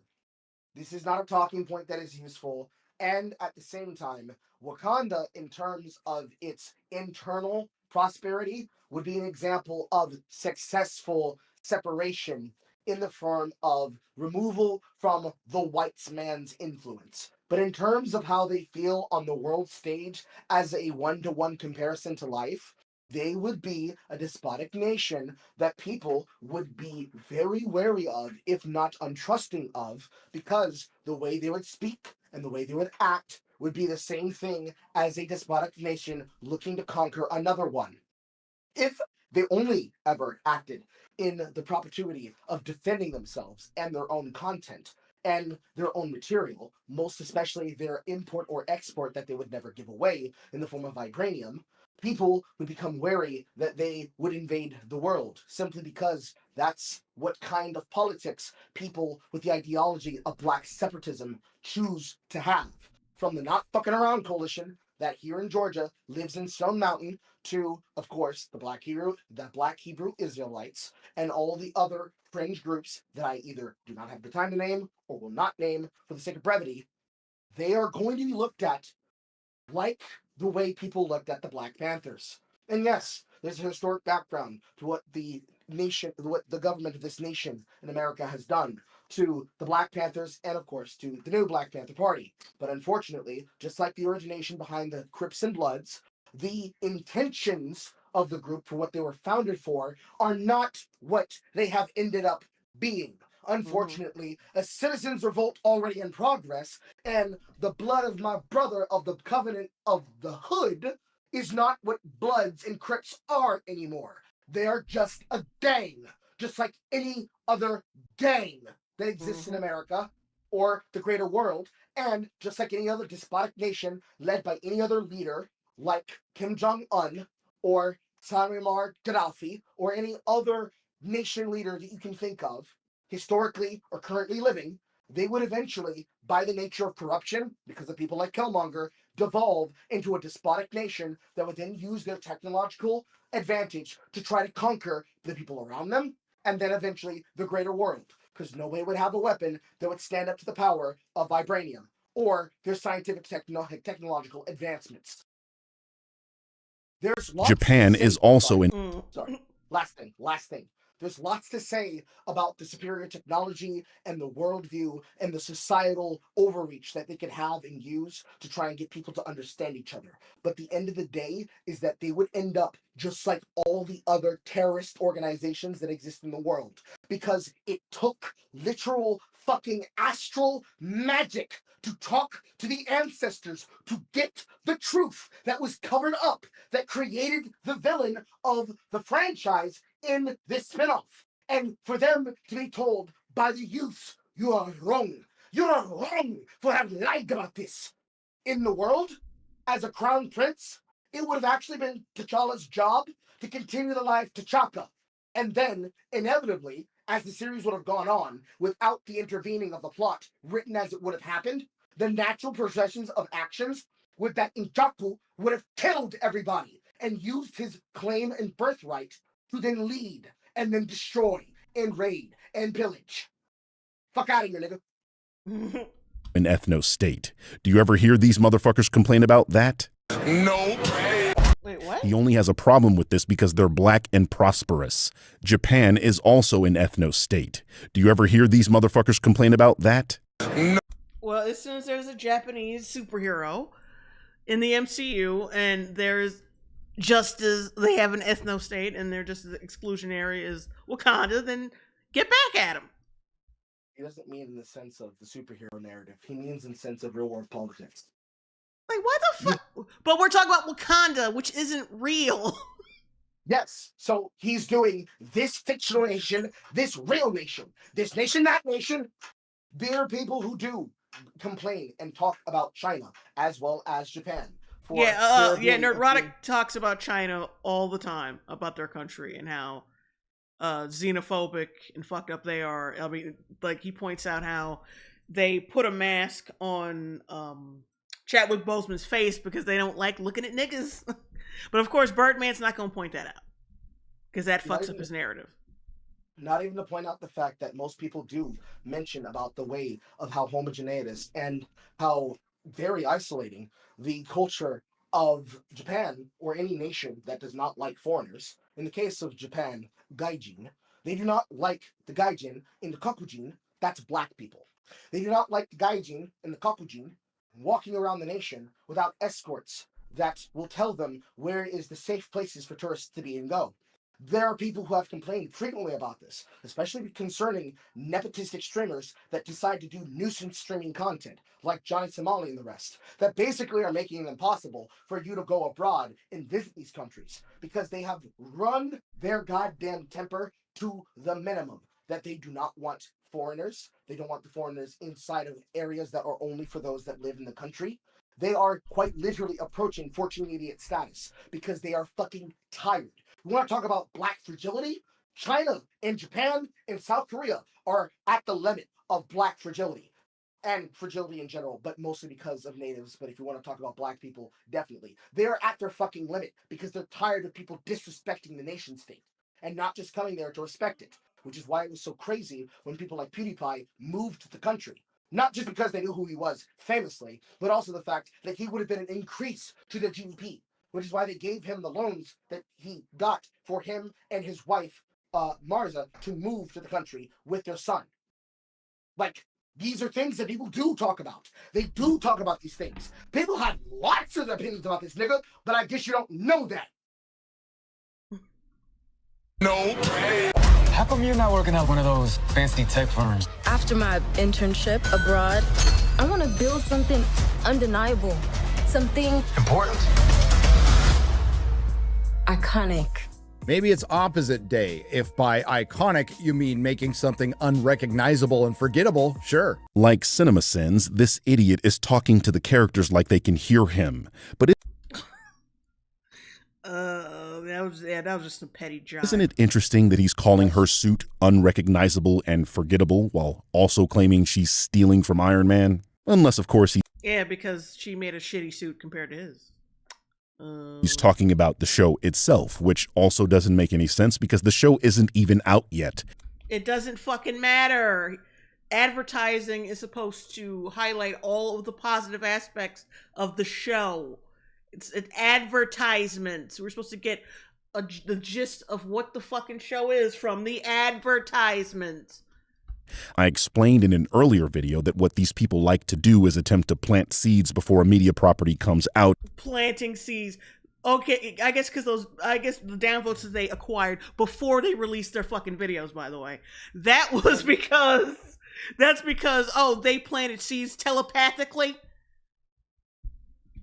The argument that he's about to go for is prognostication of doom. They're forecasting a prognostication of doom, or in this case, business failure, so that they can then declare and say, see, I told you, Negrodom is here to tell you I told you.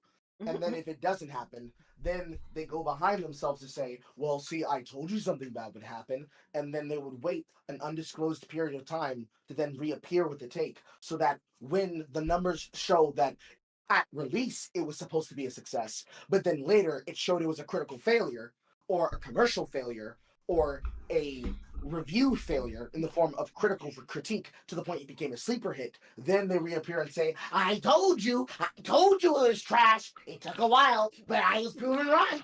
So he's basically saying we, all of us, the reviewers, are guilty of trying to plant seeds of doom so that we can just shit on the content. Or from the position of the Mighty Keith, we constantly shit on these franchises, wishing on their downfall instead of praising them when they come out, and then when they do fail, saying, well, we tried to be positive, but we just didn't have enough goodwill to get it over the margin. So if we say something negative about it before it's out, we are not to be trusted. But if we also then watch it and say, this shit is trash, it's not going to last, that is also bad, because you're only looking at it once, you only test it once.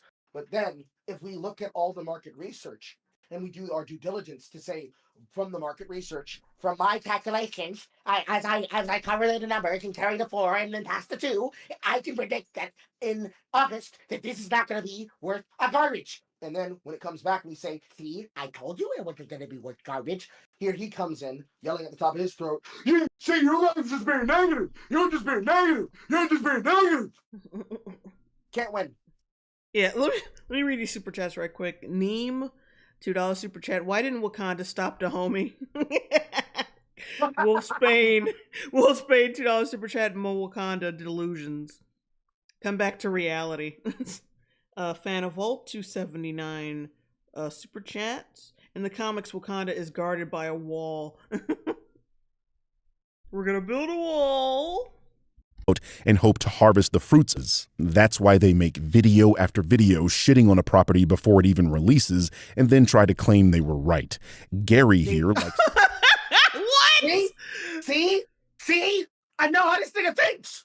I'm in your head, nigga. I'm in your head, nigga. I see the argument before you even form it. To copy basically everything Will Jordan says, which is why they both lied to you about Thunderbolts, because they both assumed their audience would fall for the grift that time. How do you lie about your opinion on a film? How does that work for you? You can't lie about your opinion unless you're a grifter, which I believe you are. Because I don't believe you like any of the shit that you fucking defend, nigga. In the terms of Critical Drinker, he's going to call him a liar because he's a grifter. Therefore, he's just going to make something up, and then he's going to have his running jokes about the message, and that's supposed to be what you believe. And then in the case of Neurotic, well, he's following after him. He's getting his sloppy seconds. He just picks up his homework, and he copies it, and he says the same thing. We can't win either way, because they're grifters for reasons that you make up that are outside of the frame of it's their opinion, and that's how they feel. It's always got to be with misleading the audience and hoping that they fall for a grift instead of just giving their own opinions. Basically, if you can't prove that they both started working on the project at the same time, They both stopped recording the footage to put together the video, then edited the video, then premiered the video, completely independent of each other, where they basically dropped at the same time. He dropped his video, he dropped his video. It's not good enough for him to prove that they had absolutely no relation on giving notes. So if it doesn't happen under his watchful eye, where he can confirm that neither of them have had influence on each other's arguments, which is impossible because they either worked together before or they're looking at each other's videos. So unless you're going to accept this in this situation, you're still going to fault them by saying, well, they have audience overreach and their audiences think the same way, so it's still bullshit. Unless it happens under his watch, under his key, by his example, by his standards, they're always going to be copying off each other. Or he's going to have Gary copying off of Critical Drinker, and that's just how it goes. So either way it works, he wins, we lose, because we're stupid and we're wrong and we're liars, and he's the honest truth.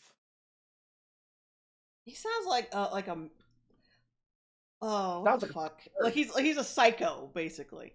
Yeah, he's a control freak, psycho nerd. Mm-hmm. Oh, come on. Who's a good boy? Who's a good boy, huh? Who's a good boy? Me. Oh, who's a good boy? I am. I'm a good boy. But at least they found I think he's just mad because he doesn't have friends. something new, because this black female genius in the Marvel Cinematic Universe is totally different. Not put this fucking video out. From the other black female genius in the Marvel Cinematic Universe, Shuri. Right? It's almost like Marvel has a genius problem. You know, like the white male genius Hank Pym, or the other white male genius Tony Stark. No, it's because, oh god. Like, that's the thing. We don't have to have white males pushed on us. People just make good characters who happen to be white. But these characters have been used for their skin color, and they have to make them exceptional at every fucking turn because they have a narrative to push. There's a difference. I'll skip the argument that he's using them to say, well, see, they have black geniuses here, so now they can't have black geniuses. What about when they had white geniuses? I'm going to see your intention to play on their race and on their skin color and give you a hearty shut the fuck up, you racist. And then also nitpick you and tell you, actually, the problem with Doctor Strange was that he was a prodigy, not that he was just an outright genius. You'll dig for the reeds and say, it's the same thing, it's the same thing. Well, he had to prove his skills and master the arts. That had to do with him being smart and intellectual and having earned the skill, working throughout his entire life to then get the accolades that he was given as his character background, to then lose it all and then learn again as a novice in the world of magic. Whereas Riri Williams is a youth genius. She's not a prodigy that's aged up to around about the age of 32 or some shit, like they did for the character of their interpretation of Spectrum, the daughter of the friend of the Avenger. I'm forgetting her fucking name. It's the mom character of Spectrum, the one played by Lashana Lynch. Mm-hmm. When they aged her up, they showed that she was going to probably follow in Carol Danvers' footsteps. But then when they used the blip as a way to do a time jump, just like they would inside of a manga series or something like Naruto or Bleach, that character was not an immediate savant either. She had to first gain her powers through the form of going through the hex inside of WandaVision to become a metahuman. Then she had to learn how to apply her abilities, as she did in the final battle, and then in the future in all of her other appearances, which all the other characters on the photo-light spectrum had to. Just like Miss Marvel did, just like Spectrum did, just like Captain America did, or excuse me, Captain Marvel did. I keep calling her that because easy to fall away from. It's a problem when you look at it from the perspective of looking for an issue to be mad at. If you go in looking for white male savants to be upset about, when he says these black geniuses, these white geniuses, you're inherently already causing a problem by choosing to be a racist from that perspective. There is no problem here. I'm sorry, you're not going to get me to pit against you in this situation. I can just have both. Porque los dos, bitch. Or the other white male genius, Doctor Strange. Or the other white male genius, Bruce Banner. Or the other white male genius, Mr. Fantastic. He's not white anymore because he's being played by Pedro Pascal. Since when is Pedro Pascal white? Or the other white male genius, Peter Parker. Or the other white male genius, Howard Stark. Or the other white... Anywho, the rest of the trailer is a bunch of gobbledygook featuring that awful costume and the villain, the Hood, who is from the comics, who's had some connections to Dormammu. Wait a minute. Who the hell is Dormammu? You mean Dormammu? Okay. Really? So this is one of his nitpicks that he does to fucking to Jeremy whenever he mispronounces something. Like when he mispronounced the name of it, Nidabalade. Which he'll even probably do that in this clip, because I probably even didn't pronounce it right, because I'm not directly looking at a page to sound out the phonetics. Whenever you get a name wrong, he is going to make fun of you for pronouncing it wrong. This is something he loves to do in all of his content. It's very fucking annoying. Oh, for people who don't speak Spanish, which I probably think might include the Birdman, I called you a fucking asshole in Spanish. If this entire video hasn't yet convinced you that this guy is a poser, this has to seal the deal. I mean... Pause. He said a name wrong! He mispronounced it! Oh, he's a poser! He's a poser! I mean, this motherfucker ran a business for years. Like, overcome actual fucking struggles, and you're just some asshole following behind him, eating the shit he leaves behind. Like, I'm just saying. My natural Carl reaction to that is Cállate tu vaca. Again, for those who don't speak Spanish, shut up, you cow. It's not like the MCU hasn't already featured the character and specifically had a sequence where that character's name was said over and over aloud or anything. Dormammu, I've come to bargain. Dormammu, I've come to bargain. Dormammu, I've come to bargain. Dormammu, I've come to bargain. Dormammu. But considering this comes from the same company who decided to lead with the female Silver Surfer in the Fantastic Four, it makes it believable. Okay, two things. One, there is no way in hell the MCU is debuting Mephisto in this show, and I don't know why you think they're even teasing that. So just like the cynical grifter, your grasp... But the rumor is in this, he'll be connected to Mephisto, which is too stupid to be true to waste a great villain like Mephisto in a show like this. But considering this comes from the same company who decided to lead with the female Silver Surfer in the Fantastic Four, it makes it believable. Okay, two things. One, there is no way in hell the MCU is debuting Mephisto in this show. For one thing, he said it was a fucking rumor, which you completely... Like, how the fuck... That's how... I feel like the people who subscribe to him are retards, and he knows that. Like, he could show them basically something that will fuck up his entire gripe, and they'll be like, oh, well, yeah, you're right. Because they're fucking idiots. But anyway, like, yeah, he said full stop that it was a fucking rumor. And then he dismissed that rumor because it's stupid. And now you're saying, do you really think that they would fucking debut him? No, he doesn't, because he just said it was fucking stupid. Mm-hmm. Also, just really quick, for the argument that is being made, I just linked to you three different sources of the source of this clip.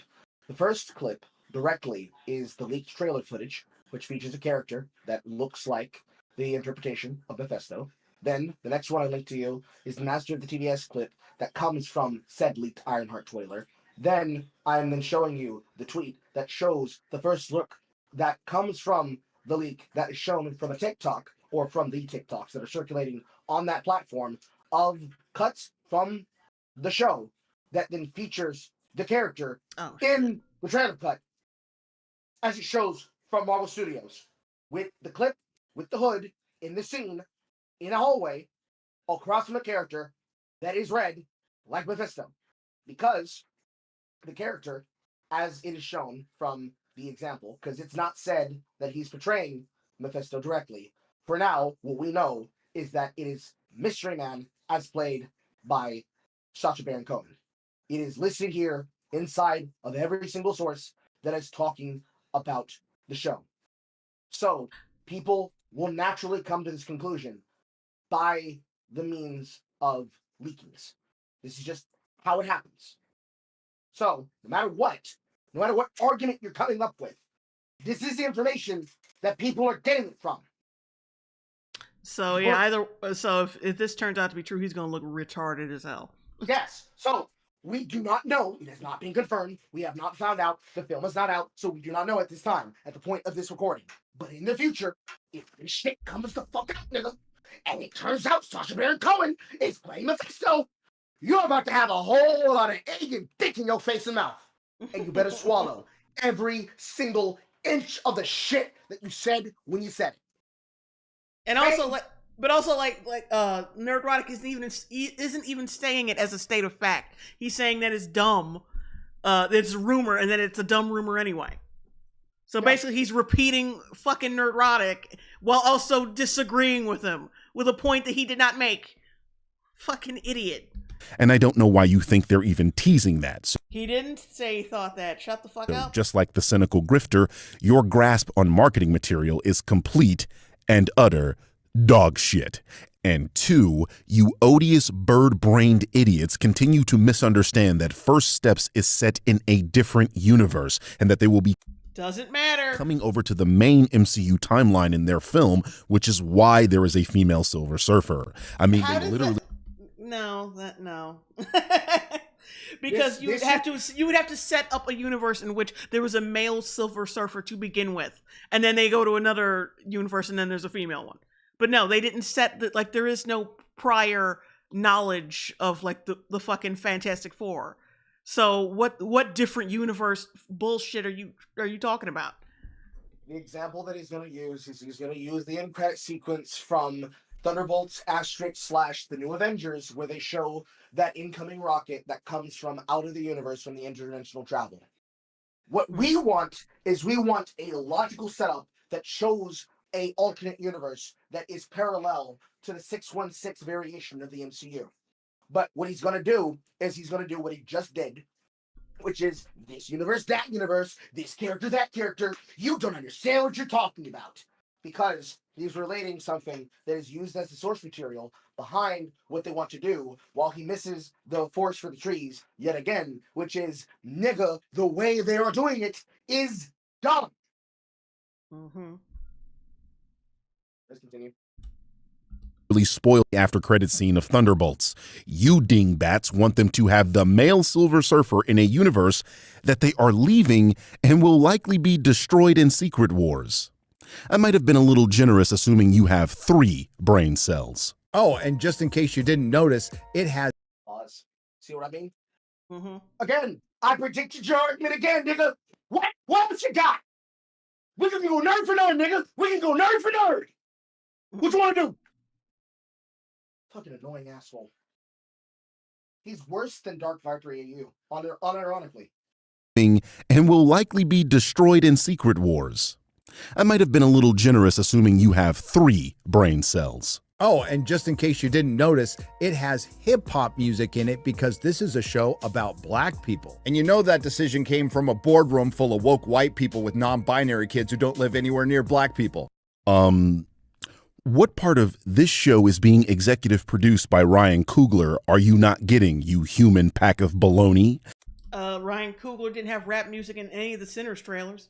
So, unless we're implying just because Ryan Coogler is black and from LA that he has to nigger it up for every movie he makes. Otherwise, he's not a legit... Like, what are you implying here? You're making Ryan Coogler look like a fucking stooge. Which is the exact opposite of what you're trying to do here. Just because black people are centered in the middle of a narrative does not mean we need to niggify every single goddamn property that has black people in it.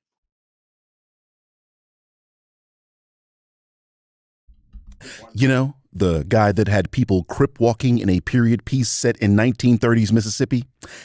Yeah, that's kind of retarded. That's retarded. And newsflash, black people kinda like hip hop. Well, real black people and not the trash pandas that you know. Something's wrong with Tyrone Magnus now?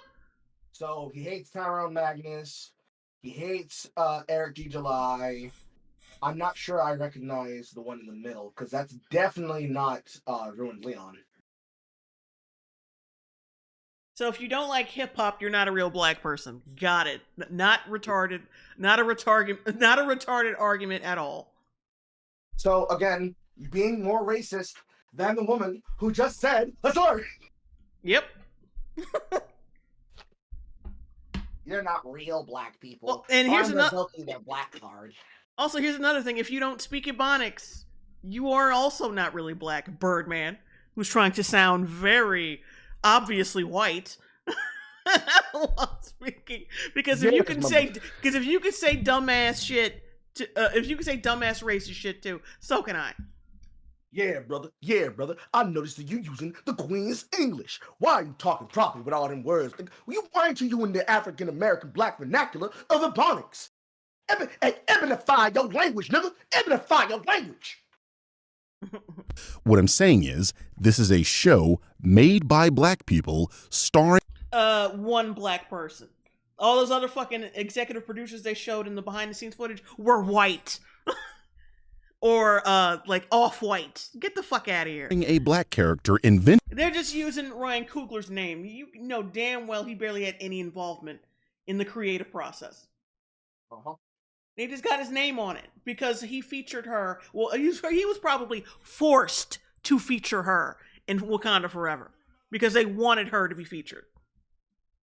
Invented by black people and executive produced by a black person. I'm gonna go out on a limb and assume this is textbook controls. This is textbook concern trolling. He's well known for his fake shit. He demands for Disney stop covering the face of black people. Okay, so you're basically admitting you don't care about any of the racism that Disney perpetuates because, well, they're giving you the slop you want. So, and they got a black executive producer. I'm done. I'm satisfied with that. So you do not, and we're going to go in order, so make sure that if I'm concerned trolling you, make sure to write that shit on a piece of paper, send that shit to me in my DMs. I'm going to make sure to wipe my ass with it because I don't care. But we're going to go in order. You don't care that black actors are not being recognized for their roles on movie posters in China, which is the marketplace that most films are being made for, because America and most of the other foreign nations are not really the test markets, or rather have become the test market, rather than the major appeal marketplace that the films are expected to perform in. You don't care about black actors, black character actors, and black voices being minimized, not maximized, minimized in their roles so that they can pander to that mainland China audience because of their way that they feel about African Americans, both as entertainers and as people that live in their culture. You want people to not care about the fact that Uyghur Muslims were being terrorized and also treated poorly during the working conditions that were filmed from the concentration camps that existed during the filming of Disney's updated Mulan, which means for 5 years running, you don't care about modern day slavery happening to a race that ain't got the complexion of turtle. You don't care about the nature of children in preschool being taught sex education. You don't care about the sexual grooming of children who are being politicized into a socio-political terroristic movement that specifically tyrannizes and commodifies the school system to get children politically active before they even know how to spell their names and bring them up believing this political garbage. Therefore, you do not care about the indoctrination of the current and future generations. You do not want them to attempt to figure out how to make the product better, because we can read Vault, Marvel, and Star Wars as figure out what we actually want and make original things. So you do not want them to create new concepts, new films, new franchises, new ideas, and re-innovate both Hollywood and the Disney Marvel brand. And you also do not want them to release John Carter of Mars on 4K. I'm not sure why he put that on that list, but I'm just reading them as they come. You do not want them to re-release a film that, in my opinion, considering how good the John Carter of Mars book series was done very dog shit poorly when they attempted it the first time, and they need to either redo it and get it right, like they did with Dune, or they need to give it to someone else that can bring it to the glory that it needs to have, so that everybody else can see the glittering diamonds that is Tharja inside of that book series and fall in love with that character and that story. Because in terms of a good pulp, that is actually a good point to start from. Granted, they still fucked it up from the time period where they started from, but they had something there. But just like when they tried to do The Lone Ranger or The Green Hornet, it was Hollywood trying to give people who did not need to be cast in that role an opportunity to fuck up a classic, treating it like it was just a one-off garbage product to get as a paycheck. So you do not care about these things. To speak about these things is textbook concern trolling. Got it. So when we see the left-wing comparison of this happening, I want to hear you do the exact same thing. A full-throated rebuttal. Because if it is not right-wing, it cannot happen for the left-wing either. So which one do you care more about? Do you care about harassing neurotic, or do you care about being pedantically even to the left, the right, and the middle of the center? If you do not state this, you are a textbook concern troller yourself, and you are acting like a cry bully, just like all the other cry bullies we're already dealing with. Mm-hmm. Oh, and I got some super chats. A fan of Volt, $6.99 super chat. Also in the comics, Wakanda had the cure for cancer, but refused to share it with the rest of the world. Yeah, like I said, not a good country. Common J, $2 super chat. He played the Biden playbook. Wolf Spain, $2 super chat. Eric July literally made hip hop and metal music. Yeah, don't tell him that. Don't tell Birdman that he's retarded. James Moore, $5. But like, he doesn't look into any of the people he criticizes. He goes off surface level bullshit. James Moore, $5 super chat. Am I an honorary black person because I like some hip hop and rap music? What are the rules here, or is it a rules for thee, not for me thing? Basically, you're not a real black person if you don't think politically black. Mm-hmm. That same shit that FD Signifier tried to use to try and get in Jalang Bunny is the same shit that he's doing here. He's being an asshole. Yeah, like that's just like that's the battle cry of the like insecure black person. Like, you're always putting on a fucking show to make sure people know that you're 100% black because you don't want to be caught slipping. So everyone else who's comfortable with being, well, your estimation would be less than black, you fucking you throw a tantrum and say that, well, you're not yeah, it's just a way to posture to signal to other people that you are 100% black. Yeah.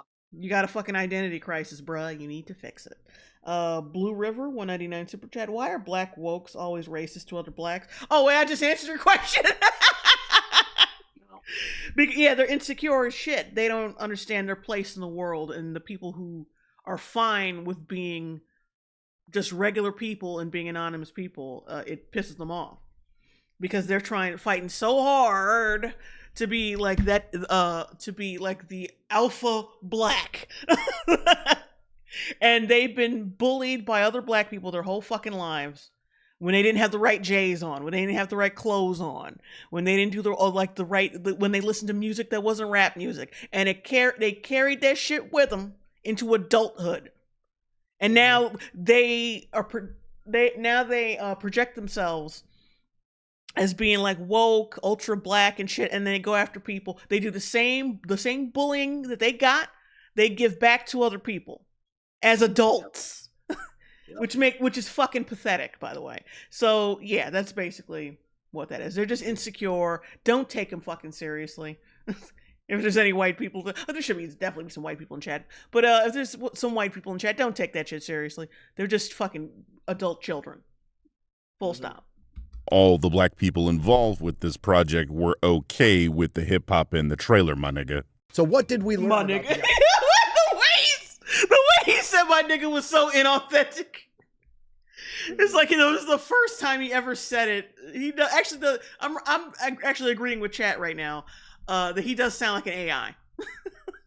Yes. iconic genius and insanely popular comic book character Riri Williams Ironheart? Unfortunately for Marvel Studios, this may be the most comic book accurate depiction. And I love how he didn't show the clip of his friend Chris Gore saying that he had an inside tip on how like some people behind the scenes at Marvel said that this might be the worst thing they've ever made.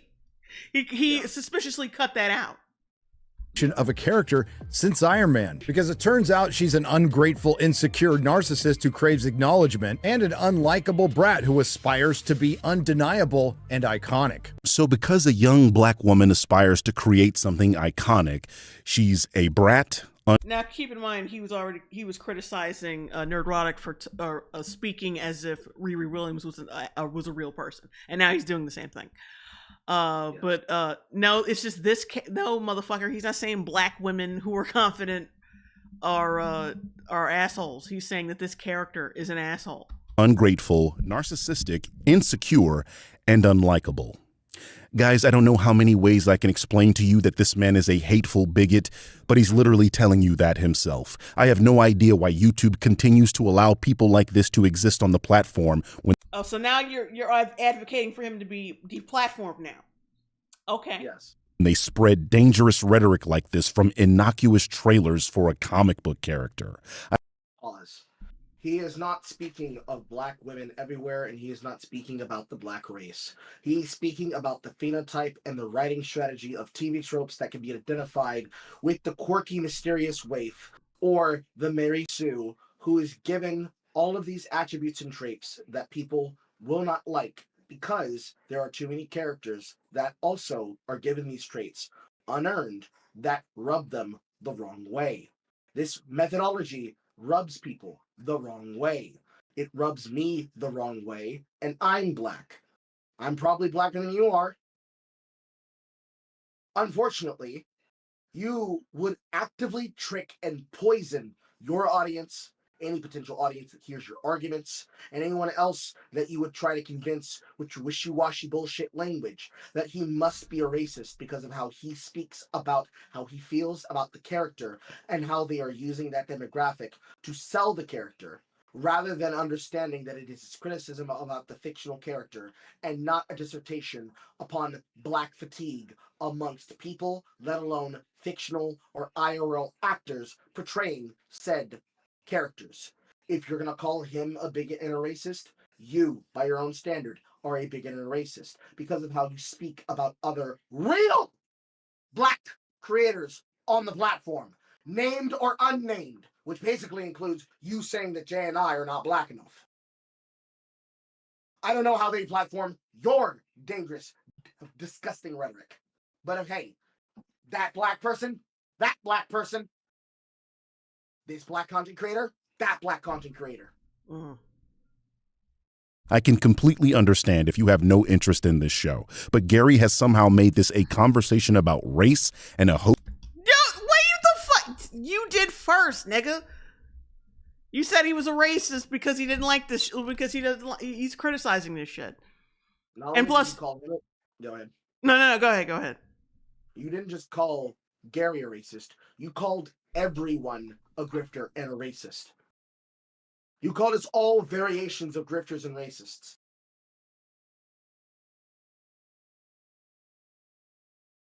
Host of negative Just off of nothing. You just called us all racist off of nothing.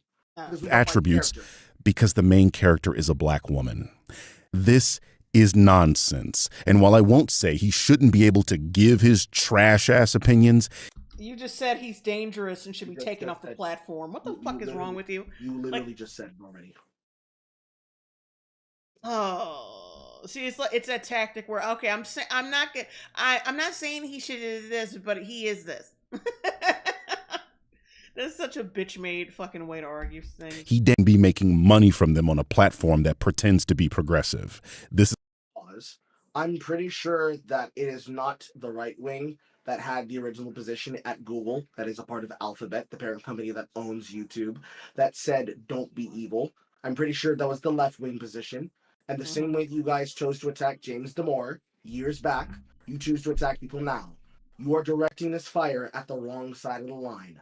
Turn about face 180 degrees and aim your musket towards what was your back. That's who you want to attack. We didn't do this.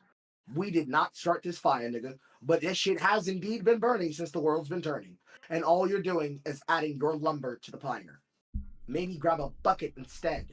Instead of being a hateful bigot, maybe put the fire out and talk about what you love more than what you hate. But that doesn't make money for you either, does it?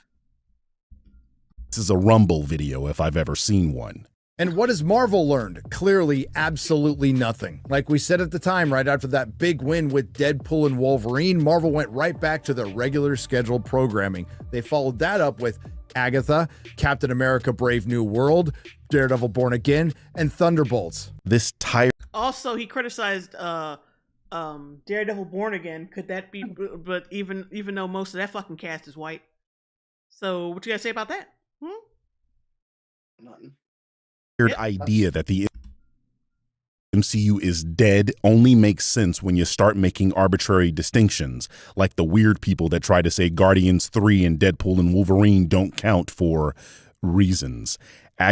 Because it's not like two isolated fucking incidents. For one, because James Gunn already had one in the chamber anyway. Like, it's James Gunn. Is his fucking franchise, regardless of the MCU brand put on it. He can still put out fire ass hits, even though it didn't really get received as well as the first two. He could still put out fire ass hits in spite of Marvel's foot being up his ass. And Deadpool versus Wolverine, same deal there. Ryan Reynolds, as scummy as he is, as we found out recently, he cares about that fucking franchise, and that's another case of the right people having most of the control over what they're making, even though it was still shit. All the rest of this shit is just like, it's just factory made MCU garbage. That's basically it, bro. Agatha, Brave New World, Born Again, and Thunderbolts were all well received by. Why are you remember, downvotes are not a good metric for quality, but for some reason, Rotten Tomatoes is, even though they could also be manipulated just as easily. People could also review bomb and do all this shit, but he doesn't apply it to this for some odd reason. By the audience. Like, each one he uses every time, every site he uses, or the only site he uses every time he wants to make this point, is Rotten Tomatoes.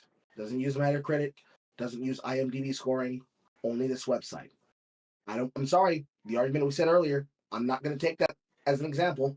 We're going to have to either use multiple sources, or we're going to have to use an alternative method. And outside of that, the only one that matters is the actual voice of the audience. One of those. MCU hatred is a popular talking point on the internet, but it isn't reflected by the actual movie going public. That doesn't, Rotten Tomatoes does not fucking count. Because they don't have a good, because like I said, you want to talk about that downvote counter, but the Rotten Tomatoes does not have a good metric for quality. And miss me with whining about Rotten Tomatoes. Also, I love how he's showing all the successes, or all like the positive ones. He's not showing She-Hulk. He's not showing She-Hulk's metric. He'd call those one-offs, and you hear how he's about to you hear how he's about to attempt to counter your argument, right? Tomatoes parrots. Gary himself uses this as a metric, so I don't want to hear it. And yeah, but the way he uses it is like how a lot of people use it nowadays. If there's a movie out there where the critics lambast it and give it a low rating, it usually means the opposite. That it's probably better than what they're saying. because the critics have a script to follow. And then assuming that the ratings end up equaling out as they start removing the reviews that were very clearly bought and sold, assuming that that is in the highest of good faith. You're only using Rotten Tomatoes effectively because Gary uses Rotten Tomatoes. Mm-hmm. But we don't care. There's more metrics to use for the purposes of review. Mm-hmm. And the only thing that matters at the end of the day, if what we want to talk about is the likability and the viability of it, is the commercial sales and then the actual word of mouth. The only thing that matters is that. If it is here today and gone tomorrow, then it means that was that bullshit. It doesn't matter how you try to describe it any other way than here's what people actually remember versus what people were doing at the time. Earlier, you used the example of Morbius and the all-famous It's Morbin time, of how people were making fun of it, not just on its first premiere, but on the attempt that it tried to re-release to the studios on its second premiere. And yet, is there anyone talking about Morbius right now as a good film? No. How about Madam Web? Well, my parents talk about Morbius as a good film. That's your parents, girl. That's your parents. But is anybody talking about Madam Web as a good film right now? Mm-hmm.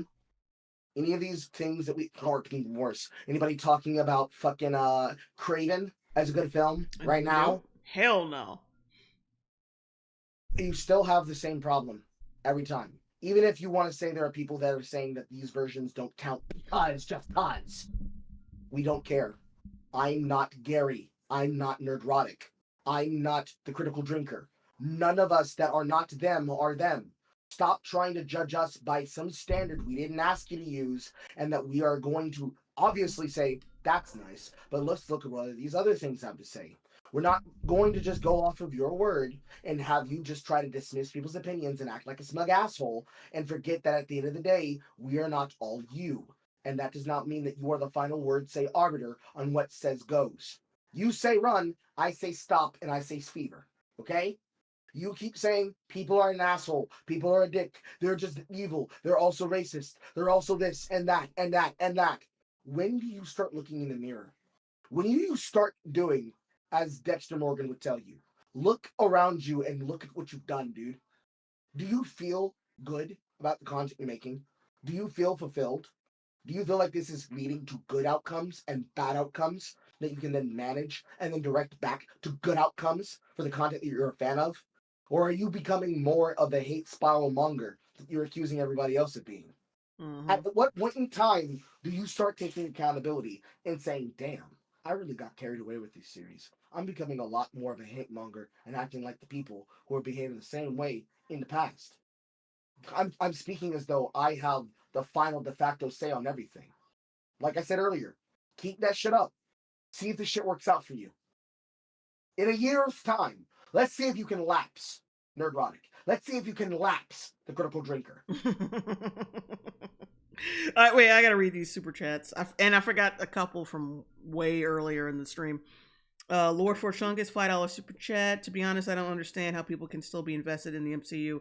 It's just a boring slop. It's just boring slop now that the emotional weight from the OG characters is gone. Juan Wick, $5 super chat. I'm back from Rockville. Ate some Raising Cane's, and now I'm feeling good. Now back to the avian grift foolishness Uncle Ruckus theme plays. Okay. Juan Wick, $5 super chat. The Birdman is not good at single player Carl and Jay Longbone. And in the words of Sir Kendrick of the House of Lamar, we don't want to hear you say nigga no more. No name, $4.99 super chat. Carl, I love your rants. I bet this guy would unironically justify a black extremist group if they murdered whites. Huh? I heard my name. What? What? You weren't listening to any of that? Oh, I'm sorry.